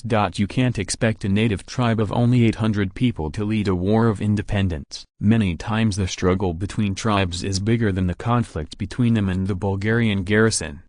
Unless the colonial troops can be directly rebelled, obviously this situation is impossible. Even if the officers have ambitions, the soldiers will not agree. In contrast, the colonies of the British Empire are different. As long as a fire is lit, it is not so simple to put it out. Just look at the populations of the colonies on both sides. All the Bulgarian colonies combined, the indigenous population above will not exceed 20 million, and it is still decreasing. At the current rate, within 20 years, the indigenous people in the Bulgarian colony will become a minority, and this issue has something to do with the exile policy. For example, the ethnic groups in the Middle East were exiled to Africa, and the number of people would be reduced by 30 to 40% if they were not satisfied with the conditions. In order to survive, these outsiders would definitely have to clash with the locals. The war between the two sides spread from the Bulgarian colony to the British and French colonies, but it was all wars between them and the natives, usually not large in scale, and did not attract the attention of Britain and France. In addition, due to the needs of domestic projects, the colonial government requisitioned a lot of labor, and a large number of young people were lost, and the population reduction was inevitable. On the other hand, the British, although their oppression of the colonies was not lower than Bulgaria at all, but their colonies were too fertile and the population base was too large. In order to manage the place, they also cultivated a lot of vicious dogs in the local area. After the descendants of these people learned the cultural knowledge of the West, their loyalty gradually declined. Once revolutionary ideas take root in these areas, these young people, who are full of middle school thinking, are the most vulnerable. Coupled with the long-term oppression of the British, life and death are all at the heart of the British. The older generation can bear it, but the younger generation is difficult to accept. At such times, they can't help but take the initiative to accept revolutionary ideas, become one of them, and finally detonate contradictions. Whether it succeeds or not, every time a revolution breaks out, the foundation of British rule will be weakened by a point, and over time, the colonial system will collapse sooner or later. In history, the Soviet Union and the United States continued to export revolutionary ideas in this way, and finally disintegrated the British and French colonial system. The propaganda department should pay attention. Students from the British colonies can lead them on the road of revolution. Such as Das Kapital, the American Declaration of Independence, the European Revolution, the French Revolution, books that encourage national independence, are very suitable for them. Added Ferdinand. Yes. Chekhov replied without hesitation. If the foreign powers do not stab each other, are they still foreign powers? It is worth mentioning that Bulgaria allows the dissemination of any books, but these books also have comments in them, and are only released to the market after being reviewed by the propaganda department. This is the method that Ferdinand came up with in combination with the previous life's internet self-media. Anyway, it is better to block it, as long as the right of interpretation is controlled. Any revolutionary theory can be deviant. Therefore, in Bulgaria, books of various doctrines can be sold publicly to spread the above ideas, and they must also be interpreted according to the meaning of the above experts. If it is selling unannotated books, it is also a banned book, and the relevant personnel have violated the crime of disturbing social order. and the maximum death penalty has been started in 3 years. The revolutionary thinking that was regarded as a beast of a flood in European countries was the same in Bulgaria. After the window paper was pierced, the mysterious veil was torn. The people found that most of what they were looking for had already been achieved in Bulgaria, and the rest were lofty ideals. Those ideals that could not be realized at all with the current productive forces became real ideals. No one is interested anymore. But if these things are not suitable for Bulgaria, they may not be suitable for other countries, especially these peoples who want to get rid of the British colonial rule and establish an independent country. In the end, it doesn't matter whether it succeeds or not. What matters is that the revolutionary ideas are spread out, and there are people who help take the blame. Anyway, it is not the Bulgarian system that is exported, whose theoretical ideas are ultimately his fault, and this can't be shaken off. It is impossible for the British to find evidence that there is no revolution in Bulgaria, where books of revolutionary ideas can be sold on the street. Could it be that other people have been affected by reading these books, and should they be held responsible? There is no need to pay attention. Just recommend all these messy thoughts to these teenagers who yearn for national independence, and it has nothing to do with Ferdinand in the end. As for whether anyone will read it, Ferdinand is not worried at all. In Bulgaria, these are ordinary books, but they are banned from the outside world. The second-year juniors, the more they were not allowed to read, the more curious they became. Anyway, they just read it. They don't think that a book can make them crooked! Khan seems to have run away. Chapter 519, Influence. Your Majesty, the UK general election has ended prematurely, and Conservative leader Stanley Baldwin has become the new UK Prime Minister, said Foreign Secretary Medvedev. Ferdinand smiled slightly, and the emergence of a moderate Prime Minister in the UK is undoubtedly good news for the whole world. Stanley Baldwin was considered by Churchill to be one of the three main culprits of appeasement policy and one of the main culprits in letting the World War break out. Well, before the outbreak of the World War, Stanley Baldwin was highly regarded by the outside world. He led Britain out of economic difficulties. He was a conservative and a pacifist. It was not until Churchill took office that his merits were completely wiped out. But the struggle between politicians is not black and white, and there is no need to evaluate. For Ferdinand, this conservative prime minister was undoubtedly the best prime minister in the British Empire, which bought another 5 years of precious time for Bulgaria. Well, it seems that the world is going to be peaceful for a while in the short term. Stop our preparations first. We shouldn't cause trouble to our friends at this time, Ferdinand said with a smile. As long as they are pacifists, they are now friends of Bulgaria. The election from Stanley just proves that Bulgaria has more friends than enemies in the British Empire. Please rest assured, Your Majesty, we had no intention of planning an anti-colonial uprising at this time, and now our job is to spread revolutionary ideas in the British colonies. It's not just our family that is doing this. Judging from the information we have collected, both the Japanese and the French are doing it, and even the Moscow government in Siberia is doing it, Sim said calmly. Ferdinand nodded. Spreading revolutionary ideas is an obscure method. Even if it was discovered by the British, they could not find any evidence related to Bulgaria, which is essentially different from directly supporting the independence of the locals. Your Majesty, the Germans are trying to join the League of Nations. Should we stop us? Medvedev asked casually. Don't worry about them, let the French do it, Ferdinand replied. This is just a trivial matter. For Bulgaria, the Germans and the League of Nations have no direct interest. No matter how you look at it now, Germany does not have the ability to provoke a world war. By contrast, a civil war is more likely. On the contrary, Italy is now very active in Nazi thought. However, Ferdinand did not think that they would be able to accomplish anything, which was determined by comprehensive national strength. Don't look at the fact that the total industrial volume of Italy seems to be increasing significantly, and think that their overall national strength has increased, but in fact the opposite is true. Just look at Italy's heavy industry. Domestic arsenals have closed collectively, and steel companies have also gone bankrupt. Without a sales market, Italian capitalists will not insist on patriotism. In this regard, Italy no longer has the potential to explode troops. With the invasion of British and French capital, Italy is now a large foundry, and the domestic economy is completely controlled by Britain and France. They do not have the strength to challenge the world order, but if they want to expel Britain and France from Italy, there is still a chance of success. It depends on whether they will choose the time. The British Empire is worthy of being the world hegemon of this era. When Stanley Baldwin entered Downing Street,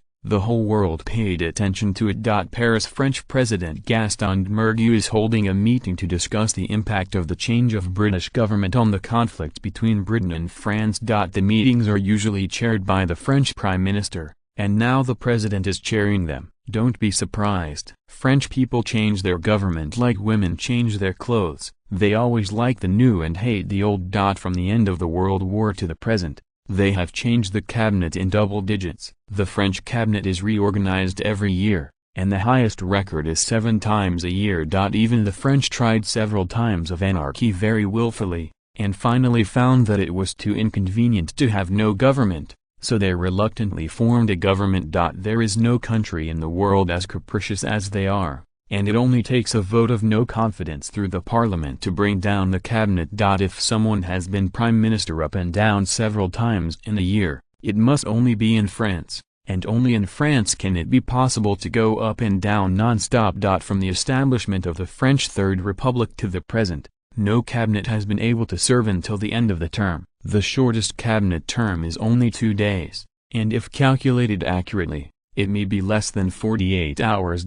Historically, the waywardness of the French continued until 1940, when the Germans fought over, and it was not changed until the Constitution was amended in 1958, which completely changed the situation. This is also one of the reasons for the rapid decline of France in modern times. The change of government like a revolving lamp makes it difficult for the policies formulated by the French government to be continued. If it wasn't for the fact that diplomatic and military power were not in the hands of the president, and the ministers of various departments were directly accountable to the president, then France would have long since collapsed by their own play. Although I didn't play the collapse of the country, I still played the collapse of the country's economy. From 1870 to 1925, France's economic aggregate fell from the 2nd place in the world to the current 4th place in the world, ranking first in the UK and Bulgaria. After the Three Kingdoms. The total industrial volume has dropped from the 2nd in the world to the 5th in the world. The first 4 are Britain, Bulgaria, Germany and Austria. If nothing else, it will soon be surpassed by Italy and become the 6th in the world. But this is also because the French are rich enough. Otherwise, if they were ordinary countries, they would have fallen apart after such tossing. St. Petersburg. The British are finally changing. Damn Lloyd George, get out of the way, here's our chance. Nicholas II laughed and said the Russian Empire has become what it is now, and the British Empire should bear the main responsibility. Without their selfless assistance, the Russian Civil War would never have been fought as it is now. Even earlier, if it wasn't for their black hands in the World War, the Civil War in the Russian Empire would not necessarily have broken out. For the Lloyd George government that dominated all this, Nicholas II wanted to cut them into pieces. Now that it is finally replaced, he can't help but be unhappy. In any case, at the juncture of the government's change, it will take a few months to familiarize himself with the situation and change his thinking mode. This is his chance. If there is no accident, the British will not increase their assistance to little Nicholas in the short term, and he will have the opportunity to fight a time difference and complete the reunification of the country.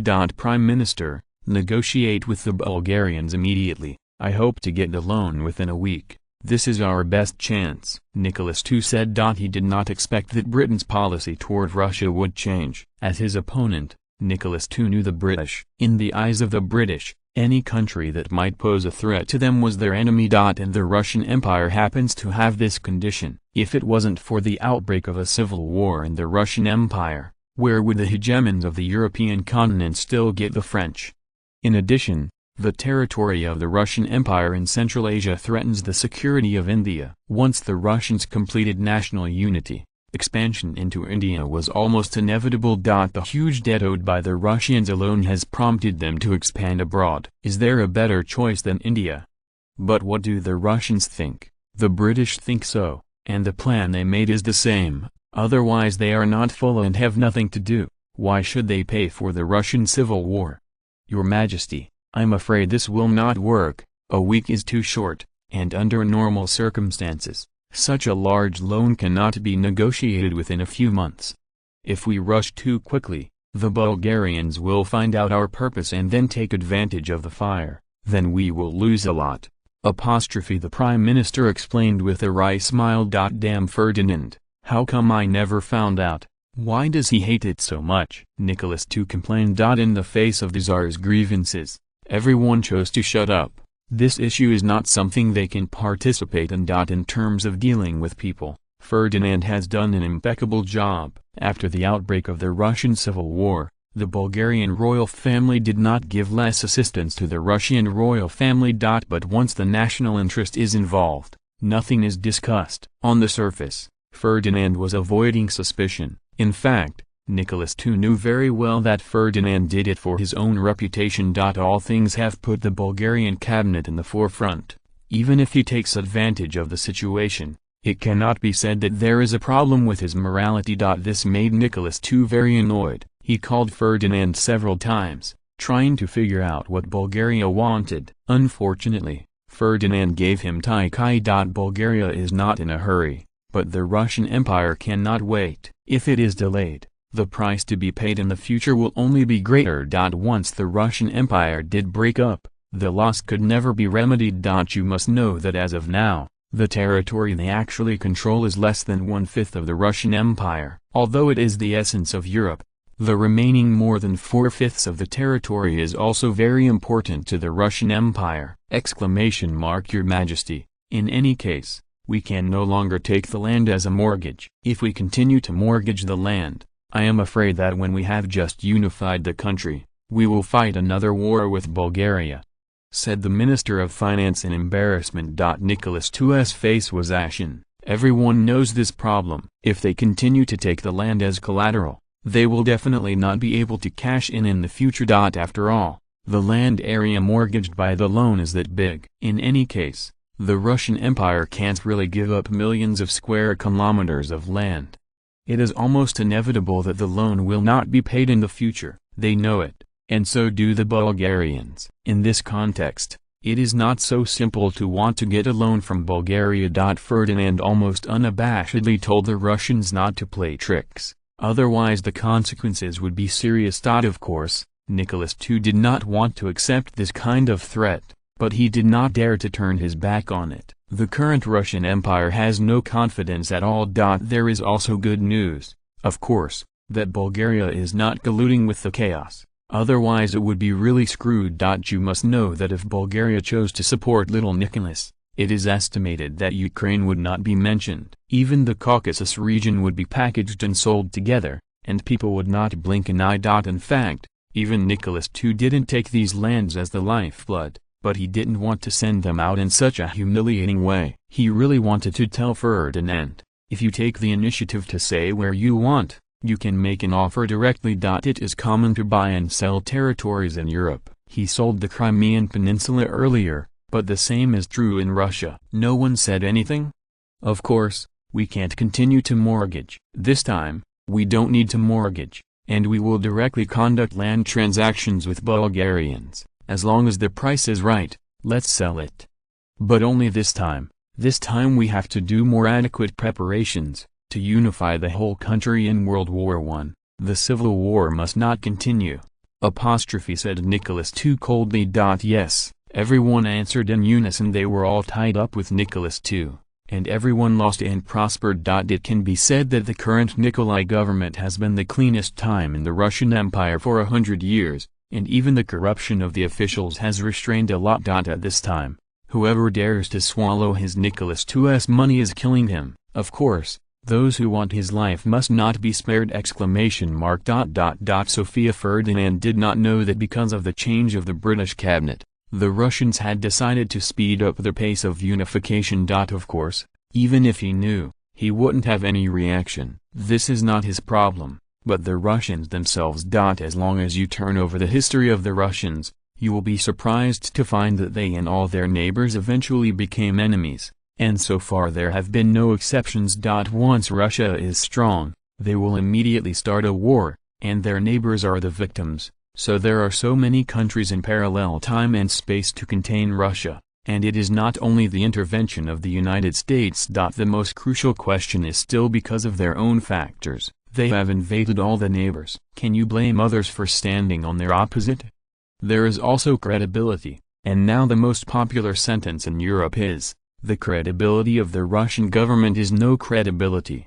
The reason, of course, is that the bonds issued by the Russians did not perform when they matured. From the outbreak of the World War to the present, all the bonds due by the Russians have not been performed. This situation has not only happened to Russia, Bulgaria also had its debts due during the World War and could not perform the contract. It's just that Ferdinand wisely filled this hole by borrowing loans from Britain and France through diplomatic efforts. In the middle, due to the factors of war, the redemption work was delayed, but all the redemption was carried out normally.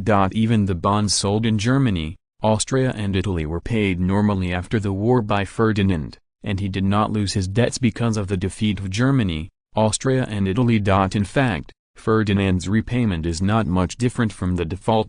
It can only be said that there are skills required for default, such as taking advantage of inflation. In 1914, 100 million francs were worth 100 million leva, while 100 million francs in 1925 were only worth more than 5 million leva. In fact, even the principal has not been repaid enough, but isn't it also making normal repayments according to the original promise? Bonds sold to individuals, you don't need to bear inflation, and you don't have a lot of money, why not use it to build your reputation? If the Russians took it seriously, in fact their credibility wouldn't be so bad. If you can't repay a large amount of debt, you can also repay the personal one first.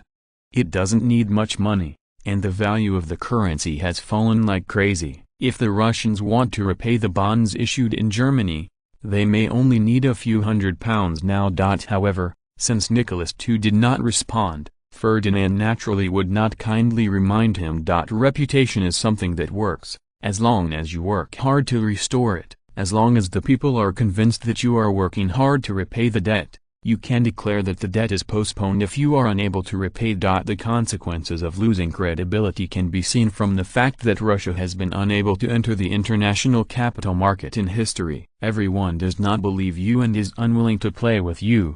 If you are listening to this novel on a channel other than Fanfic World, it means they downloaded and uploaded it without effort. We cordially invite you to visit our channel, Mundo Fanfic Novelist. There you'll find the original version of this story and you can explore many other novels of various genres. We are waiting for you to immerse yourself in a world of incredible novels. Chapter 520, Artifacts. Time flies, and it's time for the year-end inventory. In 1925, it can be said to be a watershed. The full line of the Baghdad Railway was opened to traffic, marking the consolidation of Bulgaria's rule in the Persian Gulf region. The impact in world history is also far-reaching. It laid the foundation for the rise of Bulgaria.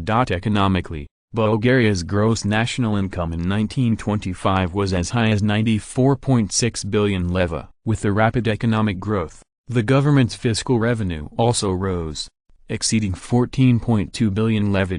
Of course, this is the lev after inflation. If it is converted into the purchasing power before the World War, then it is more than 74 billion lev, just surpassing Germany at its peak. 1914. Not only Bulgaria's economic development speed is unparalleled, but the economic development speed of all countries in the world is very fast, especially the victims of the World War in the European continent. The economic recovery growth rate is even faster. Affected by the deindustrialization of Britain and France, a large amount of cash from the consortium has flowed into the market, and the global economy is booming. What is the growth rate of the world economy? Ferdinand has no economic statistics, and it is difficult to calculate it.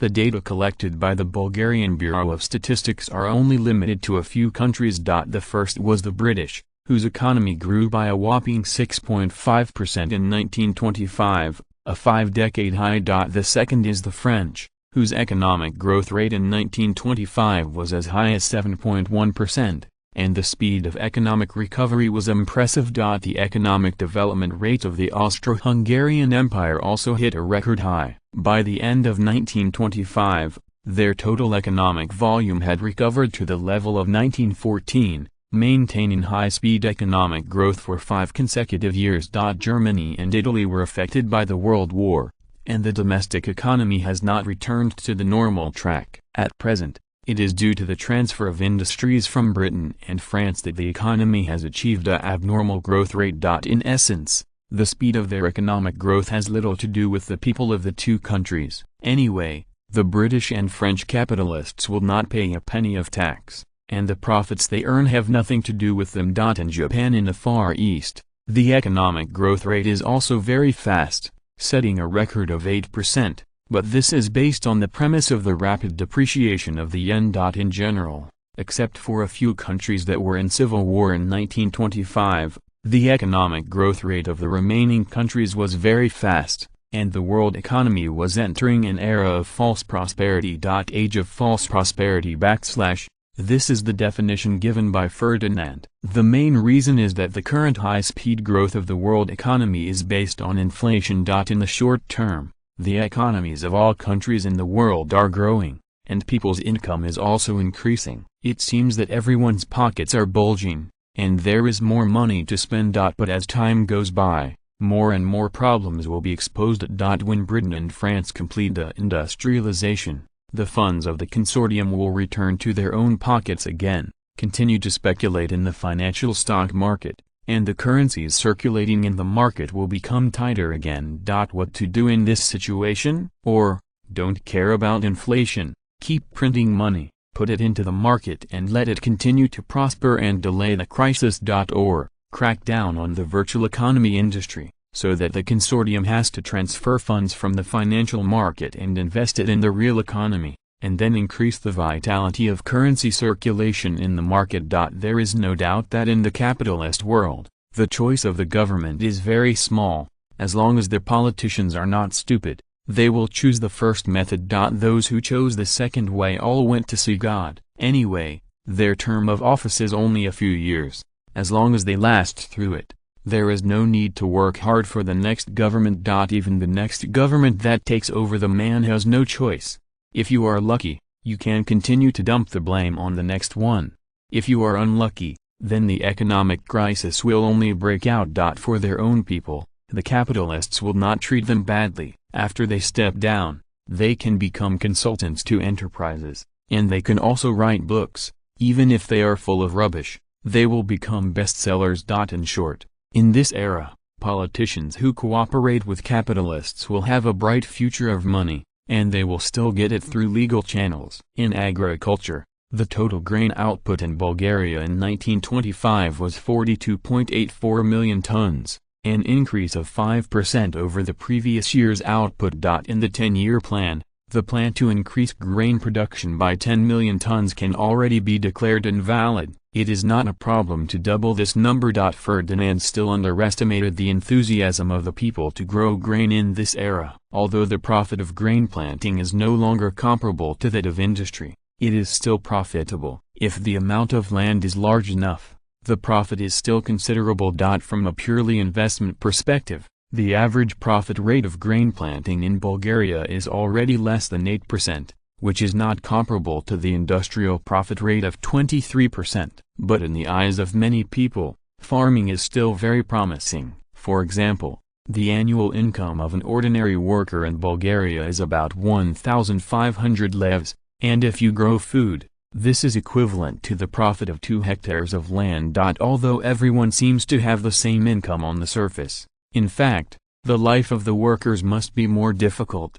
and most of their income is consumed by food, clothing, housing and transportation. On the other hand, farmers don't have to spend so much. The grain, vegetables, and meat can all be produced by themselves, and the house is also built by themselves, which saves a lot of money. Anyway, in Bulgaria, a country with private ownership of land, if you want to build a house, you can report it to the local government. Even if you use 1 million acres of homestead on your own land, The government will not interfere. Land is self-willed, and now many wealthy nobles in Bulgaria are building castles, and their fiefs are large enough to be tossed about. Ferdinand originally intended to interfere, but later gave up. According to the Bulgarian constitution, private property is sacred and inviolable, and people's own land has the right to decide what to do on it. As long as it does not affect the interests of others and endanger the public security of the Taoist society, the government has no right to intervene. Besides, he is also the largest landowner in Bulgaria, and the royal family may own the most land in the world, although most of it is desert. In terms of education, there has not been much change. This is a long-term investment. It is nothing more than an increase in the number of new students enrolled in the compulsory stage. In the field of higher education, 2 universities have been added in 1923. To continue to expand, we will only have to wait until 1927. After. Between quality and quantity, Ferdinand still chose quality. After all, the resources of higher education are limited, and he can only choose to cultivate talents. It is worth mentioning that there are no so-called aristocratic schools in Bulgaria, and Ferdinand did not think about separating classes in education to create unnecessary social conflicts. Education in Bulgaria is very tight in terms of time, mainly military training time of more than 1 month a year, and 2 hours of physical education every day, which take up a lot of time. But this is the traditional culture of the Balkans.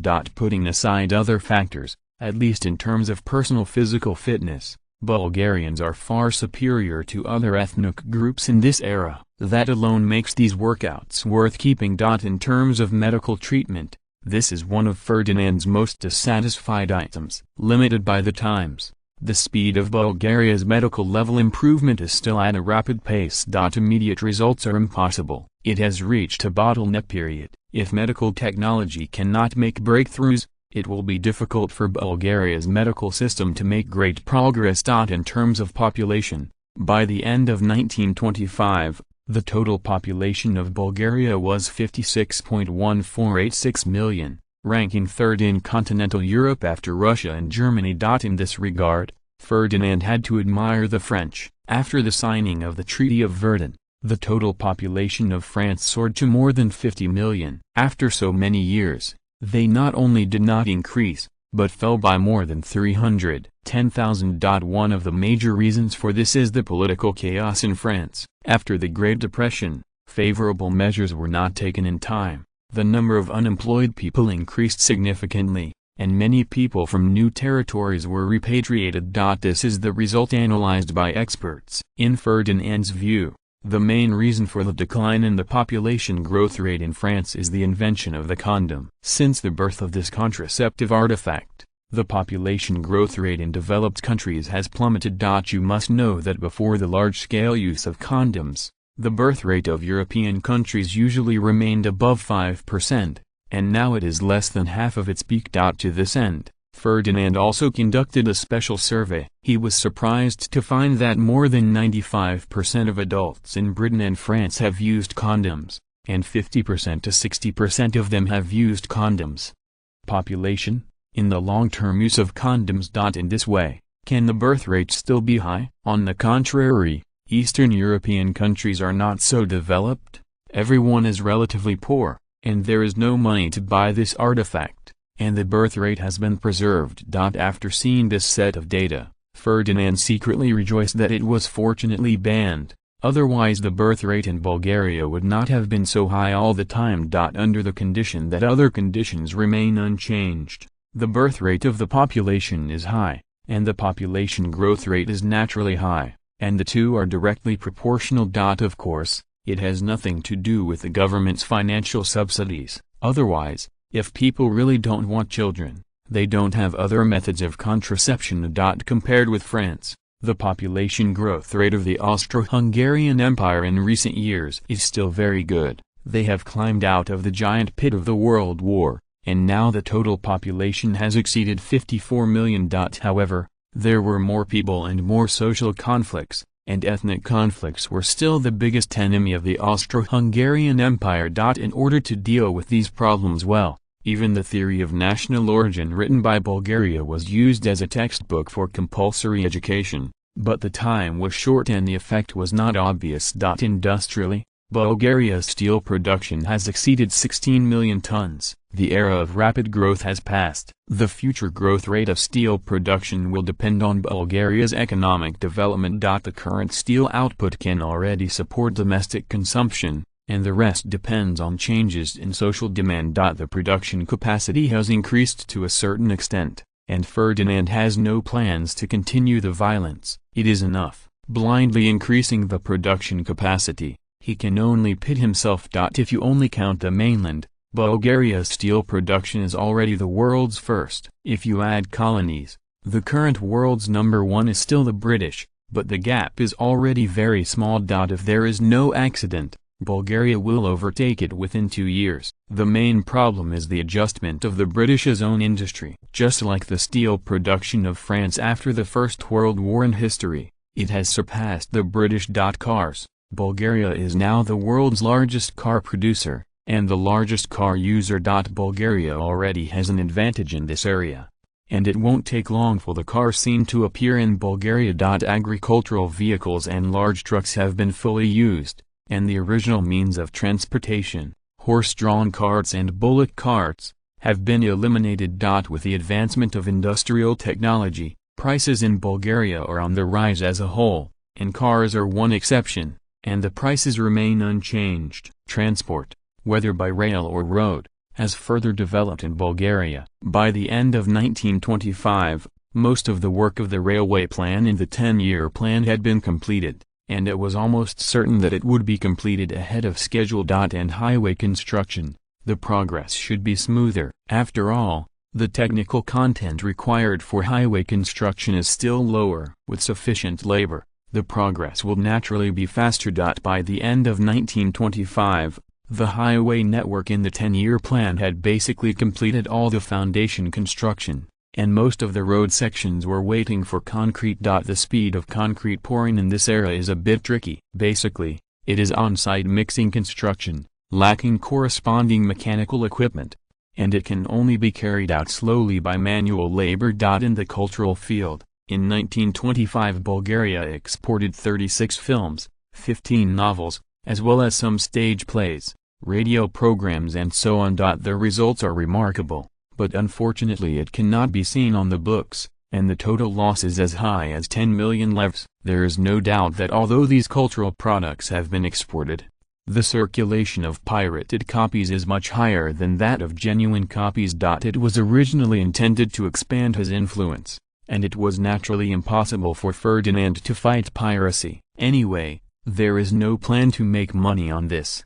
As long as the influence is spread out, his purpose will be achieved. As for whether it is pirated or genuine, it doesn't matter. In the future, the world's largest film and television base has appeared, just in the Rose Industrial Park in Bulgaria. Now Bulgarian directors like to go where to shoot. There is also the mysterious Ankara, which has now become a ghost town, and the Ottomans who hid in Ankara have slowly left. Then Ferdinand waved his hand, and Ankara became the horror capital of the world and the first choice for shooting horror films. Remnants of broken walls and overgrown grass do not need to be decorated. It is a natural horror place and has become the favorite of horror film directors. It can be said that the Bulgarian people are happy in this era. You can watch an open-air movie for a night with only 1 shilling. Of course, you can only go to the cinema during the day, otherwise the videotape will not be projected. In addition to this, there are free radio programs. Yes, many radio programs in this era are paid for. Due to the problem of communication, the audience is usually very limited and can only be supported by fees. Since Ferdinand established a national radio station, this situation has changed, and advertising costs will naturally increase as the number of listeners increases. In other words, he was fired by him. Initially, the radio station was established, but there was not much advertising fee. After all, in Bulgarian advertisements, exaggeration is prohibited, and full responsibility for the content of the advertisement is to be paid. Therefore, many manufacturers do not pay much attention to advertising, especially before seeing the effect of broadcasting. It was not until Ferdinand raised the advertising fee that it caused a sensation. and the initial advertising space was monopolized by himself. The current advertising space bidding is still calculated on an annual basis, and the primetime advertising fee was directly driven up by Ferdinand himself to 15 million levs per second, and then the Bulgarian automobile group became the bidding king. Since then, everyone has begun to pay attention to the advertisements of radio stations. After all, people are blindly obedient. There are so many big companies participating in the bidding, which is enough to prove the value of advertisements. Radio stations are rich, and naturally they have to produce programs carefully. Although there are no competitors, the higher the ratings, the better the effect of advertising, and the higher the advertising fee. Such a simple truth, Ferdinand, is still very clear, and even in order to cultivate everyone's sense of competition, Ferdinand created 7 radio channels at one time. In the internal evaluation, the salary of the program with higher ratings will naturally be higher. If the program ratings have always been at the bottom, it is necessary to consider whether it will be unemployed.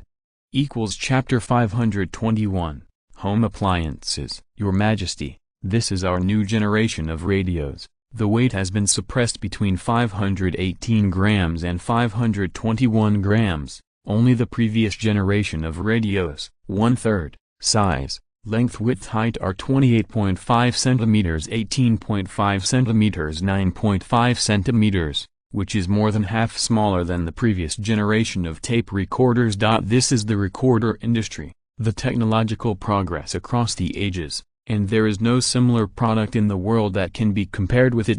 Now we only need one hand, which can be easily picked up, which is convenient for everyone to carry around and listen to the radio and play music anytime, anywhere. The production cost is about 78 levs, which can be further reduced after mass production. We plan to launch it to the market in February, with 5 boxes of videocassettes as a gift, with 3 versions, regular, hardcover, and deluxe. Special explanation, said Ferdinand, just smiled and nodded without making any comments. It is indeed a remarkable technological progress in this era. The tape recorders currently on the market are usually big ones weighing more than 10 pounds, and the ones weighing 3 pounds are already the deluxe version of the previous generation. Limited by the level of technology, it is not easy to compress the volume without increasing the production cost. Since the 1830s, the world's scientific and technological innovation has been transferred from Western Europe to the Balkans. Ferdinand can proudly say that Bulgaria is now leading the scientific and technological progress of mankind. Without the competition between the United States and Germany, Britain and France are keen on the financial industry, and now they have jumped into the giant pit of real estate. It is difficult for Bulgaria not to become the protagonist of the times. If a ranking of scientific and technological innovation is carried out, Bulgaria has been the champion in recent years, and more than half of the world's patented technologies are born here.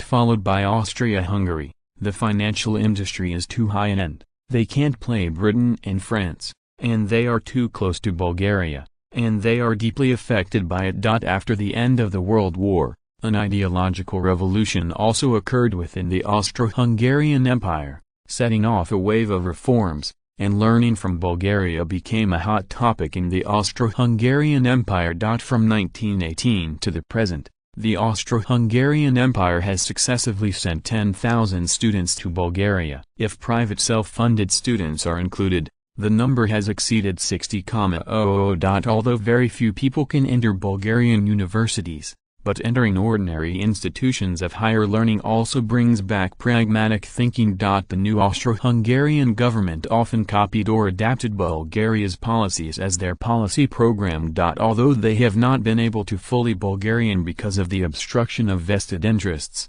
this does not include attaching importance to scientific research investment, an industry that does not affect everyone's interests. Not only the Austro-Hungarian Empire, but many countries around the world have been influenced by Bulgaria, especially small countries. They are more eager to learn from Bulgaria and become a new world power. Ferdinand's butterfly effect has affected the world unknowingly. Unfortunately, many people learn, but few succeed. Ferdinand also did not export the Bulgarian system to the world. He knew that this was unrealistic. Now that the world is almost divided, There are not many countries that can rise against the trend. For example, Brazil, Argentina and Chile, without the repression of the Americans. European countries have also relaxed their repression on South America, and their golden age has come. However, Ferdinand is not optimistic about them, mainly because of internal conflicts. If any of them can take the lead in solving internal problems, then a South American empire is about to rise. Not only them, but any American country now has a chance to rise, but the three of them have a better chance.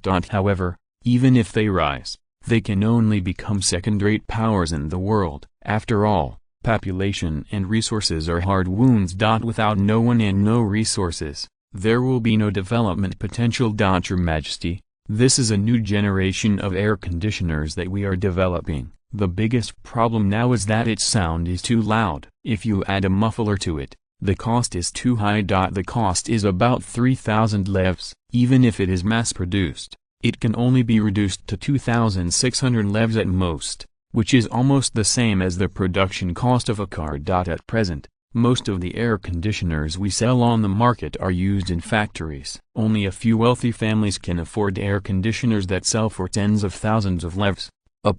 Said Schubert. Why do you have to eliminate the sound? All you need to do is reduce the sound to a certain level without affecting everyone's rest. It is also possible to place the air conditioner outside and pass the wind into the room through the duct. I think this should not be difficult to do.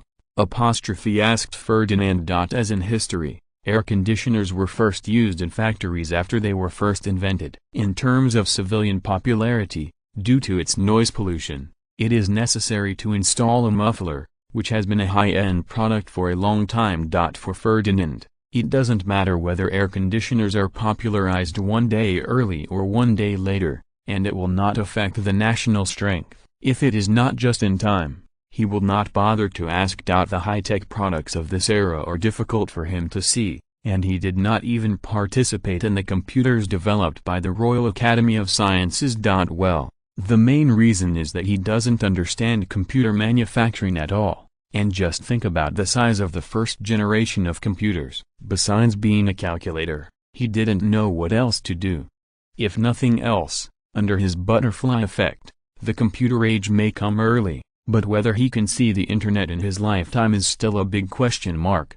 After a short pause, Schubert responded and said, "Your Majesty, you are truly a genius. If you are engaged in scientific research, you must be the best scientist in this era."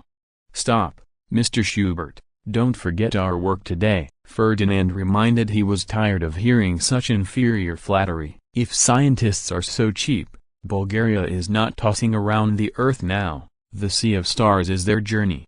"Okay, Your Majesty, next thing you see is our newly invented washing machine." Schubert quickly adjusted his mind. "Isn't the washing machine invented long ago?" Ferdinand asked suspiciously. "Your Majesty, those are steam-type washing machines. They are all big ones. What we are now inventing is a front-loading type washing machine, which will free many of our laundry workers from heavy labor," Schubert explained. Ferdinand nodded. The most commonly used in future generations is the front-loading washing machine. It's embarrassing to say, before the crossing, the washing machine and air conditioner were all home appliances, and he couldn't use them. On the contrary, in this era, it was used in advance! As a country rising in the second industrial revolution, the electrification industry has always been a core industry in Bulgaria. Automobiles, internal combustion engines, tape recorders, air conditioners,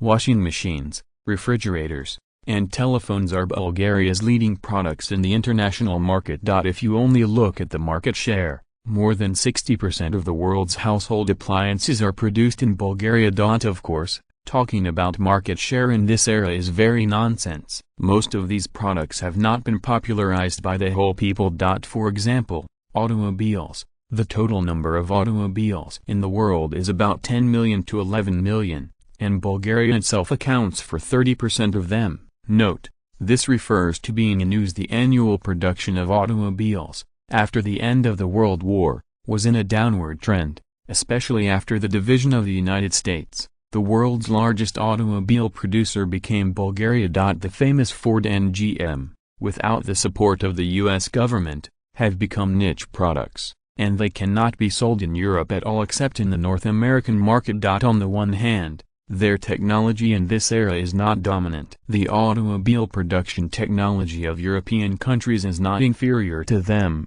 and even many technologies are still higher than them. On the other hand, after the United States split, many raw materials need to be imported, their production costs have risen sharply, and the domestic market has shrunk sharply. After independence, all states in the United States have added a creature called tariff, and the cost of commercial circulation has increased significantly. At the same time, the purchasing power of the people has also declined, and the market has shrunk. There is also the issue of concept. American products have always been the endorsement of counterfeit goods. Historically, they successfully entered the international market with the relationship of World War I, and gradually took off the hat of the cottage kingdom. In this time and space, there is obviously no such opportunity. The World War has nothing to do with them, and they have never entered the global market. The same price, the same performance, normal people will give preference to European products, even in the United States. This is the sequelae of the cottage. Everyone is ruined by the inferior products of unscrupulous profiteers. Even if the performance is the same, everyone thinks that the quality of imported products is better. But in this day and age, even in the future, in any case, imported goods are indeed more reliable in terms of quality. Few companies will sell particularly inferior products to the international market. In addition to destroying the brand, it is difficult to make money under the competition of similar products! https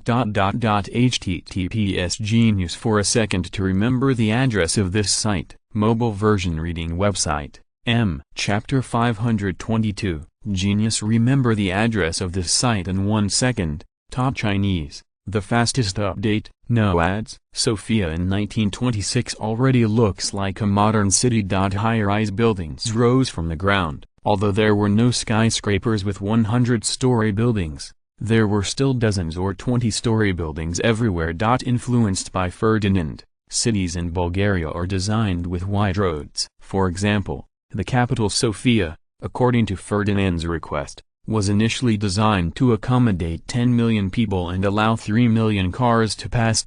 Even the office areas of various industries are distributed in different areas, which are generally organized, which is also a characteristic of Bulgaria. The total population of Sofia has now exceeded 3 million. It is the largest city in Bulgaria and the third largest city in Europe after London and Paris. Here refers to Greater Paris.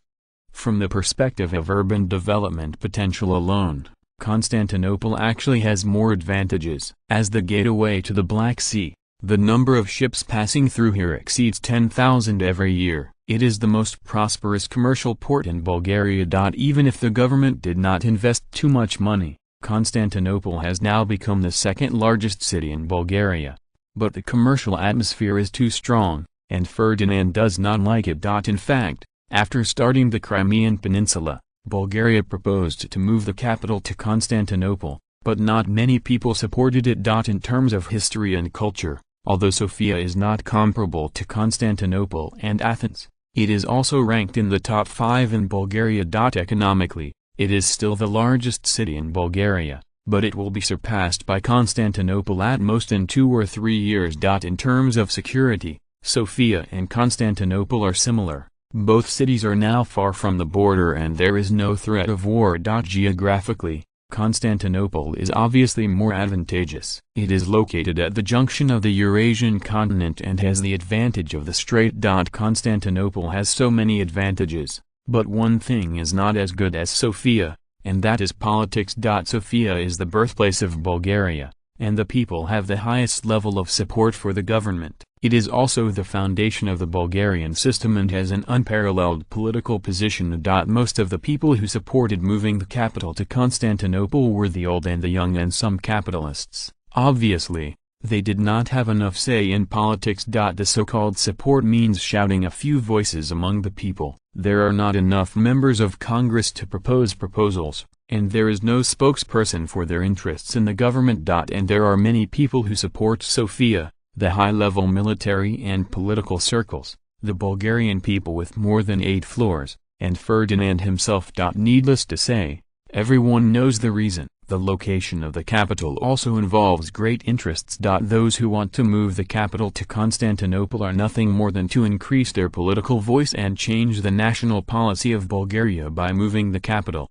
As early as before the end of the World War, there were discussions about moving the capital, such as moving the capital to Belgrade, which means that the strategic goal of Bulgaria is the European continent, and the Austro-Hungarian Empire will definitely not survive a war. Another example, moving the capital to Athens marks that Bulgaria will compete for hegemony in the Mediterranean Sea, and the maritime strategy will become the core strategy of Bulgaria in the future. There is also a proposal to move the capital to Bucharest, which means the end of the honeymoon period between Bulgaria and Russia. And Bulgaria's next strategy is to attack Russia. Could Ferdinand change Bulgaria's focus now? Obviously it is impossible. If the capital is moved to Constantinople, wouldn't it provide a platform for the capitalists and the old and young to come to power? Even if Ferdinand can agree, it would not pass through the country, which marked the collapse of the current Bulgarian system and the entry into the era of capitalism. To move the capital against the people of the whole country, only idiots can do it, just like many people say why the British didn't move the capital to America and the Spaniards didn't move the capital to South America. It's not that they don't know the benefits of moving the capital, the problem is that the consequences are so serious that no one can afford it. In contrast, when Bulgaria moved its capital to Constantinople, it didn't even have actual interests. Apart from being good-looking, it was to make trouble for itself. No one stipulates that the capital of a country must be in the most developed city, which means a waste of resources. If possible, Ferdinand would not mind moving the capital to a small city where birds and flowers are fragrant, away from the bustling metropolis. Sofia is now industrialized.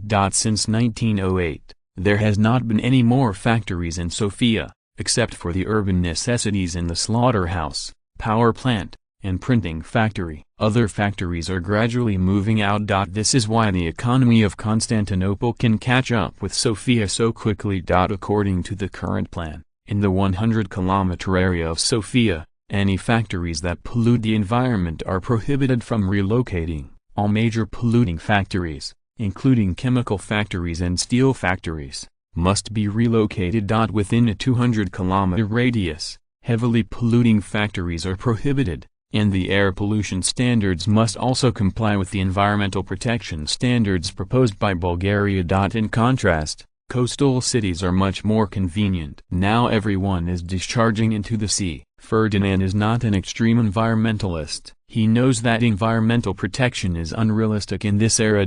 Protect the environment around Sofia, that is, he lives in Sofia, and he can't even pit himself. As a price, by 1930, Sofia will become a metropolis with basically no industrial pollution. The urban economic development has been delayed for at least 20 years, and the economic losses are as high as tens of billions of leva. It is impossible to promote it to the whole country. It is better to let Britain and France play with such a high-level thing as deindustrialization.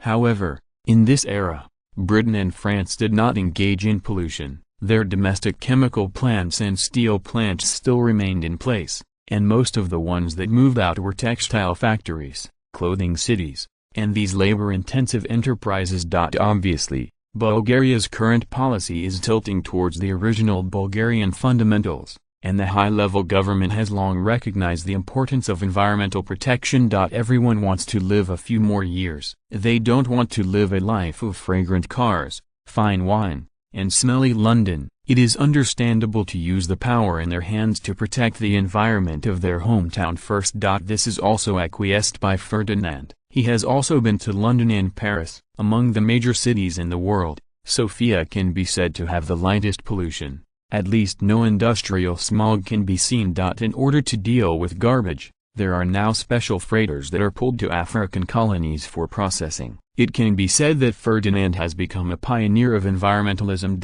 Of course, this is only limited to the mainland. The colonial garbage is piled up like a mountain. Basically, it is directly incinerated, and it is not directly dumped on the ground, even if his morality is noble. Your Majesty, The Russians have taken the bait. They have officially invited us to discuss the issue of land transactions, Medvedev said happily for the Ministry of Foreign Affairs. This is almost a political achievement delivered to the door. For him personally, being able to add another addition to his resume is something to celebrate. Although he has been hailed as the most outstanding diplomat of the 20th century, who would take too much credit for himself, in Bulgaria, there is no such thing as a high-profile leader. So Medvedev naturally wants to make more achievements.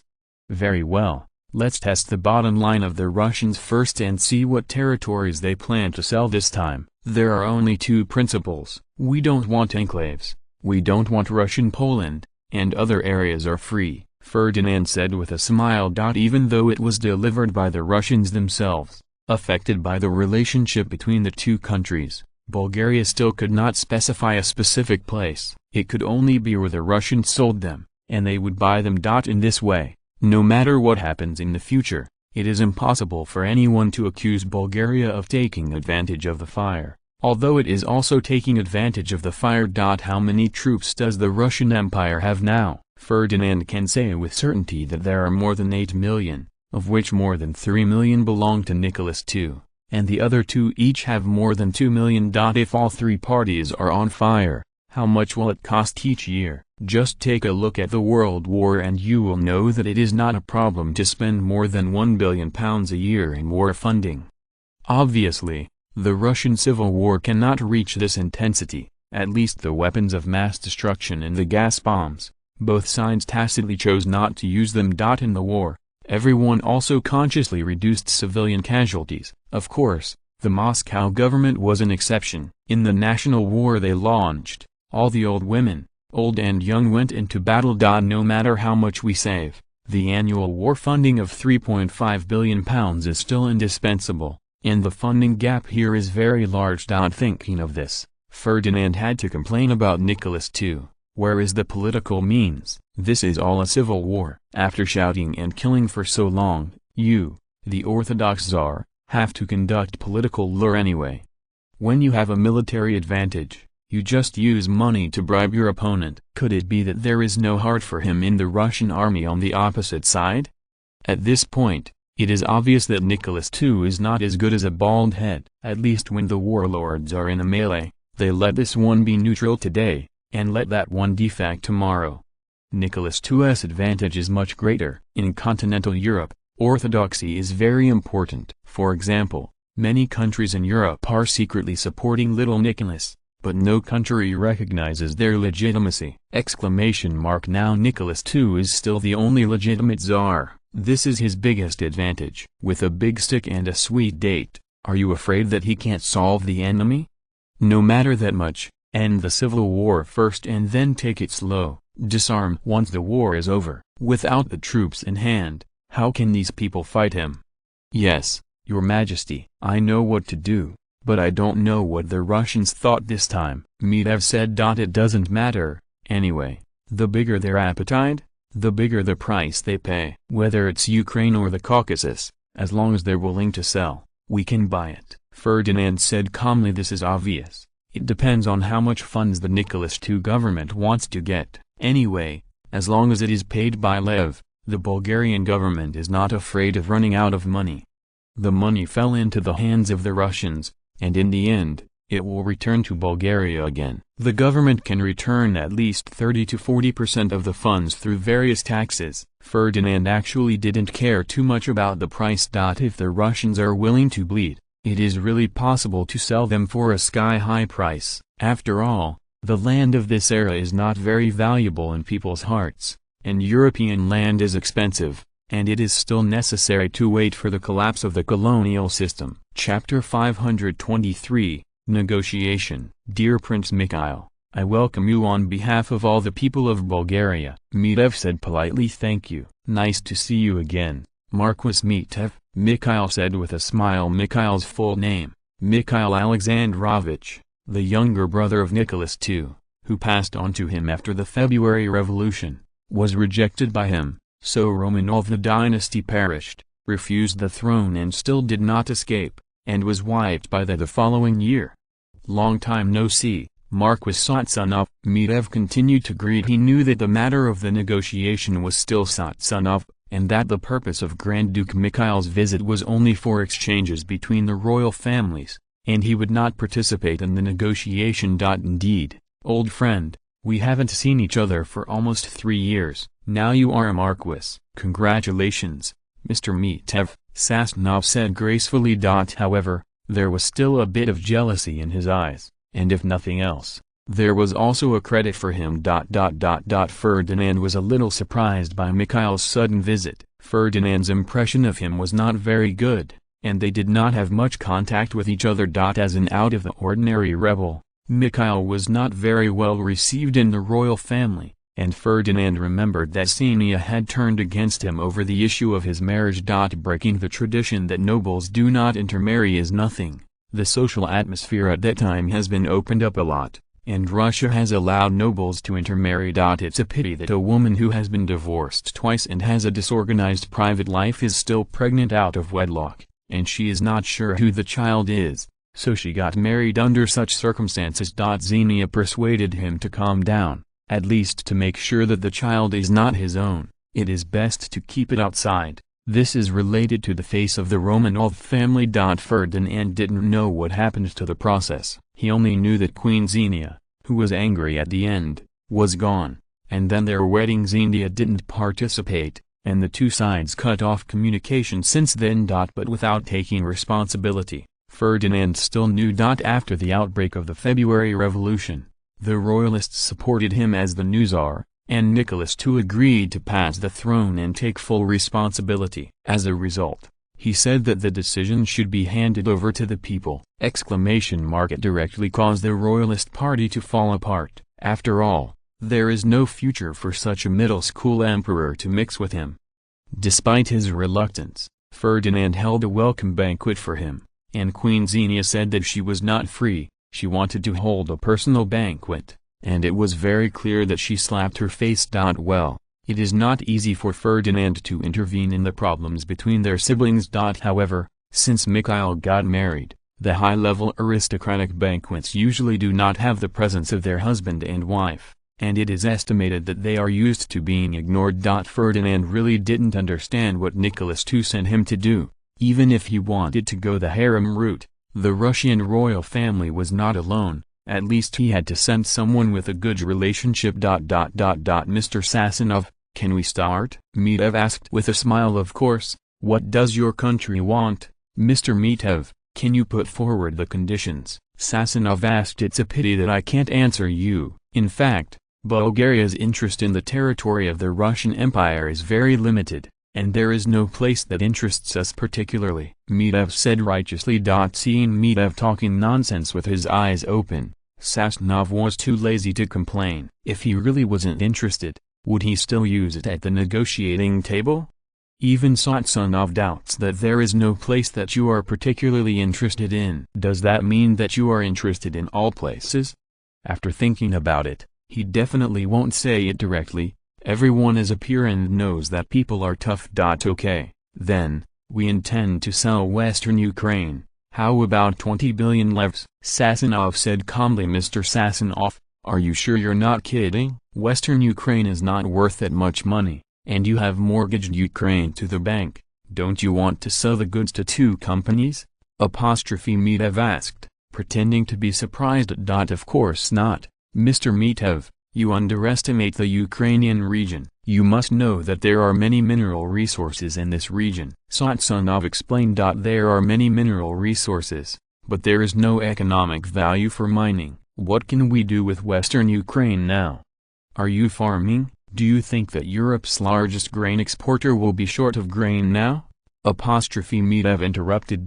This is not Mitev's nonsense. Western Ukraine includes Bukovina and Carpathians, parts of Ruthenia and Lviv, Przemysl, Koroil, Stanislavia. These areas are not all in the hands of the Russians. Bulgaria and the Austro-Hungarian Empire both control part of them. In fact, the area controlled by the Russians is only 100,000 square kilometers. Mitev is too lazy to ask the specific scope of Western Ukraine. No matter how to increase it, it will not increase too much. In any case, The transaction price of the land this time is definitely not as high as the previous unit price. There is no strategic value. How can it be possible to want Bulgaria to pay a high price?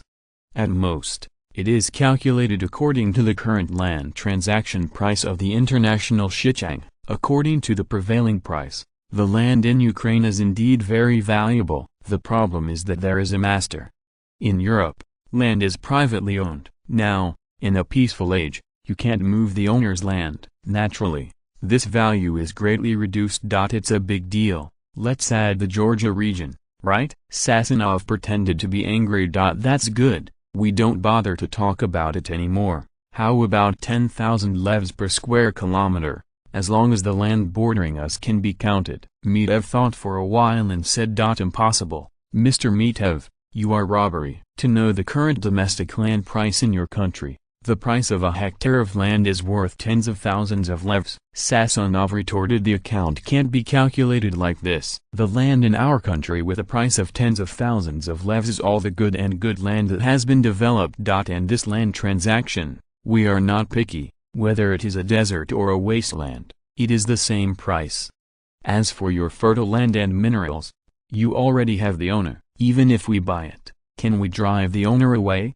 If you can drive away all the owners of the land, then we can calculate it directly based on the area of cultivated land. What do you think? Mitev asked rhetorically. This is impossible. Private property is sacrosanct. But the price you gave is too low. How about 100,000 levs per square kilometer, so everyone can accept it? Sasanov said righteously. Impossible. No one in the whole world dares to take over such a high price. Why don't you ask the Austro-Hungarian Empire to see if they will accept your conditions? Mitev retorted. Do you still ask this question? Of course not. If it were an option, it is estimated that the Austro-Hungarian Empire would happily accept the land transaction case of tens of thousands of square kilometers. But now the land is bundled and traded in such a way that the Austro-Hungarian government will not touch it as long as it has no brains. The ethnic issues in their country are already troublesome enough, and if some Slavs are added in, the situation in the Austro-Hungarian Empire that has finally been stabilized will soon be turbulent again. The most important thing is that they have no money. As a loser in the World War, the Austro-Hungarian government is also heavily in debt. If Britain and France did not need them to check and balance Bulgaria and the Russian Empire, it is estimated that they are not much better than Germany and Italy now. How about 90,000 levy per square kilometer? Sasanov thought for a while and said, if we let us choose the land, 90,000 levs per square kilometer can still be considered. Mitev replied without hesitation. It's impossible. If you let your country choose, you won't be able to buy it for 90,000 levs. Sasanov refused without hesitation. Mr. Sasanov, you can calculate the current price of land transactions within the Russian Empire, and the current land in your country is less than 5,000 levy per hectare. If the cultivated land area of your country is divided by the land area, the proportion is less than 1/3. The upper and lower fields and the middle fields, after comprehensive conversion, may not be worth 8,000 levs per square kilometer of arable land. Then we calculate the mineral resources. Your country's mineral resources are really rich, but they have little mining value. Divide your total mineral value by the land area. On average, the price of mineral resources per square kilometer is about 1,000 columns, between if and 1,500 levs. Then calculate your grassland and forest resources. The average value per square kilometer is less than 500 levs. Based on this calculation, then we give an estimate of 10,000 levs per square kilometer of land, which is very reasonable. This is the result of a comprehensive evaluation based on our actual situation. Mitev said calmly. Sasanov was dumbfounded. Why did he not know these materials, how to judge the authenticity, and how did Bulgaria get it? Obviously he didn't know that this was Mitev's stolen concept, and these prices are the prices inside the Russian Empire now. During the war years, these real estates could not be effectively developed, so they were naturally worthless. The average data was naturally much lower than the actual value. Otherwise, according to Bulgarian valuations, the entire Russian Empire is worth less than 300 billion levs. How is this possible?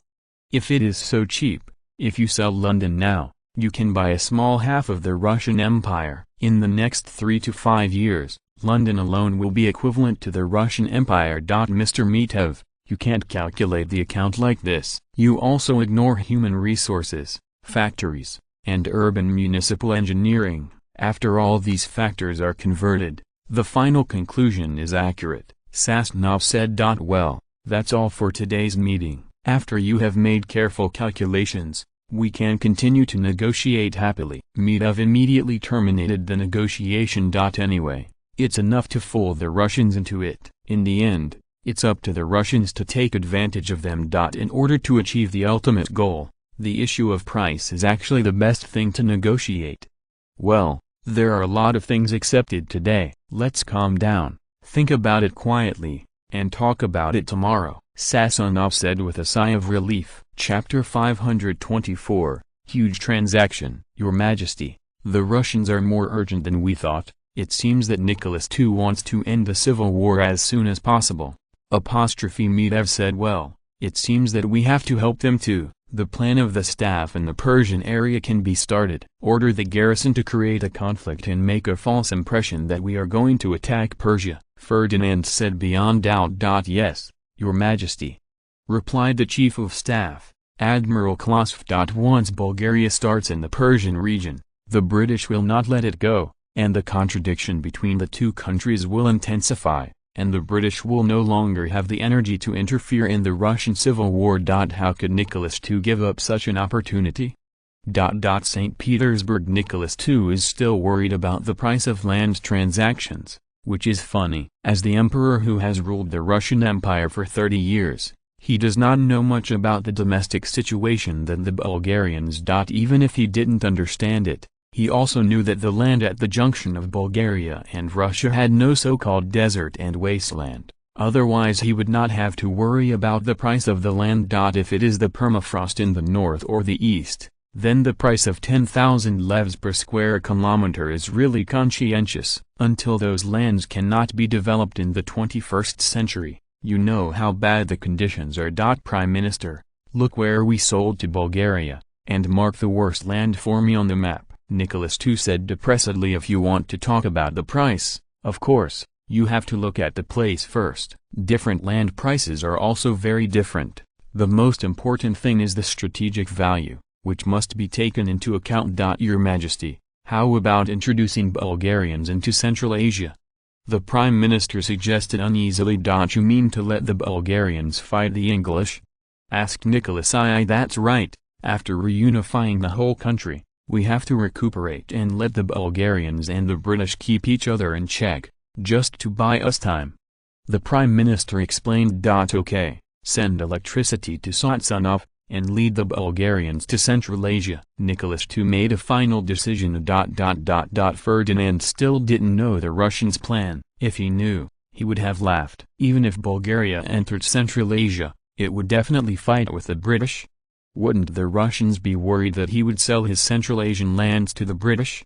It doesn't seem to be possible. The British are not interested in the grasslands. They are safe and bordered by bears. It is estimated that few people can sleep peacefully.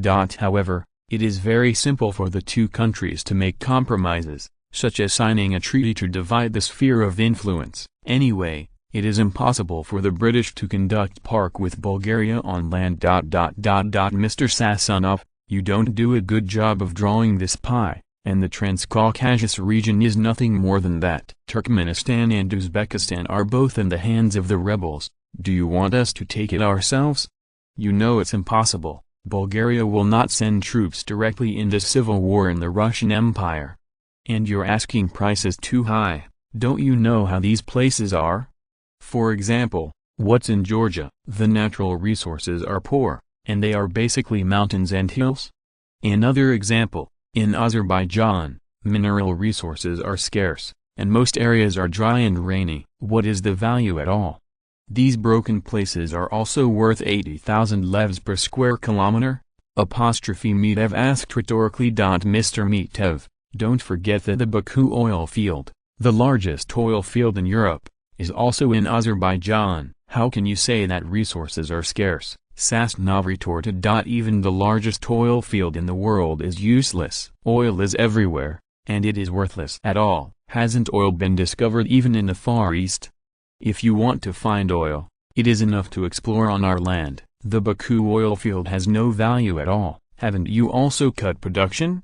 Medvedev asked rhetorically. Are oil resources valuable? There must be. As a new energy for future industrial development, how can there be no value?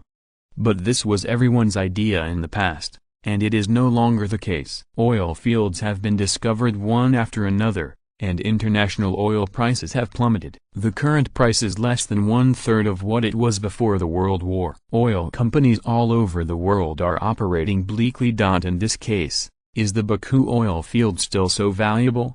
Okay, Mr. Medvedev, what do you think are suitable places? Sassanov asked. Ukrainian region plus the Caucasus region. How about the new one I propose to be bounded by the Volga?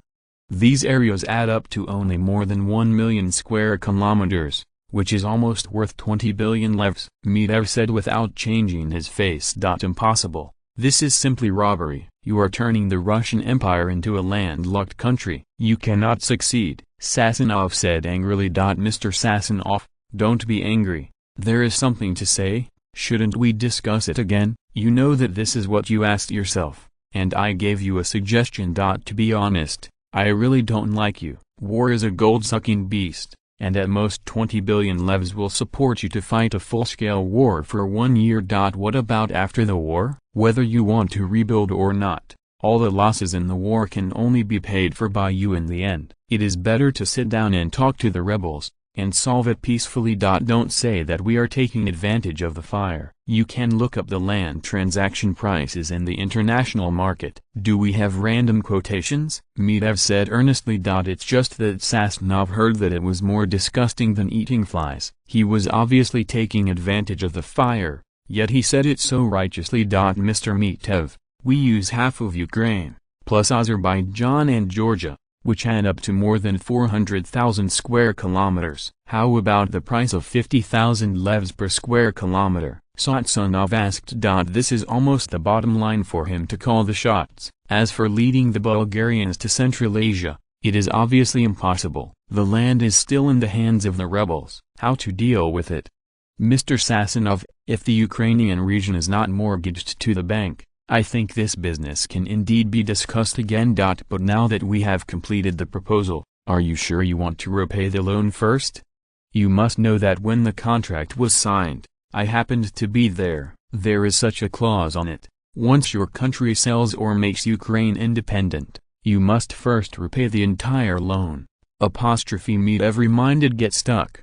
Sassanov suddenly understood. I am afraid that during the last negotiation, the Bulgarians had already dug a hole and waited for them to jump into it. Okay, let's replace Ukraine with the Caucasus. We will use the Volga River, the area south of the Zimlyansk Reservoir, and the West Kazakhstan region east of the Ural River. About 680,000 square kilometers, at a price of 34 billion lev, Sassanov said gloomily. West Kazakhstan, east of the Ural River, is basically desert, and Mr. Sassanov's 200,000 to 300,000 square kilometers of land is absolutely worthless. It's better to kick these places out. We only need the Caucasus region, and the price is 15 billion levs, which is already an exorbitant price. Medvedev said yes, in terms of economic value alone, this is indeed a sky-high price. Affected by the civil war, people's livelihoods in these areas have withered, cities have turned into ruins, and local finances have long been unable to make ends meet. However, in this way, the border between Bulgaria and Russia reaches Volgograd, Stalingrad, the southern granary of the Russian Empire. Of course, the current Russian Empire doesn't care about this granary. They still have more granaries, such as the Eastern European Plain, 4 million square kilometers, the Ukrainian Plain, 1.9 million square kilometers, and the Siberian Plain, 2.6 million square kilometers. Origin. Of course, not all of these areas are suitable for agricultural production. Among them are the prairie. The climate in some areas is harsh, and only one season can be planted each year, and most of them have been abandoned by the Russians. However, the area of arable land suitable for food production will not be less than 2.6 million square kilometers in total. It can be said that the geographical conditions of the Russian Empire in this era are really unique, second only to the Kingdom of Heaven. No, didn't Mr. Medvedev say that you don't choose? Why are you picking the thin again now? Satsanov said dissatisfiedly. If the unit price is 10,000 levs per square kilometer, I'm not picky. Even if you pack the entire Central Asia region together, we don't mind taking over the whole thing, Medvedev said calmly. After bargaining, Satsanov finally packaged it together with the desert to Bulgaria at a price of 38,000 levs per square kilometer. If this part of the desert is kicked out, the average price of land within a square kilometer will exceed 65,000 levs, which was a sky-high price at the time. The total price is as high as 26 billion leva, which is the highest priced land transaction in the history of the world, and the whole world is in an uproar. Of course, it can't be so simple. Ferdinand is not a fool. How could he give this price? If it is the Ukraine region, it is similar, and the Caucasus region is not worth so much money unless the essence of the Volgograd region is added. The proviso is that the Grand Duchess of Siena has become the Grand Duke of the Caucasus and the Grand Duke of Ukraine. If the Russian Empire is unable to repay the bank loan in the future, the Ukrainian region will be transferred to the Bulgarian royal family at the price of 20 billion levs plus the bank debt.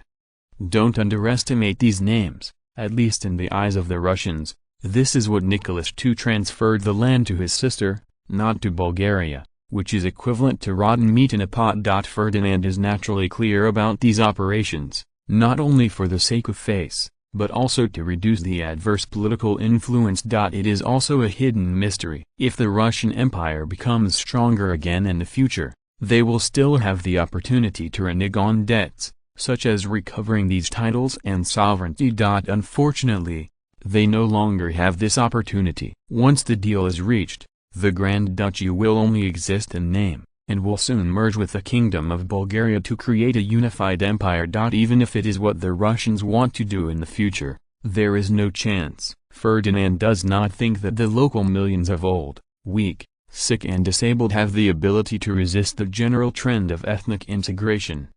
Different from the previous transactions, this time the land transaction case caused panic in the government of Cloth and the small Nicholas government. Nicholas II has money in his hands, so their life will not be easy.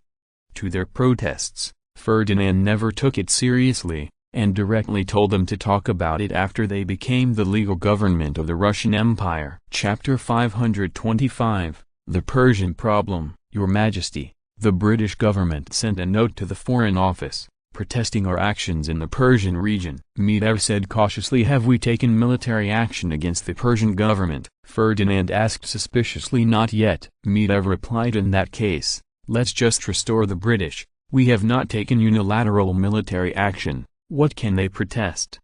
Does Bulgaria conduct a military exercise on its own territory and report to them? Ferdinand said calmly. Yes, Your Majesty. Medvedev replied, there is nothing wrong, although it is preparing to take military action, but it is not a violation of the agreement until it is implemented. Since the agreement has not been violated, what is there to explain? London. Since Stanley Baldwin moved to Downing Street, his mood has not been better for a few days. Domestic workers are on strike, and Bulgaria, France, and Japan are all about to move internationally. Prime Minister, we must take decisive action to let the Bulgarians know that we are strong, Chancellor Churchill said angrily. Mr. Churchill, what do you think we should do? A direct war with the Bulgarians? With all due respect, with your level of military capability, I'm afraid you don't have the right to speak. Retorted the Minister of State. This is not nonsense. As a mouthgun expert, the commandability in the military is infinitely equal to zero. When commanding the Navy, he was overwhelmed by the Germans' infinite submarine warfare. After he stepped down, the next Minister of the Navy quickly solved the problem. When he was in command of the army, he also lost his soldiers and lost his generals. He almost became a prisoner himself. In fact, It was also the consequence of his actions against military orders. If it wasn't for his strong background, who pushed the blame to his superiors, he would have gone to a military court long ago. In Stanley Baldwin's cabinet, Churchill, the Chancellor of the Exchequer, can be said to be out of place. He seems to have joined in order to bring down the power. Many times they wondered if Churchill was an undercover agent sent by a rival to stumble them. History has proven, yes. It's just that it wasn't sent by someone else. He himself was sabotaging and creating conditions for himself to ascend. For example, commanding the army without authorization to suppress workers' strikes, resulting in very serious political consequences. Then he patted his ass and walked away, and the Stanley Baldwin government had to deal with the aftermath. Stanley was only a few months into his first term as Prime Minister before he stepped down. Before becoming Prime Minister, Churchill had at least 3 cabinets, which can be said to have brought the talent of politicians to the extreme. Why is the British Empire still afraid of a little Bulgaria? If we don't take action, won't the outside world think that our British Empire has fallen, and that all cats and dogs can come and step on it? Churchill said with a sneer. The problem is that the Bulgarians did not violate our agreement. As it stands, they are just trying to intimidate the Persian government. Is it really worth it if we go directly to Bulgaria for such a trivial matter? Now the people do not want war to break out, and in the Persian region I also think that our army can win against Bulgaria.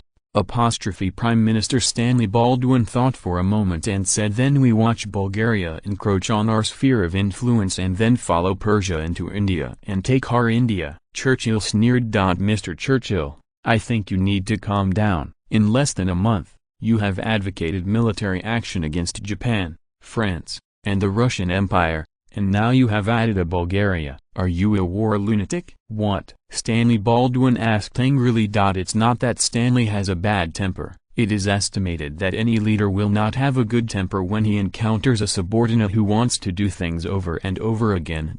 He would have kicked Churchill out of the cabinet long ago had it not been for mediating disputes within the party. Churchill hated Bulgaria. Do not.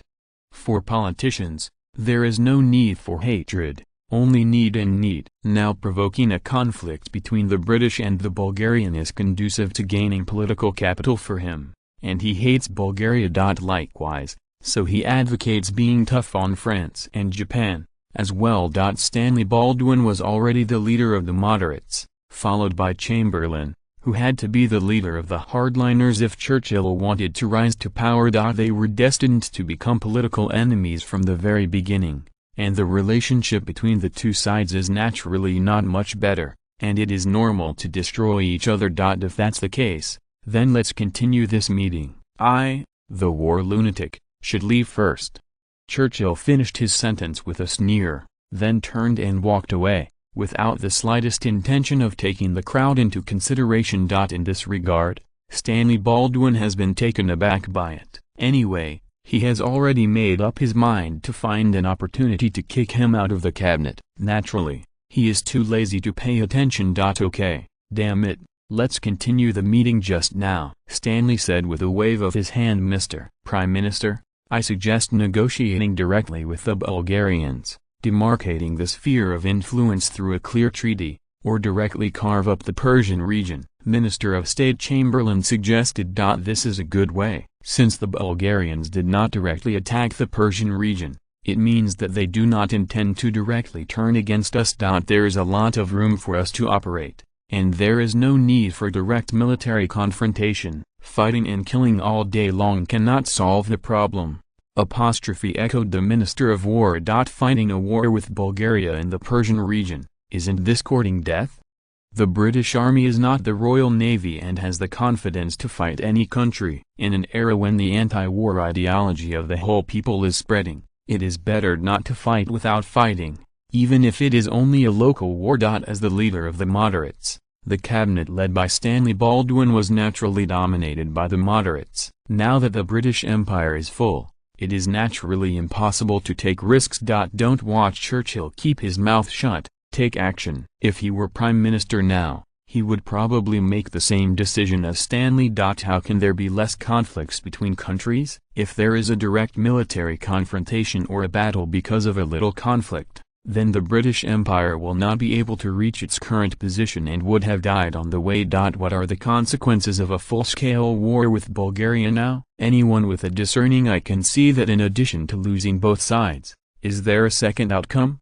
The First World War has educated politicians all over the world. Whether the war is very cruel, just look at the Russian Empire. It is obviously a victorious country, but unfortunately it does not seem to be any different from the defeated country. Even France just won the face. The huge war indemnity cannot make up for their loss of strength. You must know that the comprehensive national strength of the French before the outbreak of the war was at least half that of the British. And now even 1/3 is not anymore. The controversy in London quickly reached Ferdinand, which did not surprise him. In his previous life, he also heard a lot of rumors that Churchill was an American spy. Even in this time and space, it is impossible to confirm the authenticity of the news, but Churchill's opposition to attacking the United States is indeed true. But he is alone. Ferdinand was more willing to believe that the Americans had bought Churchill at a great price, or seized on him and threatened him to make certain decisions. After all, Churchill's policy of making wedding dresses for the United States is too much, to an unacceptable level, and it is easy to misunderstand that Americans have raised his status so high in later generations. As a gravedigger of the British Empire, how can it be worthy of such a high valuation? This is obviously abnormal. A loser has become the greatest prime minister in British history. Is this a joke of history? End of this chapter. Thank you very much for reaching the end. Don't forget to like. Looking for more exclusive content and immediate access? Subscribe to our Patreon. Remember, every like, subscription, or donation encourages us to continue. Thanks to everyone. See you in the next video.